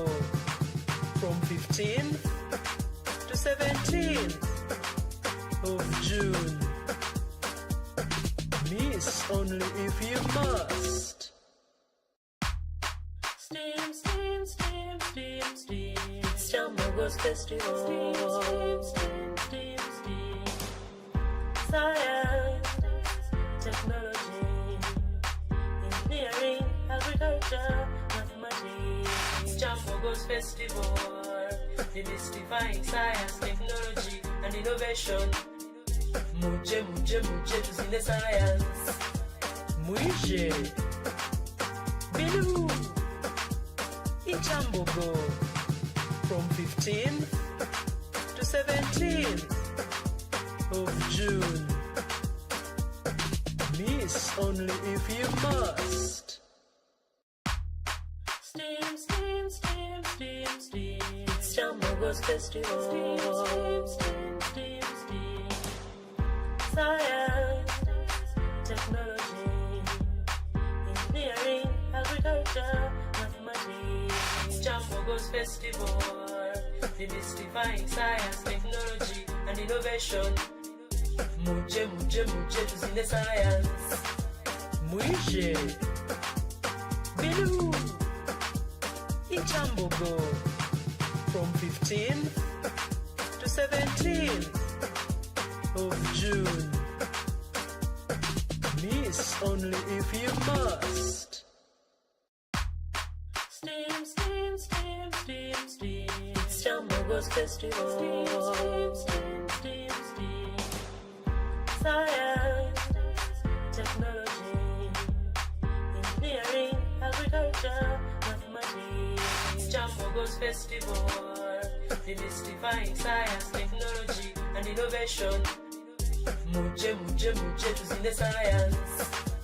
Muishe, Bilu, Kyambogo, from 15th to 17th of June. Miss only if you must. STEAM, STEAM, STEAM, STEAM, STEAM. It's Kyambogo's festival. STEAM, STEAM, STEAM, STEAM. Science, technology, engineering, agriculture, mathematics. It's Kyambogo's festival. Demystifying science, technology, and innovation. Muje, muje, muje, tuzine science. Muishe, Bilu, Kyambogo, from 15th to 17th of June. Miss only if you must. STEAM, STEAM, STEAM, STEAM, STEAM. It's Kyambogo's festival. STEAM, STEAM, STEAM, STEAM. Science, technology, engineering, agriculture, mathematics. It's Kyambogo's festival. Demystifying science, technology, and innovation. Muje, muje, muje, tuzine science. Muishe, Bilu, Kyambogo, from 15th to 17th of June. Miss only if you must. STEAM, STEAM, STEAM, STEAM, STEAM. It's Kyambogo's festival. STEAM, STEAM, STEAM, STEAM. Science, technology, engineering, agriculture, mathematics. It's Kyambogo's festival. Demystifying science, technology, and innovation. Muje, muje, muje, tuzine science. Muishe, Bilu, Kyambogo, from 15th to 17th of June. Miss only if you must. STEAM, STEAM, STEAM, STEAM, STEAM. It's Kyambogo's festival. STEAM, STEAM, STEAM, STEAM. Science, technology, engineering, agriculture, mathematics. It's Kyambogo's festival. Demystifying science, technology, and innovation. Muje, muje, muje, tuzine science. Muishe, Bilu, Kyambogo, from 15th to 17th of June. Now, again within our discussion, we're talking about innovative technology. But what is innovation? What is innovation and what's the role of innovation? I understand innovation to be doing something a different way, but for improvement. So innovation enables us to improve on productivity, effectiveness in what we do. And also the element of innovation has the aspect of doing good for society, doing good for people. You don't bring an innovation that will kill people, that will harm people. STEAM, STEAM, STEAM, Kyambogo's Festival. Science, technology, engineering, agriculture, mathematics. Kyambogo's Festival. Her team, and as they tour the exhibits, we will continue with our short talks. However, the talks that we should have now should not have any props that would alter our ground. That's one. And two, the moment we see them approaching, we need to stop, and then we can start the official opening ceremony. So the presenters that had already registered, if you know your talk is not messy, we are very happy to have you this afternoon as we wait. So Dr. Awichi and his colleague can already tell us who is coming next. Thank you for being patient with us.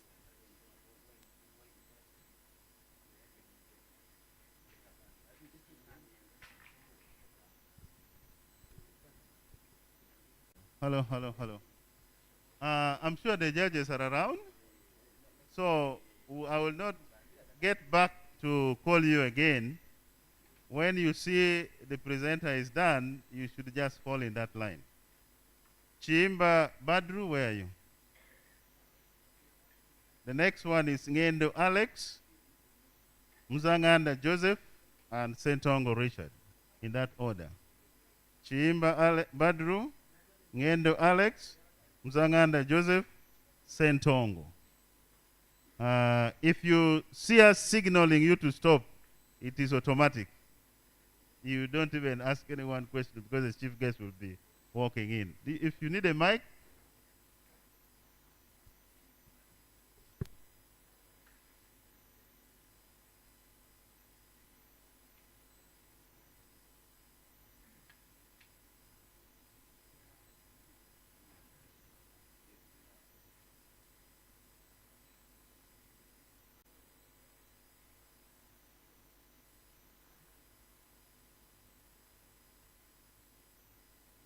Protocol observed.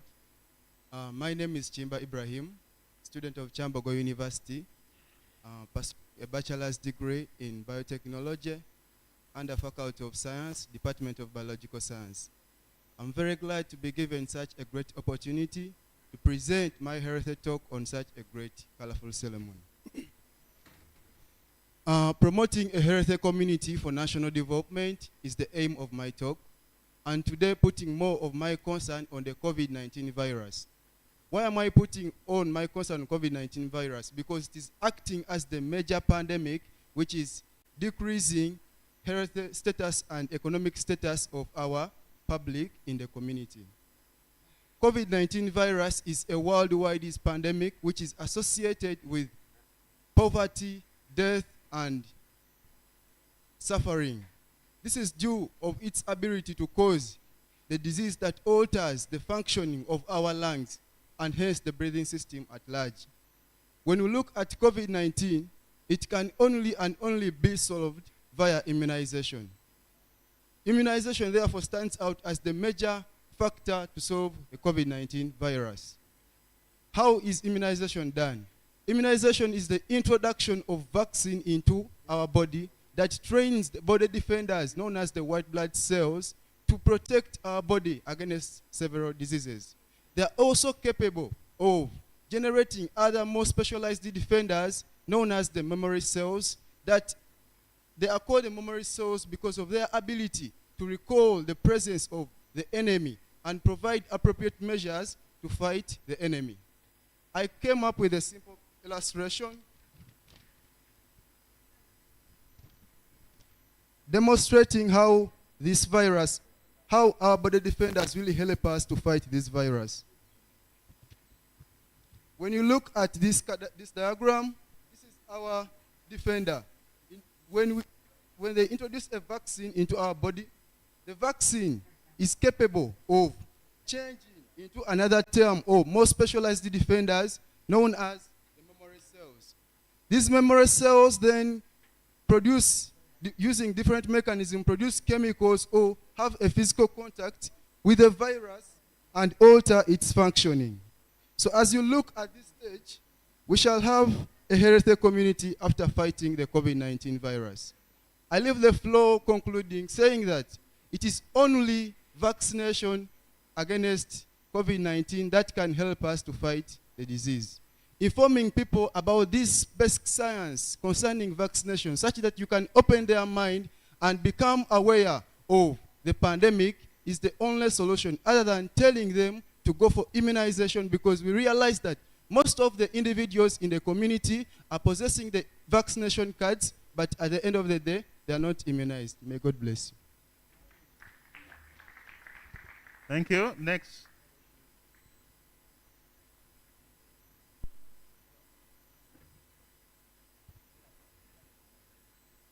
All protocols. All the protocol observed. Good afternoon. I'm known by name Zingedwa Exal, a student pursuing a bachelor's degree in information systems in the Faculty of Schools or School of Computing and Information Science, in the Department of Computer Science. Here today is a privilege that we can change our life from today and the 10 years to come.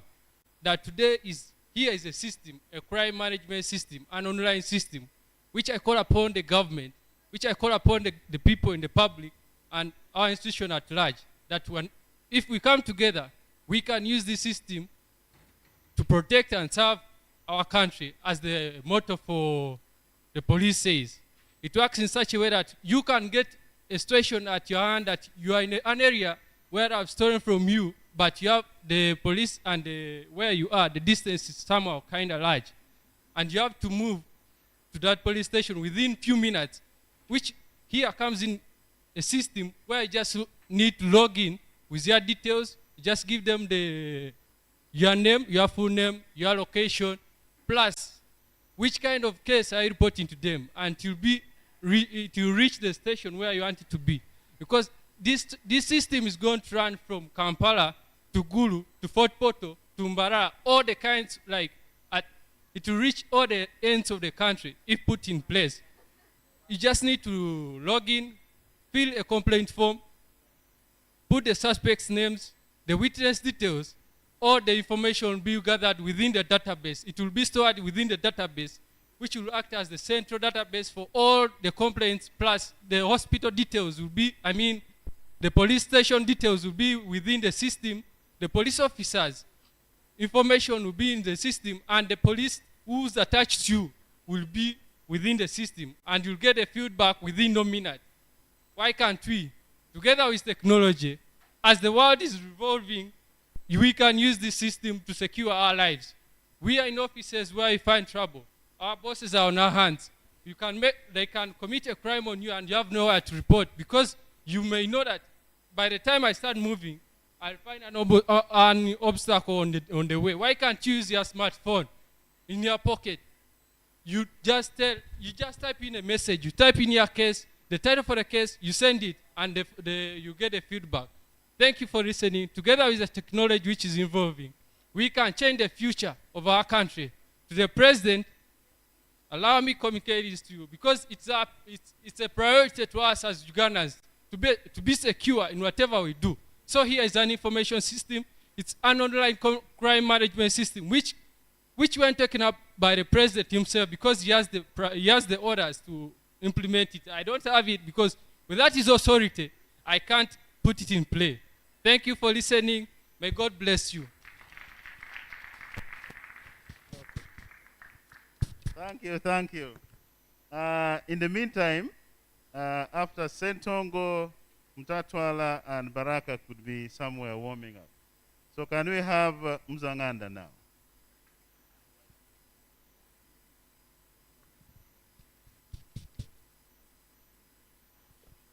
Thank you very much.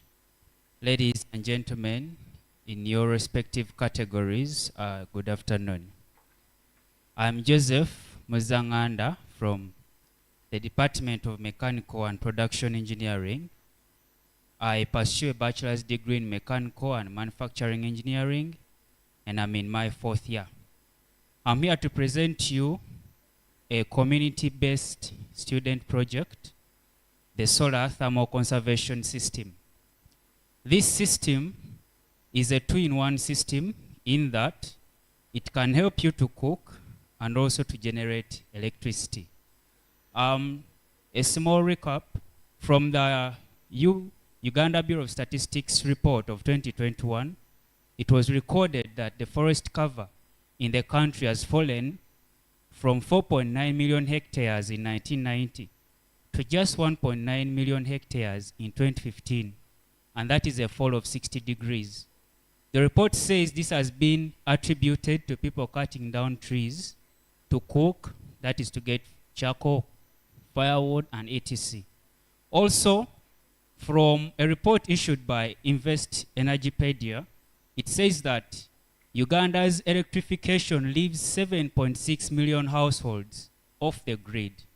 And what does this lead to? It leads to them using candles at night with the corresponding effects, you know, those fire outbreaks. It also leads to them having their children unable to read at night, you know what candles can cause, and other effects, as you may think.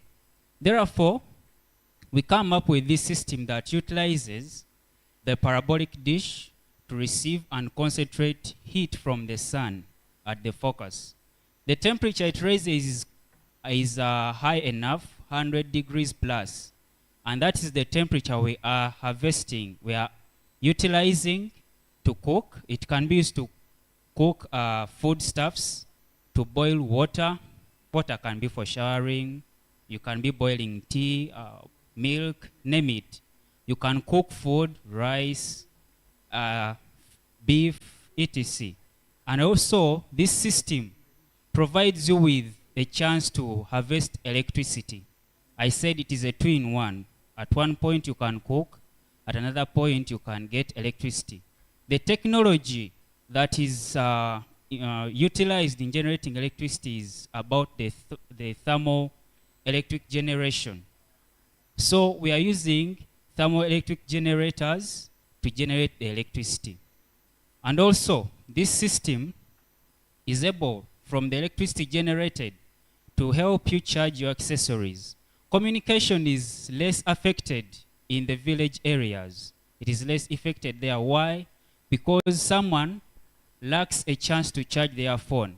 We had a talk in the morning that talked about the, where Mr. Ochichi, talked about you making a call and all that. You can't make a call when you have no battery. But this system helps you, someone in the rural area, to charge your phone. It helps you to have light at night because of the electricity stored. How suitable is this project? This project is very suitable in Uganda because Uganda is in a tropical area. Its climate is tropical. It receives a solar irradiation of 4.8 kilowatt hours per square meter per day to around 6.2 in hot areas. And this system utilizes that. It is already used in a certain school in Jinja, mid-school, to cook. However, their dish is imported, but the dish we used here is fabricated from our mechanical workshops. And that shows you already that this system is very, very capable of being applied in the country. Also, this system is very useful for places that are off-grid. Now, like the mountainous areas, the hills, the mountains, those places that cannot access the grid. Also, this system is community-based. It is solving the issues of the lowest person. This lowest person needs power and on. So thank you very much. For more information, we are out at our tent. Thank you.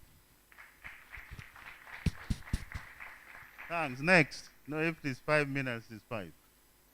Who is next? So if you are not there, we go on for the next. I think it was supposed to be Sentongo. Hey, you have forgotten your name? Mutatwala, be ready, and Baraka Harris. Please, you have 5 minutes. I welcome you all to this great institute.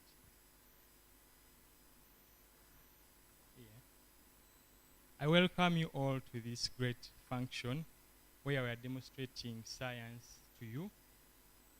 My name is Sentongo Richard from School of Computing, Kyambogo University, Department of Computer Science. As the number of COVID-19 cases rise again in our country, many people are now looking for the overall solution that can help us curb the novel disease. What could be this? At first, we had a solution as vaccination, which could help us reduce on the cases and fight COVID-19. But as we say right now, cases are again rising. What could be the overall solution? Today, I present to you my project I've developed. It is a system called COVID-19 Vaccination Tracking System. It is a web-based system. All institutions of learning and other organizations can register with my system to help us verify people who are vaccinated against COVID-19. Let us first review the literature a little bit. Last year, we had, the World Health Organization had a plan to vaccinate 70% of the world's population. But as we say right now, this may not be possible in developing countries like Uganda. Because even in Uganda, last year, we had a plan to vaccinate more than 40% by the end of this year. But as we say right now, only 10 million out of more than 45 million have been vaccinated. How are we going to solve this? I have developed a system, COVID-19 Vaccination Tracking System, basically to help the Ministry of Health curb the novel COVID-19 disease. Why does the system do? The system is going to help us verify people who are vaccinated against COVID-19. As we speak right now, many people are possessing vaccination cards, but they are fake. They are not original. Because even if you say, like, to allowing people to come in to an institution, it can be like a university, let's say Kyambogo University. Many people will come with their cards. You will not know that this person is faking the card or not. With my system, we are able to verify that this person is really vaccinated and is not lying. The other thing, what my system is going to solve, negligence of many Ugandans to be vaccinated. As we speak right now, the ministry is fighting a lot to vaccinate many Ugandans. But many people have neglected to be vaccinated. What is the solution we can use? Many organizations, I urge them to cope up with my system, which is going to help us encourage many Ugandans to be vaccinated. The other thing, delays at checkpoints. Let's say at the entrance, as many of us were being checked coming inside here. Imagine if we had to write our details, our names, our locations, our NIN number. This will take a lot of time.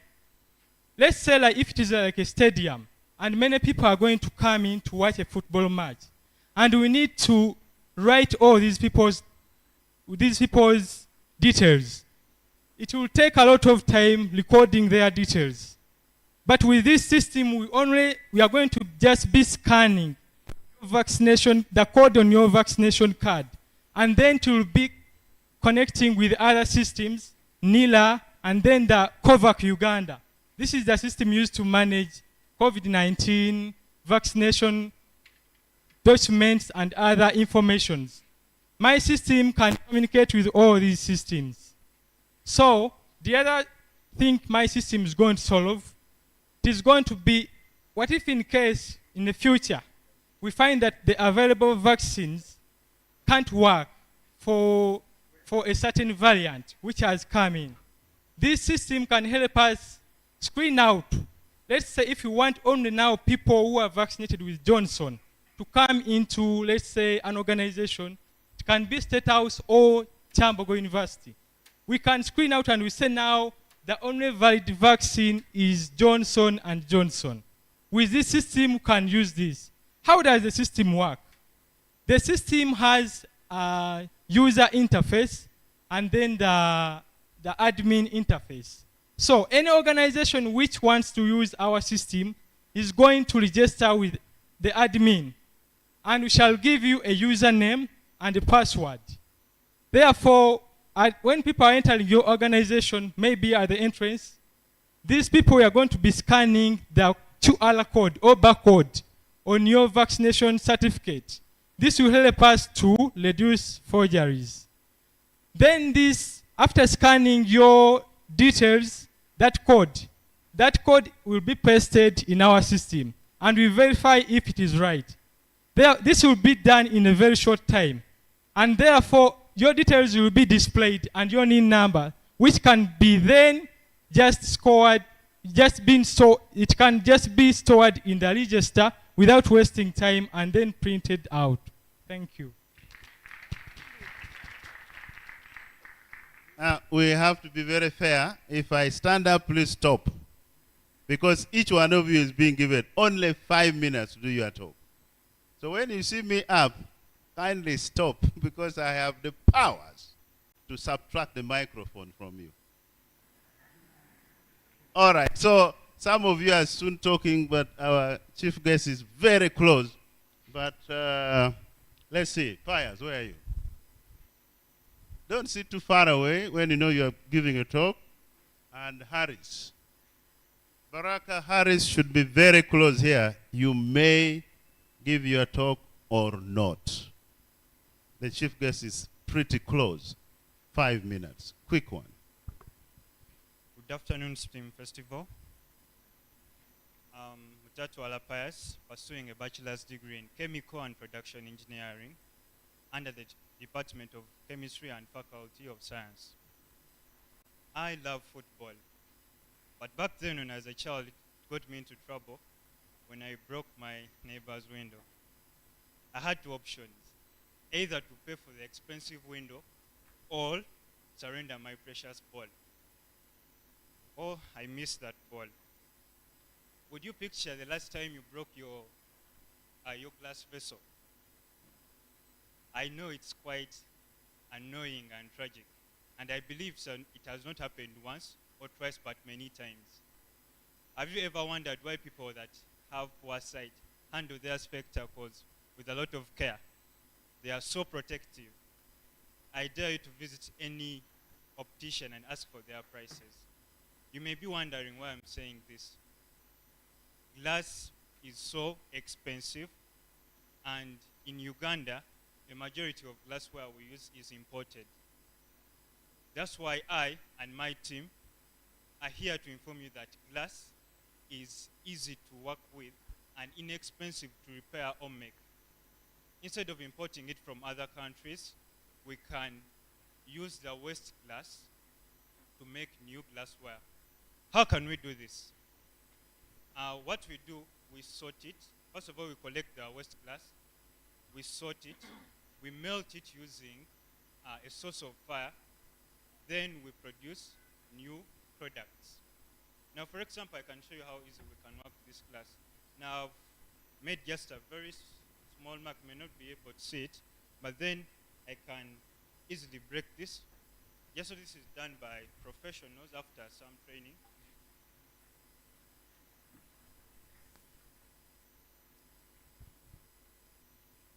So I can break it easily, as you may see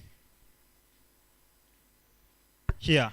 So those that I see at secondary schools, I hope I remember in my high school, there was a chemistry laboratory policy that when you break one,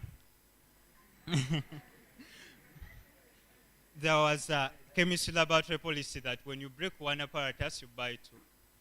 From this knowledge, I can make 2 test tubes from this tube.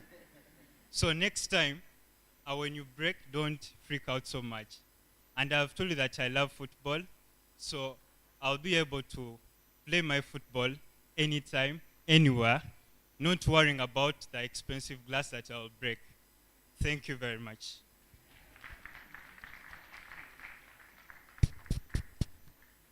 Okay, so maybe you might be a great friend to many of the schools where these glasses are always breaking, and the students are very happy with that. Harris, where are you? Where is Harris? Harris, please, Harry, that is your name. Harris, not there. Okay, some lady called, I don't know who. Precious, I think. Now looking. Good. Ladies are always prepared. Please walk quickly. Give us space. Give us space. Yeah, even if you are a supporter of the lady, give us space to come and do our talk. I'm going to check another person and let you know, just in case our chief guest is taken up around the stall still, there are lots of stuff that could be very interesting there. 5 minutes. Hi, everyone. Now looking at Precious from department, my department is computer science and from faculty of science. So I'm so happy to have you here. What I'm going to present is enhanced KYU portal. All right, enhanced KYU portal. This app is going to be enabling those people who are every student at Kyambogo University, so that you can view your portal. Yes. So I've made, basically this app is a web-based app. I've made the link that enables us to go and view our portal into an app. So if you, the reason why I came up with this idea is because you struggle to grasp that link that enables you to go and view your results, viewing, tuition, everything. So to help someone who cannot grasp it well, I've just made it into an app to reduce time and to enable those students, most especially year ones. So when I was in my year one, I struggled to remember the link that can enable me to go and view my results. That's all. Thank you for listening.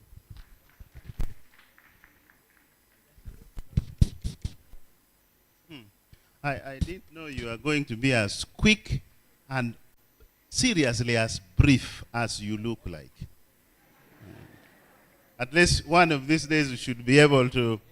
No, I know it is not easy to talk, especially for most of you, the potential, innovators, when when the chief guest is nearby. And yet that is an opportunity for you to show talent. Where will you get an opportunity to speak in the presence of the world Vice President of the Republic of Uganda? Many of you have this chance, but you are shying away. Where is Baraka? I'm told he had something good to say. Now you see, after convincing him, and that's when he comes. It's an opportunity once in a lifetime, hello. The chief guest may come in when you are talking. Now, go ahead. Stop being shy. Thank you so much. Good afternoon, ladies and gentlemen. My name is Bernard Peter, coming from School of Computing and Information Science, Department Computer Science. Well, for me, I am here to talk about a simple project I made. It's called a local area network, how we can make sure that different computing devices communicate together.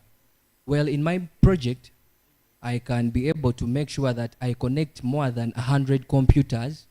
For instance, if I told everyone in this room had a computer, I can connect all of your computers together such that the person at the extreme end can send information to the person in front here without moving up and down. So I'm trying to eliminate wastage of time when people move from one place to another in order to share information. So with that project, even when it is a flat, it's a building, and we have very many offices, different people can be able to share information from one computer to another without moving up and down. Then I was also able to make my own internet because I understand that right now organizations are using internet to communicate. I was able to make my own internet using the knowledge I get in class. And if you go outside in the tents, you can be able to see a Wi-Fi called Office A and Office B. I made those two internets myself. And then we've done a lot of things in networking. So if you want to come and see what we are doing from our Faculty of Science, we have a tent there whereby we are demonstrating different things. Some of you may think it is magic, but this is science. How computers communicate without cables. How I share from one computer to another without cables. So that is what we are doing down there. Thank you so much for listening. God bless you.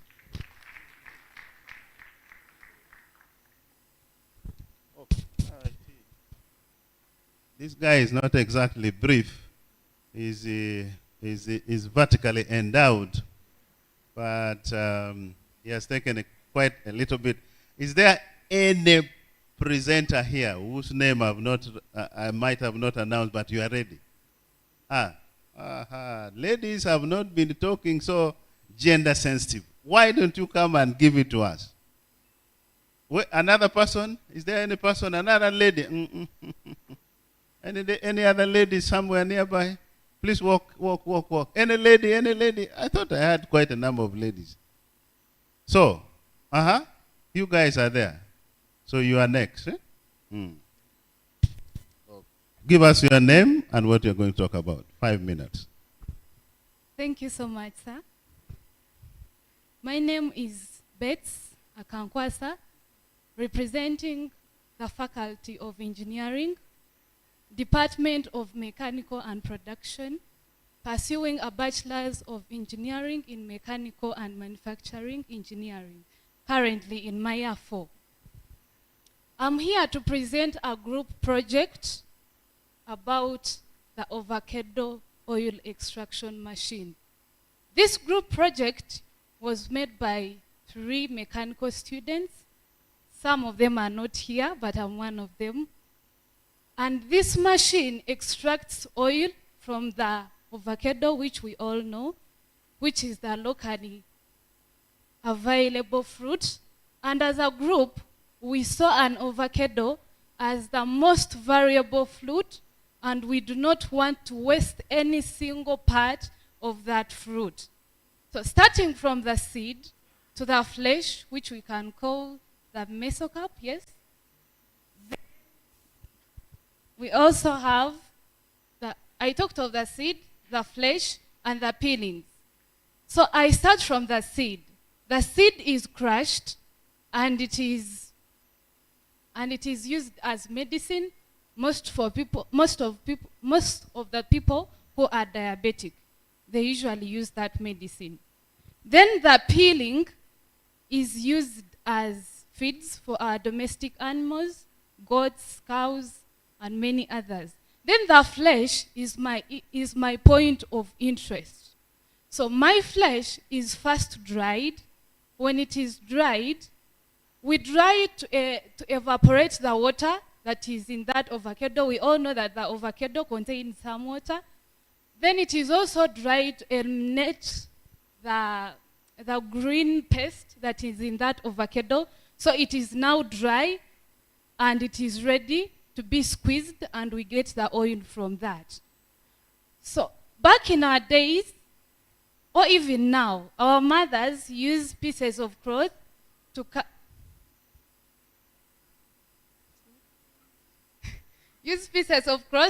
to squeeze that oil from the avocado. And that oil is used in our hair. You can all take a look good at my hair. I use avocado oil. Ever since I was from Form 5 up to now, I've carried on this hair up to now using the avocado oil. The avocado oil is also used on our skin, other than the olive oil, which we know, and it is too expensive. Now a bottle is around 20K, which all of us cannot manage. So the avocado oil is natural, it is readily available, and this machine is very cheap. You do not need electricity. Then you do not need too much of technology to operate it. It is just a very good machine. I had prepared a a PPT, a presentation about this machine, but unfortunately I cannot present it. But those who want to look at it, you can come to me, I share with you. Then it is also in our tent. You can have access to it. Thank you so much. I had more to tell you. Yeah, thank you very much. Our guest of honor is at the corner. She's arriving anytime. And now, Johnson, you're going to play STEAM. And when she enters and the entourage, and we stand up. Then we shall sing the anthems, Johnson, in the right order, and then the program will begin. So for now, you can steam a bit as she enters. Our guest of honor has arrived together with our chair of council and the vice chancellor. Welcome to the STEAM Festival. Science, technology, engineering, agriculture, mathematics. Kyambogo's festival, demystifying science, technology, and innovation. Muje to the science. Muje, Bilu, in Kyambogo, from 15th to 17th of June. Miss only if you must. Our chief guest, you are very welcome to this science festival. We shall have the anthems in their order, and then we shall have the prayer, and then proceed with the program. The anthems.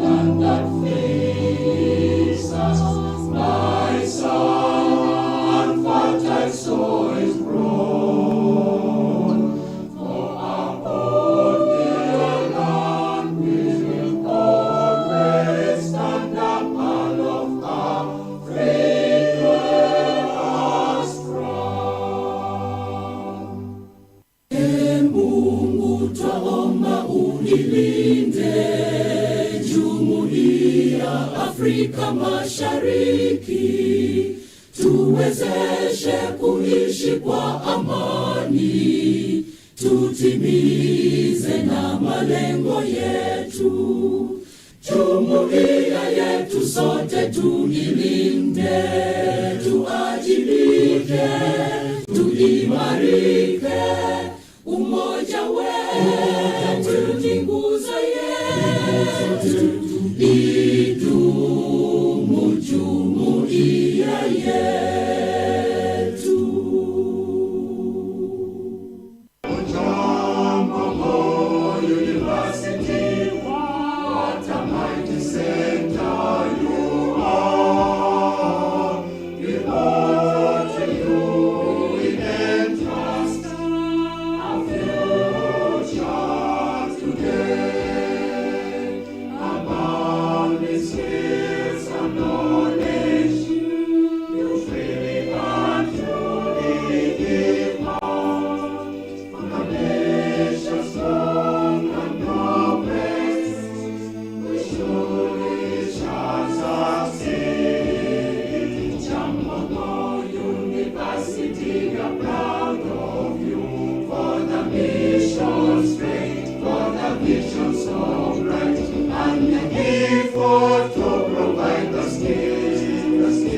through the young and the old in education, science and other fields, beyond the scope, prevalent. The pillars that you made us strong and firm, always stand. So fast, so focused in all that they do. The grace and notwithstanding, your goals remain so distinct. Your vision so your marvelous to us and to all. Kyambogo University, we are proud of you for the mission straight, for the vision so bright, and the effort to provide the skills to the young and the old in education, science and other fields, beyond the scope, prevalent. We shall remain standing for the prayer to commit this event into God's hands. Let's humble ourselves. God, our loving Father, we thank you for this day.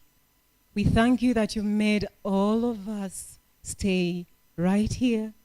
We thank you for our guests. We thank you for the festival. Lord our Father, as we hear, may your glory be seen in all that we do. We thank you that you managed to allow our guests to travel all the way. We thank you for the organizers. We pray, O God, that at the end of this, we may develop as Kyambogo University and the country as a whole in science and technology. I ask this in your name, O Lord. Amen. Amen. We can sit, and then we shall have some kind of musical interlude from our performing arts. The Department of Performing Arts, Kyambogo University, is going to entertain us so that we feel at Kyambogo University. So relax, settle down, and feel at Kyambogo Performing Arts.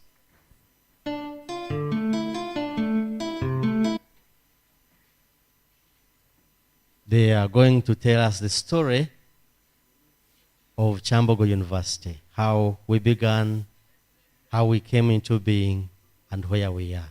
And this story is not by word of mouth, but it is in their language, the performing language.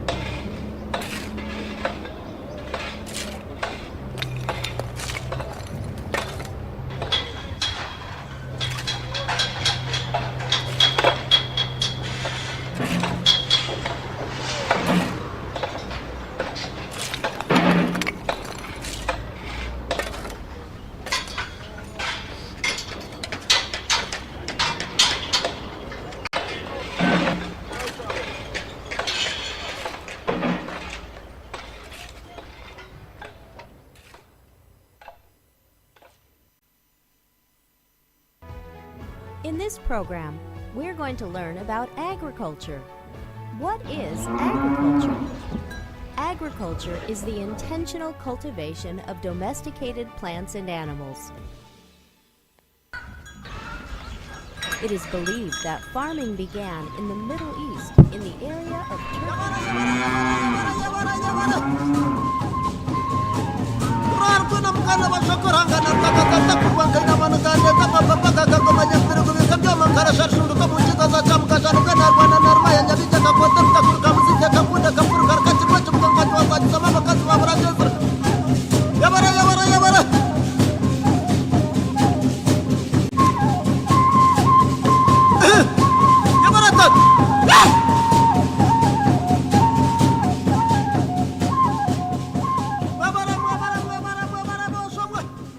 Now that you understand more about agriculture, think about this. In what ways does agriculture affect society?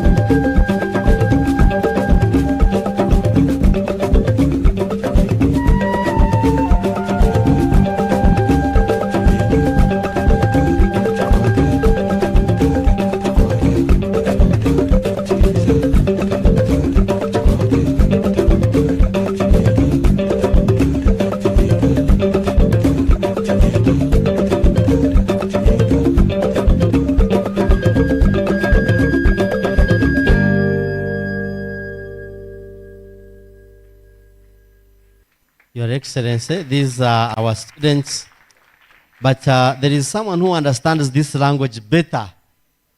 I'm going, as these ones settle down, she's going to tell us what were they saying, really. Great. Do I really want?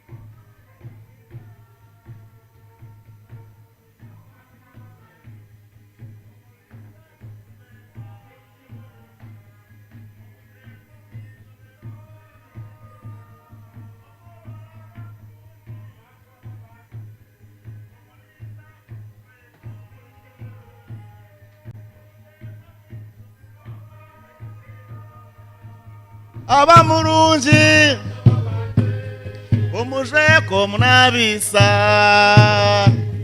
akimera zashemera y'abantu bamukunda yomoja musima yakimara mutwara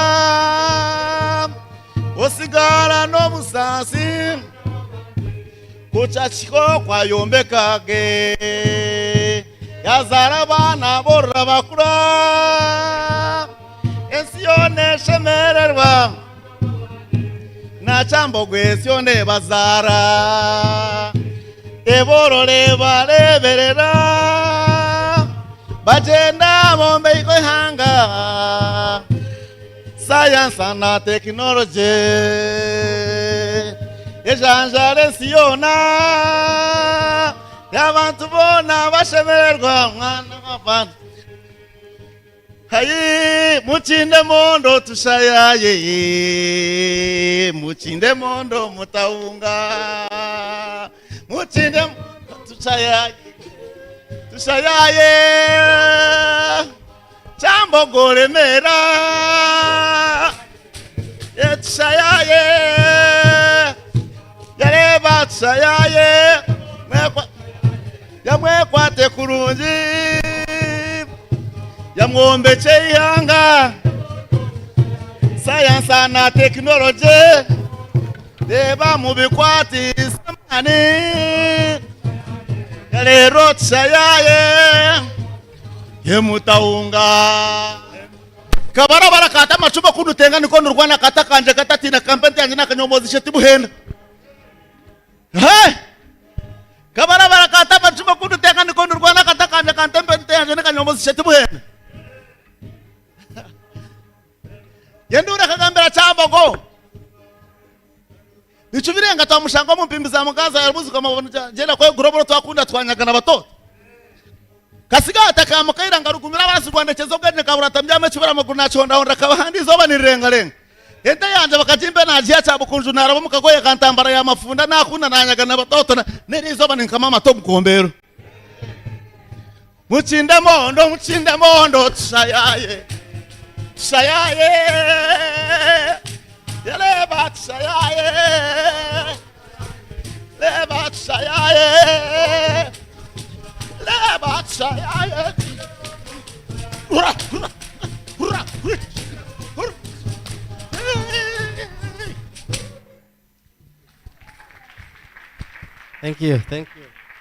Thank you very much for the entertainment. Professor Mugampoza, the chief cook, come and invite the VC to address us.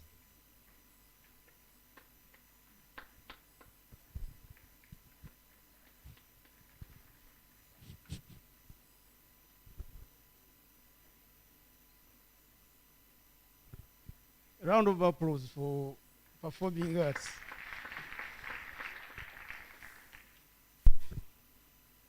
Your Excellency, Vice President, Honorable Jessica Arupo, who is representing His Excellency General Yoweri Kaguta Tibuhaburwa Museveni, President of the Republic of Uganda.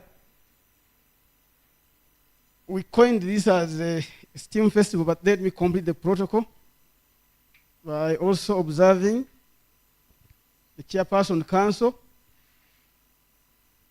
Dr. Goretti Nakavugo, and members of council present. Don't know if they are around, could stand up for recognition. The Vice Chancellor, Kyambogo University, Deputy Vice Chancellors, all members of top management, Chairperson and members of Senate, Deans of schools and faculties, Directors, Heads of departments, invited guests, have members of media, staff, students. We also have students from primary and secondary schools. Ladies and gentlemen, I would like to welcome you all to our science, technology, engineering.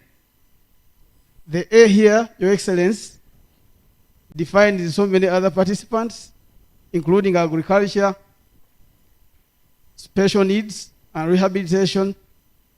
We have the Department of Academic Registrar. We have the Business Incubation Center.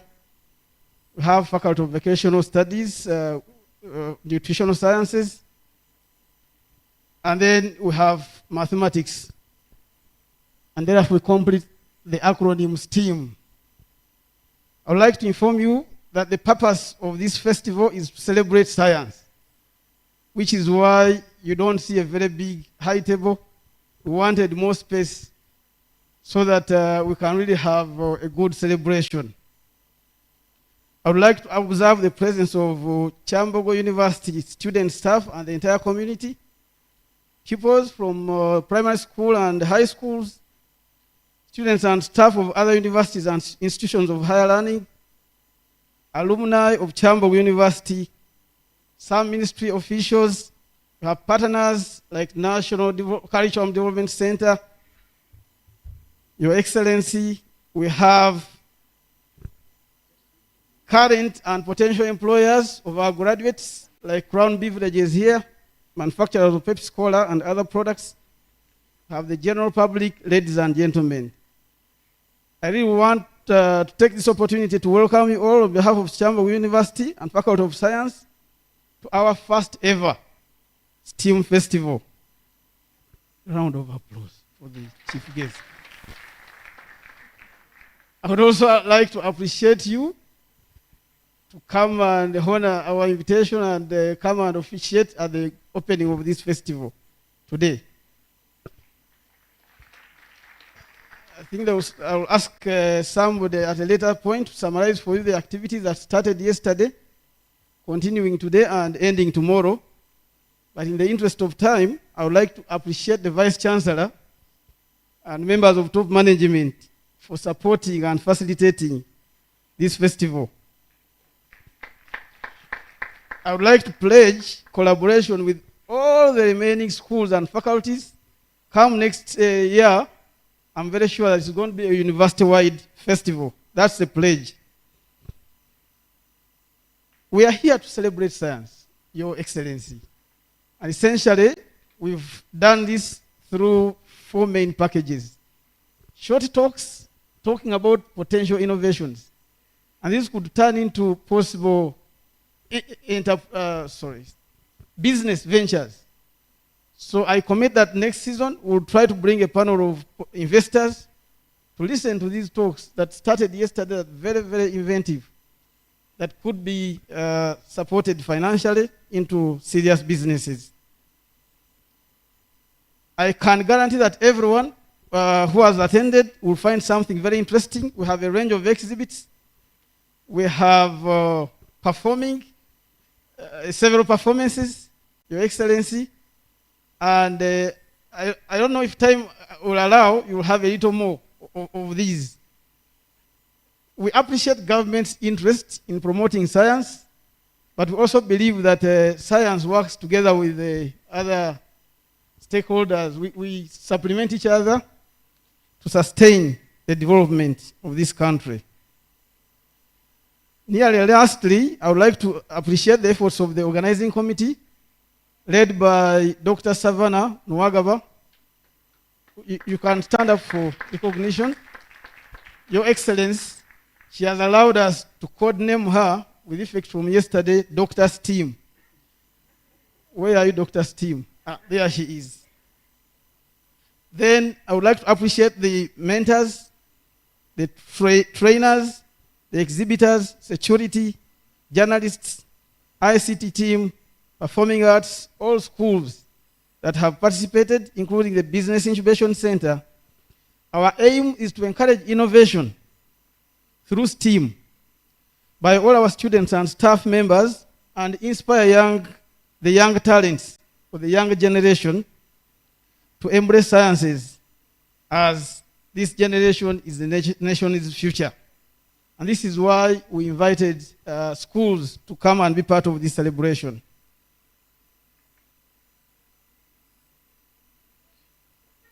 Lastly, Your Excellency, Faculty of Science, the lead organizer, has more than 4,500 students with 8 departments, including the Department of Food Science and Technology. Dr. Khadija is the head of department. You can stand up for recognition. So for the schools who are here, if you have questions about the programs in that department, please, we have a stall there. She will answer all your questions. The Department of Biological Sciences, the head of department is Dr. Asio Santa Maria. He has some problems in village. The Department of Physics, Dr. Okuro Michael, is he around?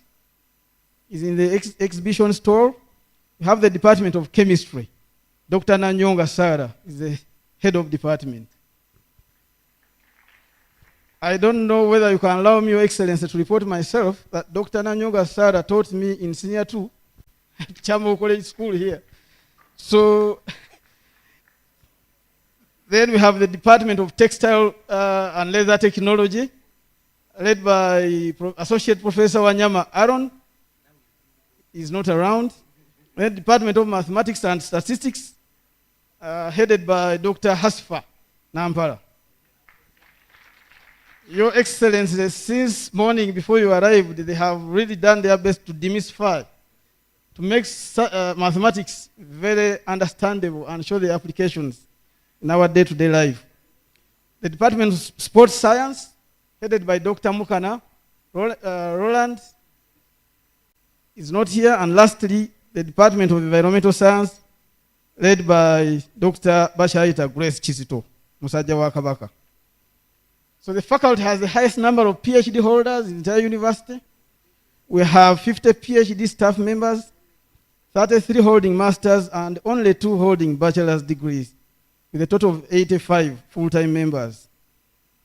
And we have several programs. I won't go through them, but the public, you are free to come and interact with us. We'll find a suitable program for you. Lastly, I would like to mention some of the important research projects, 1 or 2, which this government is supporting and the university at large. Number 1, we have been able to innovate. Let me start this way, Your Excellency. Bakers or confectioners use wheat flour. And the president has been supporting PIBID, the Muranga project in Bushenyi, to try and chase some of the wheat away and replace it with our own bananas. So what Dr. Muranga does is to spend some of the energy and convert the bananas into flour and partially substitute this in bread making. Now we at Kyambogo realize that you spend money to convert bananas into flour. And when you are mixing the 2 flours to make bread, you add water. And we say now bananas contain some water. Why do you spend energy to remove water, and yet you are going to add water again during bread formulation? So we say bananas from the garden, the simple treatment we do is to clean them and mash them. We know how much water they carry, and that we just top it up during bread making. We are the first ever in the world, I can claim, to make fresh banana bread. And we are expanding this to all other agricultural produce for Uganda. So we still can make fresh sweet potato bread. And as you've seen in the stalls, one of the incubatees has been able to make 100% sweet potato cake. 0 wheat. You need to clap for that incubator. Thank you so much. Secondly, banana bacterial wilt is a major challenge for this country. Until today, there is no major sustainable solution to this disease. One of our colleagues, the professor, Dr. Rita Nakayenga in the Department of Biological Sciences, is investigating use of a virus. You know, every living thing has an enemy. So bacteria that are really wiping bananas also have an enemy in form of a virus. In science, we call it a bacteriophage. We are here to demystify science. So she's using a phage which is very specific in attaching itself to this specific bacterium we call Xanthomonas, and does not infect any other living cell, to wipe it out from the banana plantations, and the results are positive. The good news is that she did not import this virus from Europe. She isolated it from a swamp in Chinawataka here. So we just need support to characterize it further and validate its application. You will allow me to use this platform as I conclude to report that there is a new emerging banana disease. Personally, I came to learn about it about 3 weeks ago when one of our staff, Dr. Bua, mentioned it as a proposal to the university to initiate preliminary investigation. We haven't even given it a name. But if you're a banana grower, go to your plantation and you find the youngest leaves bending and breaking, whereas the old leaves are still standing. For me, I grow bananas in Mkono here, and before I came across this proposal, I was just cutting off the leaves thinking that maybe heavy rain was the problem. There's a new strain of Fusarium wilt. Even NARO has not come to start to investigate about this, but Kyambogo has put up a team to start and characterize this. There are many more, but in the interest of time, I want to stop there and just mention that I think, as my boss will allude, we need more support in terms of space and lab equipment, modern equipment. And our prayer is that government continues to support us. As you have witnessed, these young talents really have a lot of brains that needs to be supported. Then we can develop this country together. I thank you so much, and I would like to take this opportunity to invite the Vice Chancellor to address the audience. I don't have the power and authority to request the Vice Chancellor to invite the chairperson of the council. I don't have that authority. So Professor Eddie Katunguka, thank you so much.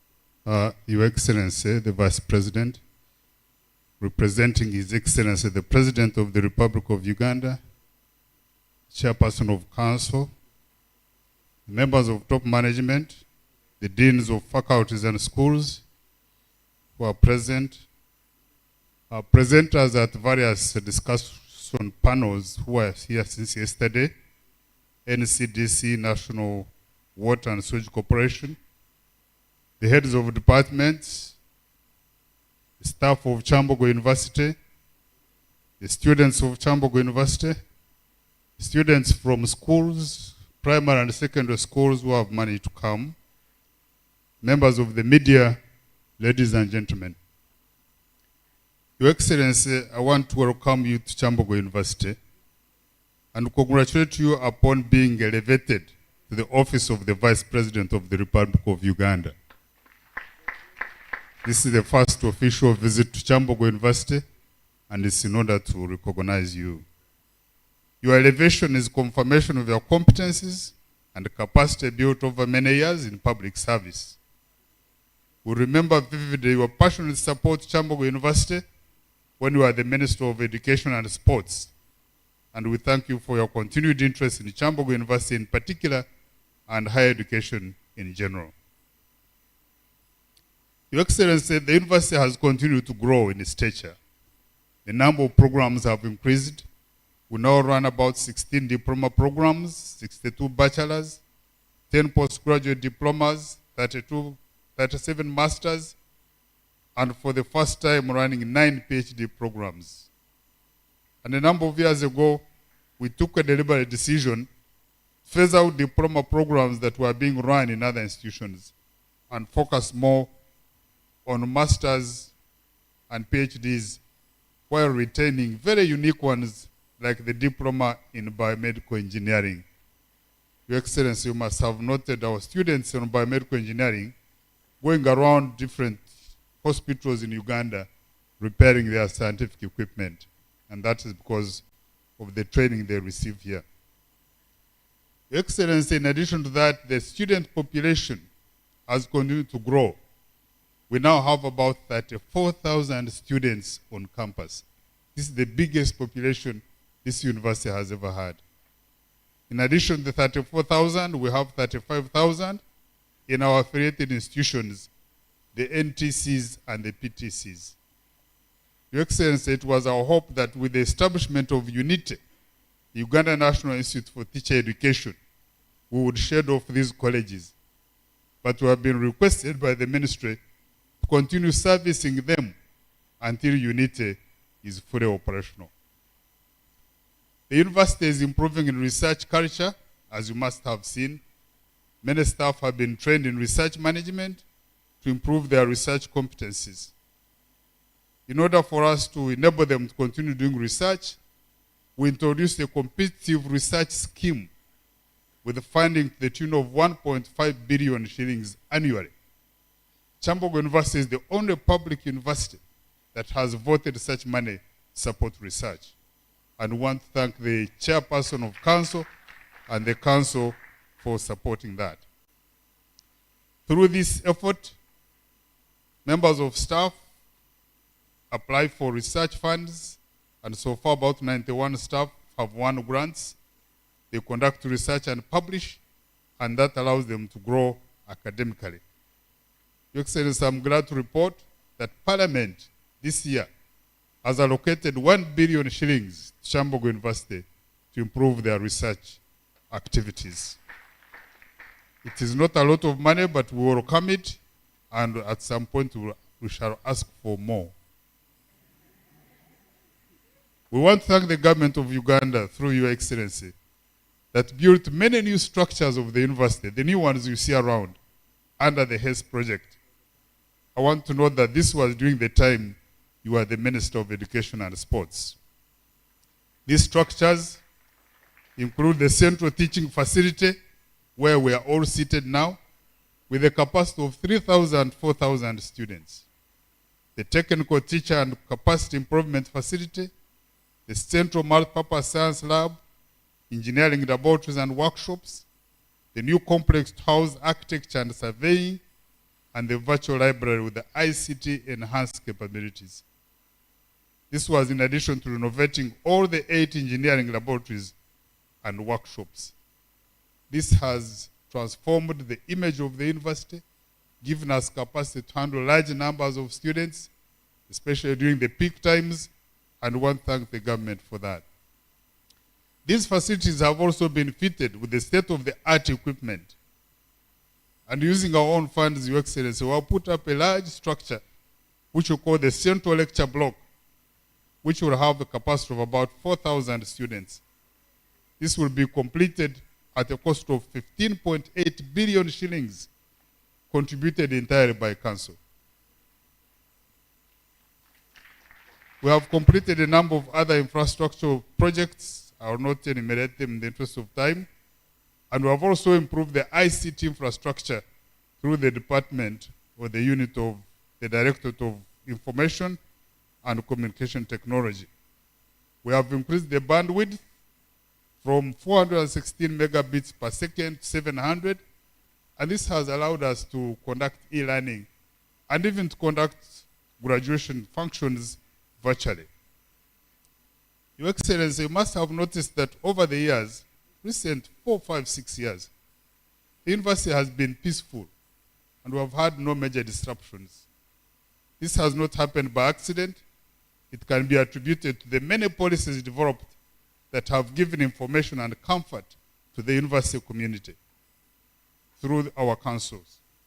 Such policies are the Human Resource Manual, which describe how one is recruited and disciplined and expelled from the university, the Finance Manual, Appointments Board disciplinary rules and regulations, outsourcing of catering services, the medical insurance policy. Your Excellency, Kyambogo University has a comprehensive medical insurance policy which is not available in any other institution. This policy supports 2 members of the household. I would like to believe that this is a man and a wife. And then 4 other members of the household. It's so comprehensive that many people have found comfort in this facility. And it is contributory, but the university contributes about 1 billion shillings per year. The university has come up with a new structure to manage the expanded university. The structure was recommended by public service and to be phased out over a period of 5 years. Over a period of 5 years, the new structure will cost about 62.5 billion, and we have run 2 years, but the government has not given us any money yet. They have advised us to run the structure on 0 budget, which is challenging. So through you, Your Excellency, we want to ask you to support us through public service so that the new structure can be implemented.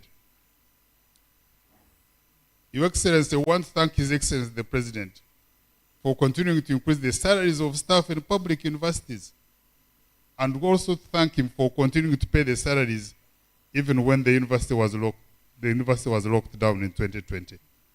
This has caused a lot of comfort to members of staff, to continue working. Your Excellency, the university, like all other higher education institutions, have not been able to attract funding from our parliament. I think our parliament has not prioritized higher education, and most of the money goes to low levels of education. We have proposed a model of funding for higher education, and this model will be discussed with the Ministry of Education and Sports, and we hope that it will cure some of the ills associated with funding difficulties of higher education. Your Excellency, regarding the Science Festival, which we have just witnessed, I want to thank the leadership in the faculties of Science, Engineering, Agriculture, and Mathematics for coming up with this innovation. This is the way of showing the public what the university is doing and inviting other people to come and see. Thank you all exhibitors and those who participated in panel discussions.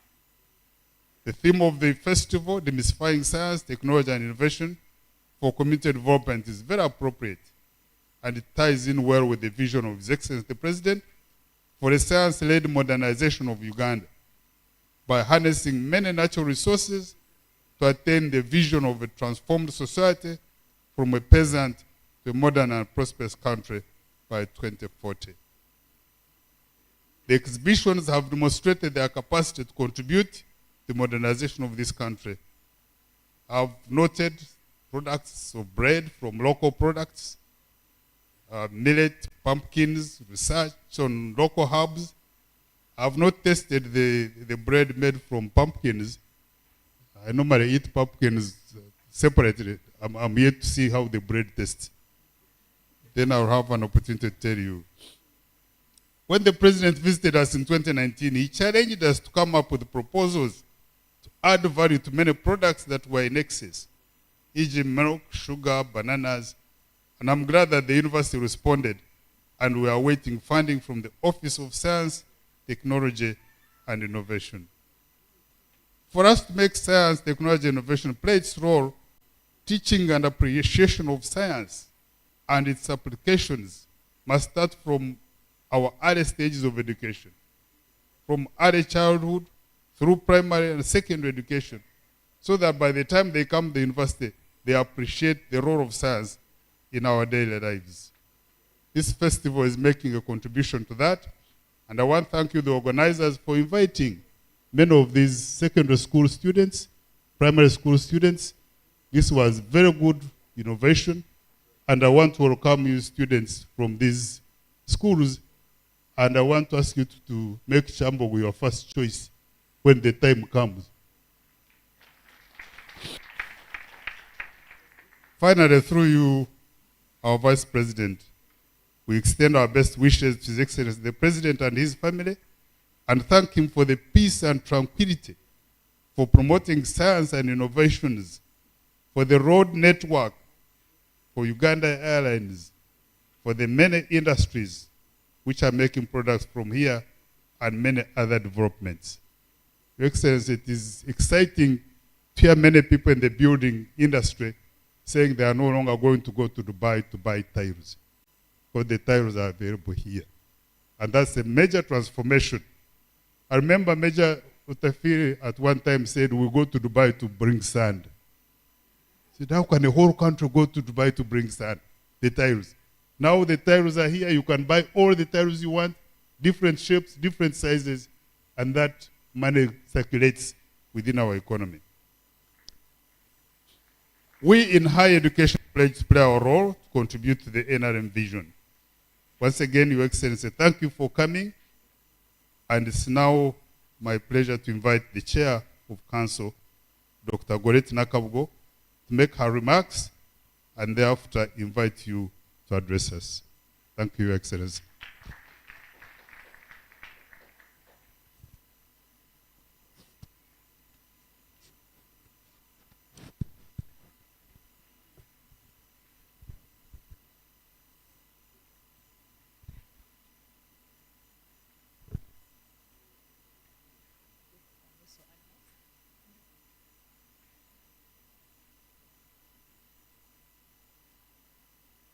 Thank you very much, Vice Chancellor, for that very rich speech about the university.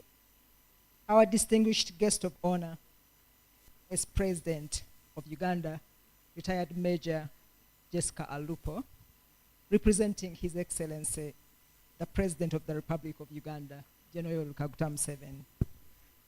The Vice Chancellor, Professor Eli Rwatshire Katunguka Rwatshire, and other members of top management and management, deans, and heads of department who are here, distinguished guests, all protocols observed, ladies and gentlemen.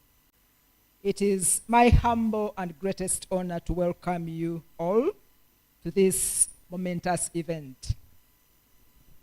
It's the first of its kind, as we heard from the Dean and the Vice Chancellor. The first of its kind in this mighty university. Your Excellency, the Vice President of the Republic of Uganda, let me also add my voice to the one of the Vice Chancellor to heartily congratulate you and thank the President of the Republic of Uganda for appointing you Vice President of this country. That appointment means a lot to us. First of all, it's testament of the achievements that you made, not only as Member of Parliament, but also as Honorable Minister of Education and Sports. But it's also an honor to all of us, as women, that the President recognizes the value, potential, and contribution of women to this country. But also thank you, Your Excellency, for bringing intellect, elegance, and dignity to that position. So we thank you very much. I'm one of your fans in this country. So really, we thank you so much for accepting to grace this occasion. We know you are representing the President, but maybe something else could have happened. So we thank you so much that you accepted to come. Your presence here at this momentous STEAM event is a testament of the value that the President of the Republic of Uganda attaches to the economic development of our country and the well-being of the people of Uganda. Science and technology play a critical role in economic development. I know no country in this world that has really ever developed fully without investing considerable amount of resources in advancing sciences, innovation, and industrialization. All countries that we talk about as being, people don't want to classify countries, but there are those in the first world, middle income. I understand we are at the entrance of middle income status. We shall get there. So, but those who actually entered middle income status and stayed there and went even up to the top, all of them invested in science, technology, innovation, and industrialization. So the resolve of the President of the Republic of Uganda and the government, of the NRM government, to prioritize education, science, innovation, and technology is an indication of the great vision that the President of this country has for this country. Your Excellency, I'm happy to let you know that Kyambogo University is well aligned to the vision that His Excellency, the President, has for the country. The university was established primarily with the aim of promoting and advancing knowledge and development of skills in science, technology, and education. This STEAM Festival is testament that we have lived up to our promise. Maybe it's long overdue, but there's always a beginning. And since we have started this, it's going to become, I'm sure, an annual event in our calendar as a university. We take this opportunity today, Your Excellency, in your presence, to restate our commitment to achieving this mandate. We are very well positioned to achieve the mandate that we have. As a leading institution in education, science and technology, but also as you went around, you saw the innovations that we have in special needs education. We need to tap into technology to ensure that no child is left behind.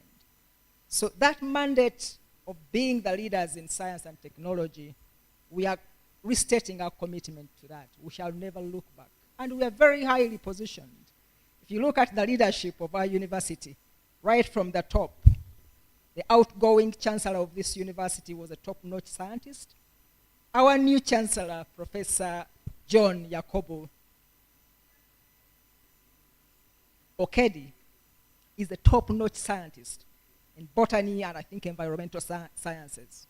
Our vice chancellor is a top-notch scientist in veterinary medicine. So we are really very well positioned. I won't mention all the scientists that we have here. There are so many. But right from the top, we are very positioned to deliver on this mandate. Nevertheless, Your Excellency, while we are committed to strengthening science and technology, we also acknowledge that true prosperity and community development cannot be achieved without ensuring that our scientific endeavors align with other disciplines and values. Ethical practices and integrity need to go hand in hand with science, technology, and innovation to ensure a brighter and stronger future for our country. Scientists who excel in their fields are of no value to our country if they are corrupt, if they are unpatriotic, if they lack knowledge of the history of our country, or if they are not civically engaged. We cannot separate sciences from other ways of life. Scientists who are not civically engaged, they're not very important to this country. So I think much as today we are celebrating sciences and technology, it doesn't mean that we don't value other disciplines.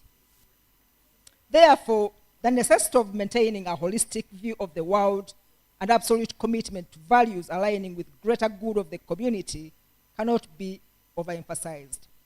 It is with the same commitment to these values held in high esteem at Kyambogo University that the STEAM Festival has come to be realized as an example that we can actually showcase what we are doing, not only in science and technology, but maybe in the years to come, not even maybe, in the years to come as the Dean of Science highlighted. Next year it shall be a university-wide kind of festival where we showcase everything that we can do, because a scientist alone is not enough to cater for the needs of this country in terms of economic development. So this is just the beginning. Other festivals will really definitely be to bring the diverse disciplines in which we invest as a university. Your Excellency, permit me at this point to acknowledge the several leading experts from the academia and various industries who are part of this festival, exploring 3 different sub-themes. I remember that, I think in the opening remarks by the Dean, he said that at one moment somebody could summarize what has been going on. I'm making an effort here to kind of summarize the 3 themes that have characterized this STEAM event. And we thank so much the experts who have been able to present or demonstrate what we are capable of doing here in Kyambogo University. The number 1 theme is about harnessing infrastructure, innovative technologies, and partnerships for socio-economic development. Your Excellency, global sustainable development requires a transformation that would be impossible without a sustained effort to close the technological gaps between the developed and developing countries. Seriously, like I said earlier, it's quite difficult for us to even imagine ever penetrating that middle tier. We are still at the entrance. Entering there and staying there for some time we have to first invest a lot in technology. So that first theme really was to kind of demonstrate how the steps that we have moved towards that. Theme number 2 is about promoting a sustainable food basket, a productive and healthy population. As we went around the stores, you should have seen the innovations that have been demonstrated and put in place by our staff and students here. No society can progress unless the most basic needs of its people for proper sustenance are met.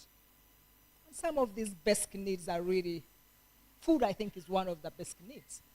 A country that is not able to feed its people cannot even think of ever leaving the first tier, the lowest tier, to a middle-income country.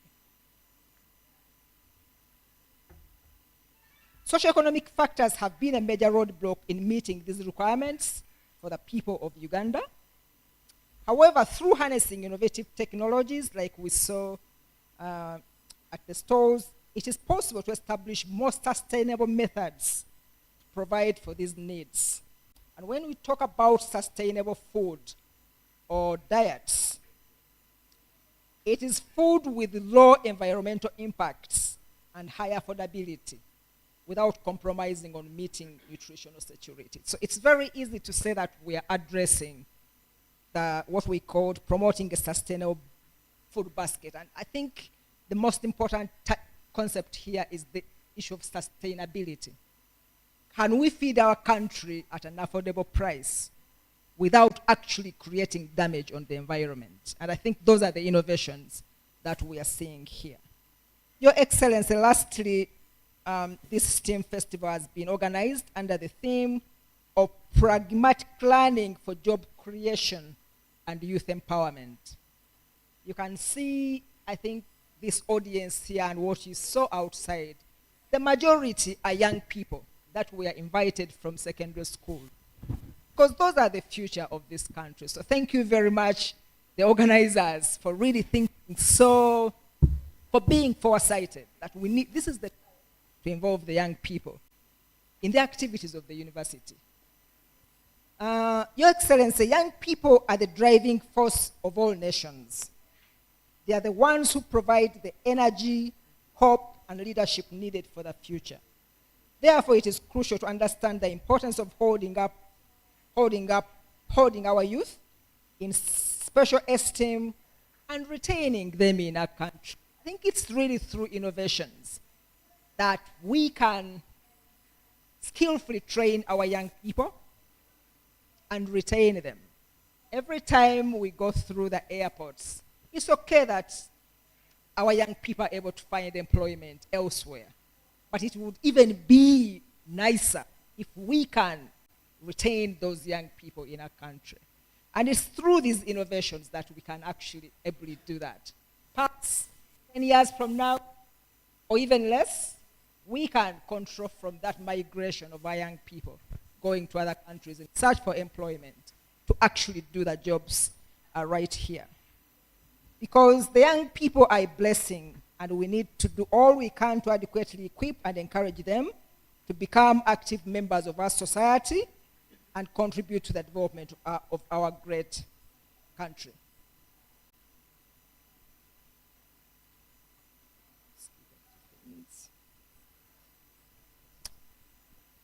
I think I should actually note this because it's a reality in which we live. We all agree that the 2-year pandemic created a very big negative impact on all countries, Uganda notwithstanding. The rate of unemployment, I think before COVID came, if you look at research evidence, before 2019, the rate of unemployment was actually dropping. It was. If you look at, I put the reference in the speech, it was in fact dropping. But just in 2020, the rate of unemployment rose from 1.7% in 2019 to 2.4% in 2020. And that curve is still rising. It's because mainly of the pandemic. We cannot let the pandemic becoming an excuse. And I'm happy that our Kyambogo University is not using the pandemic as an excuse. We are innovating every day. That is why we have this STEAM Festival today.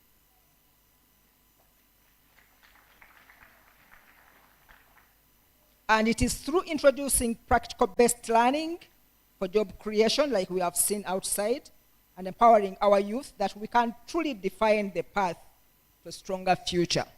We can defeat the pandemic by actually not using it as an excuse. I know that the cases are rising now, but I think the worst is in the past. So let us really move ahead and do something for our country.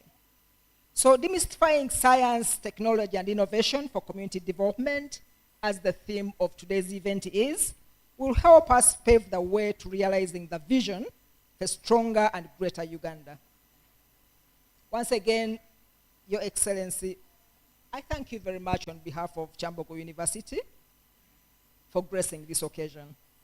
And through you, Your Excellency, we wish to thank the President of the Republic of Uganda for his commitment to growing the capacity for science, technology, and innovation in Uganda.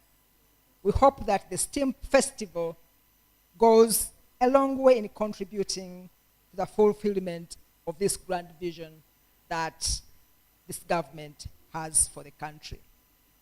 I warmly welcome you, Your Excellency, once again to our university, and it's now my greatest honor to invite you to come and address this gathering, which can't wait to hear from you, Your Excellency. Thank you very much.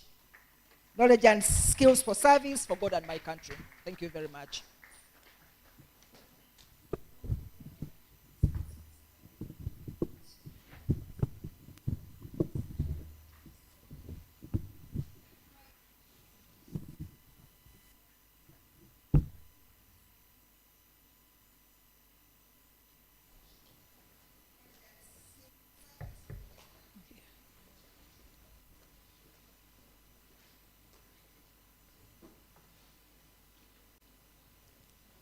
The chairperson of Kyambogo University Council,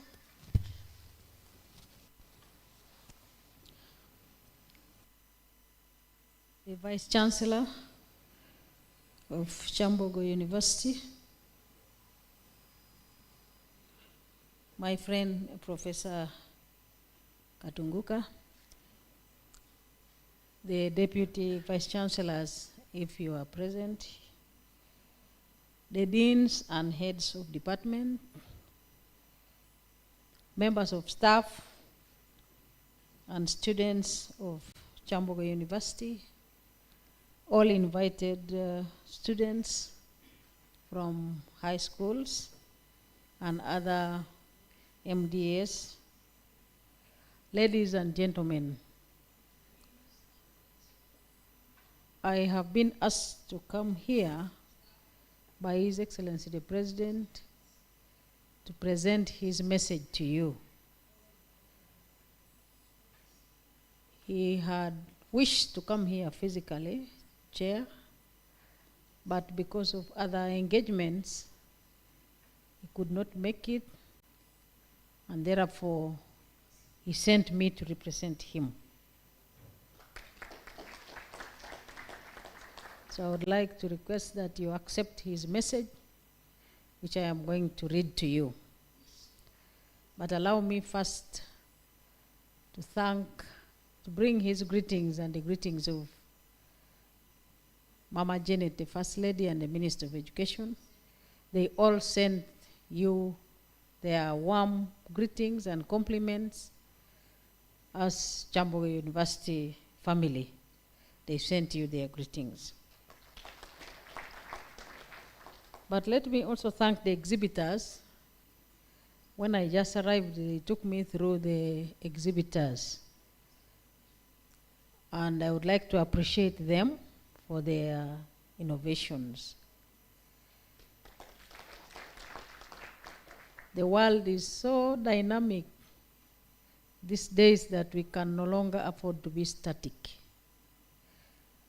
I want to reiterate the statement by the chair of the council that we must and we should continue innovating on a daily basis. I am very privileged to be addressing scientists. I believe these are all scientists. And there is a way scientists do their things in a very simple way, but with very big multiplier effects, which are very good to them, but also to everybody. I was excited by one student who was displaying her formulas. She said she's a mathematician, and she was telling me that there are millions of formulas in mathematics. I don't know whether she was intimidating me after learning that I may not have been very good in mathematics long time ago. Then she displayed one. She said, but I can explain to you just one formula. And she displayed one formula in a very simple way. That formula about radius circumference was on what?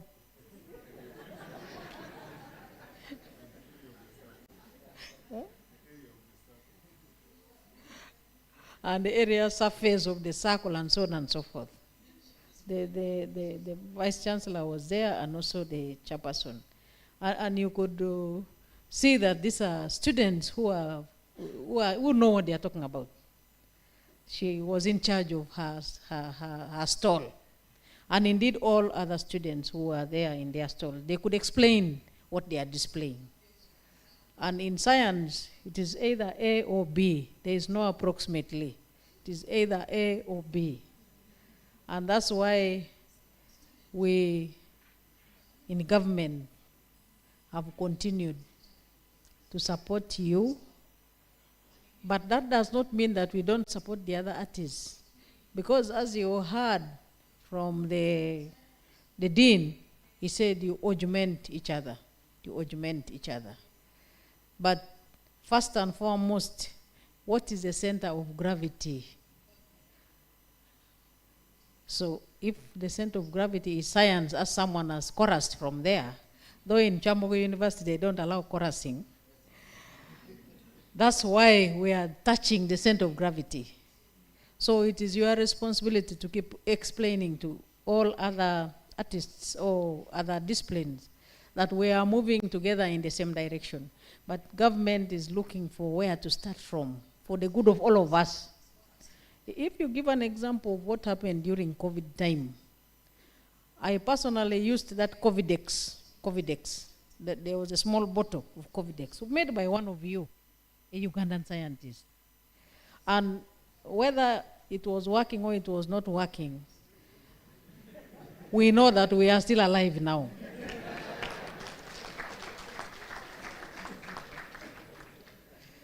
Because I know there are still procedures which are ongoing about it, paternity test and so on and so forth, but we consumed it and we are alive. And that's why we are saying, which direction should we take? So we touch the center of gravity, so that from the center of gravity, we now proceed in all angles and move as a country. I will come back and make my jokes another time. But for now, let me draw your attention to the message of His Excellency, the President. I am very keen to Kyambogo University. When I was a minister, I almost used to be here every month with the professor here to do activities with you. So I am hopeful that in the near future, the professor will invite me and I will come and share with you more of my, what I can remember about Kyambogo University and where I would like to go as a team. So this is a message from His Excellency the President. Thank you for inviting me to be part of the Science Festival here at Kyambogo University. I am glad that Kyambogo University leadership has brought into this university the NRM manifesto, where we emphasize science and technology as key for our national socio-economic development and transformation. I also appreciate the theme of this 3-day festival, in quotes, demystifying science, technology, and innovation for community development.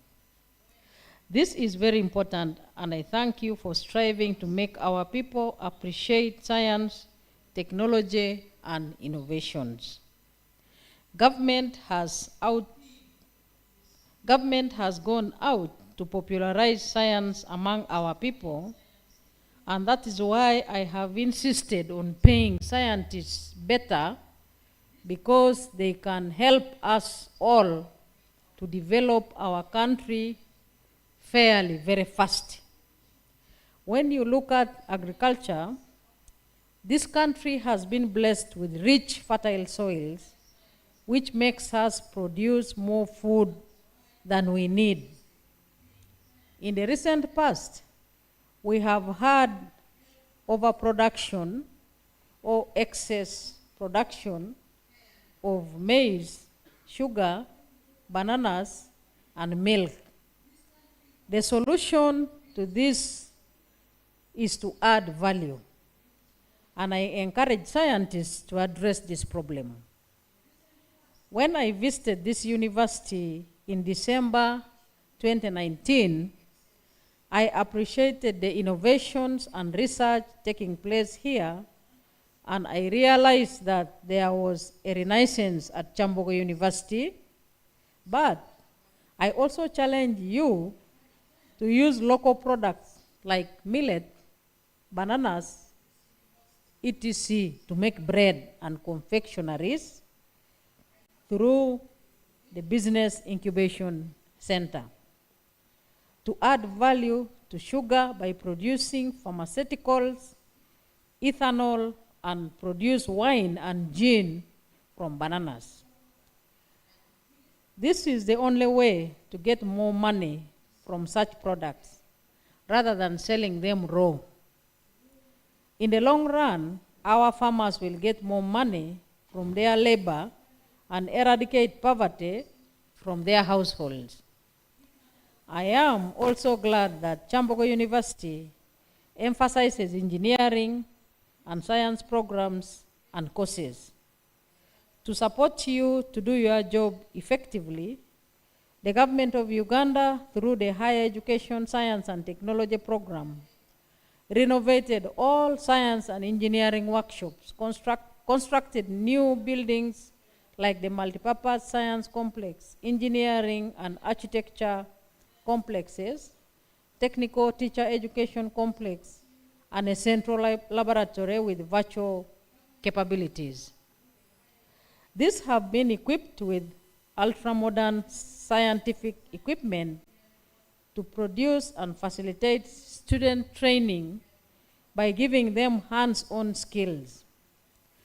When I addressed you during the last graduation ceremony, I realized that you had produced only 179 science teachers. I implored you to produce more science teachers, in addition to more engineers and scientists in other fields. I recognize that you graduated 9,530 students in 2021, and out of this, 805 were from science, 1,478 from engineering, 1,787 from education, and others from arts and business courses. I would like to ask you to continue emphasizing science and engineering in recognition of the fact that these have been the niche areas for Kyambogo University for a long time, since its inception. The university should review the programs on offer and reduce or eliminate those programs that do not give skills to students to enable them employ themselves and employ others. These programs, particularly in arts, have continued to push out many unemployed students on the streets, and this is not good for our social order. All universities, both public and private, should carefully scrutinize the programs they offer and focus more on science-related courses and programs. As Ugandans, you have seen what our scientists have seen us through in the recent past. Let me remind you of some of them. The COVID-19 pandemic, the rising water levels of the lakes and associated flooding, the locust invasion that threatened to destroy our crops, the floating islands that were threatening to destroy the power dams, the armyworms. All countries that have developed have focused on science. That's why I have insisted on paying scientists better so that they stay here and support our development efforts. I wish to appreciate the theme of the festival or exhibition, which is Demystifying Science, Technology and Innovation for Community Development, and to thank you for opening your gates to the general public, including secondary students around Kyambogo University, to come and benefit from the exhibition. Universities exist to serve communities and to contribute to socio-economic transformation of society through research and innovation. I wish to acknowledge the research efforts of the university and encourage you to do more. Government has noted tremendous changes that have occurred in Kyambogo over the last 8 years. There has been relative calm among students and staff, and the working environment on campus is very good. I wish to commend the university leadership under Professor Eli Katunguka Wakishaya that has ensured that teaching, learning, research continue without disruption. Thank you, deans of faculties and schools, for the work you do on a daily basis. And this festival is a testimony of your commitment. It is now my pleasure to declare this festival officially open. I thank you. So our festival is now open, and I have finished to read His Excellency the President's message. I can only keep quiet from here until I get out of Kyambogo University gate. That's when I will start speaking again. Thank you very much for your kind attention.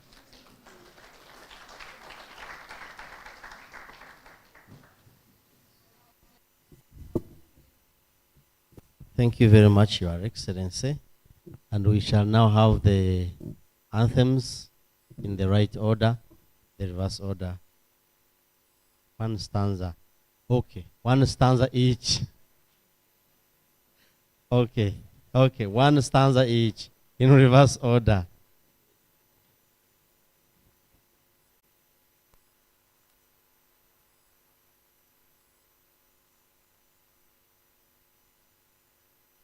Maybe before the anthems, there is something we had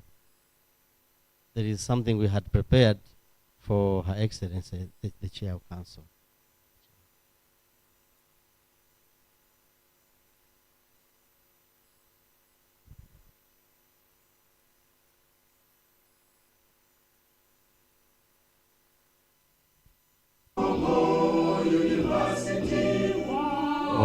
Wait, the anthems. Wait, the anthems.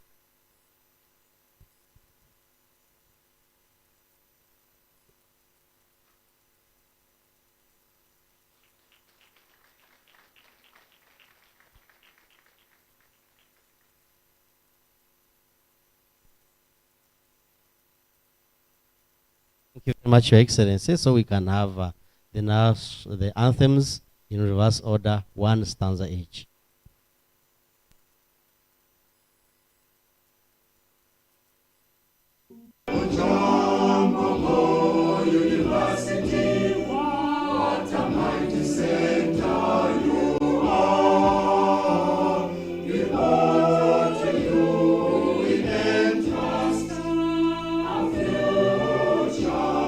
Today, among these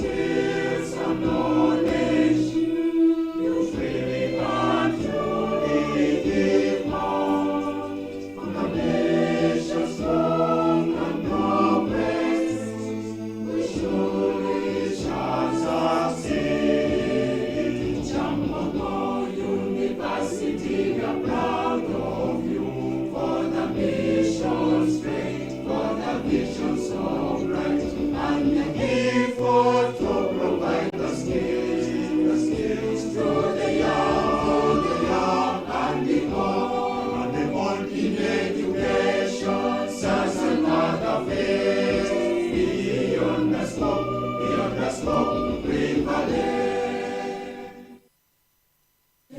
Mungu twaomba unilinde Jumuiya Afrika Mashariki, tuwezeshe kuishi kwa amani, tutimize na malengo yetu. Jumuiya yetu sote tulilinde, tuajibike, tuimarike, umoja wetu ni nguzo yetu, idumu jumuiya yetu. Oh, Uganda, may God uphold thee.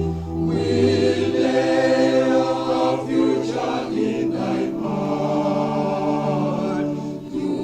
United, free for liberty, together we always stand. We shall remain where we are, then Her Excellency and the team will go out, then we'll go later.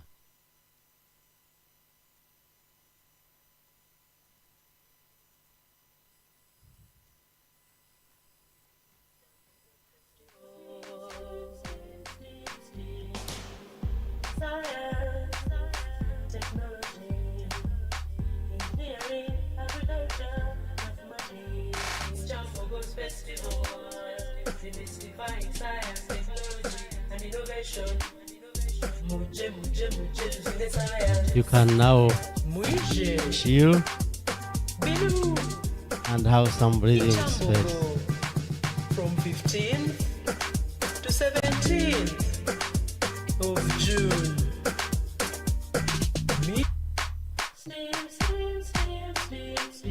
It's Kyambogo's Festival. Science, technology, engineering, agriculture, mathematics. Kyambogo's Festival. Demystifying science, technology, and innovation. Muje, tuzinde science. Muje. Bilu. In Kyambogo, from 15th to 17th of June. Miss only if you must. Now we are going to go to the exhibits. The session here is officially closed. You can go and visit and ask questions. And also, by the way, take selfies, especially for you secondary people who are scientists in the making. Even tomorrow, please, those who can come back, we have others. The festival is continuing.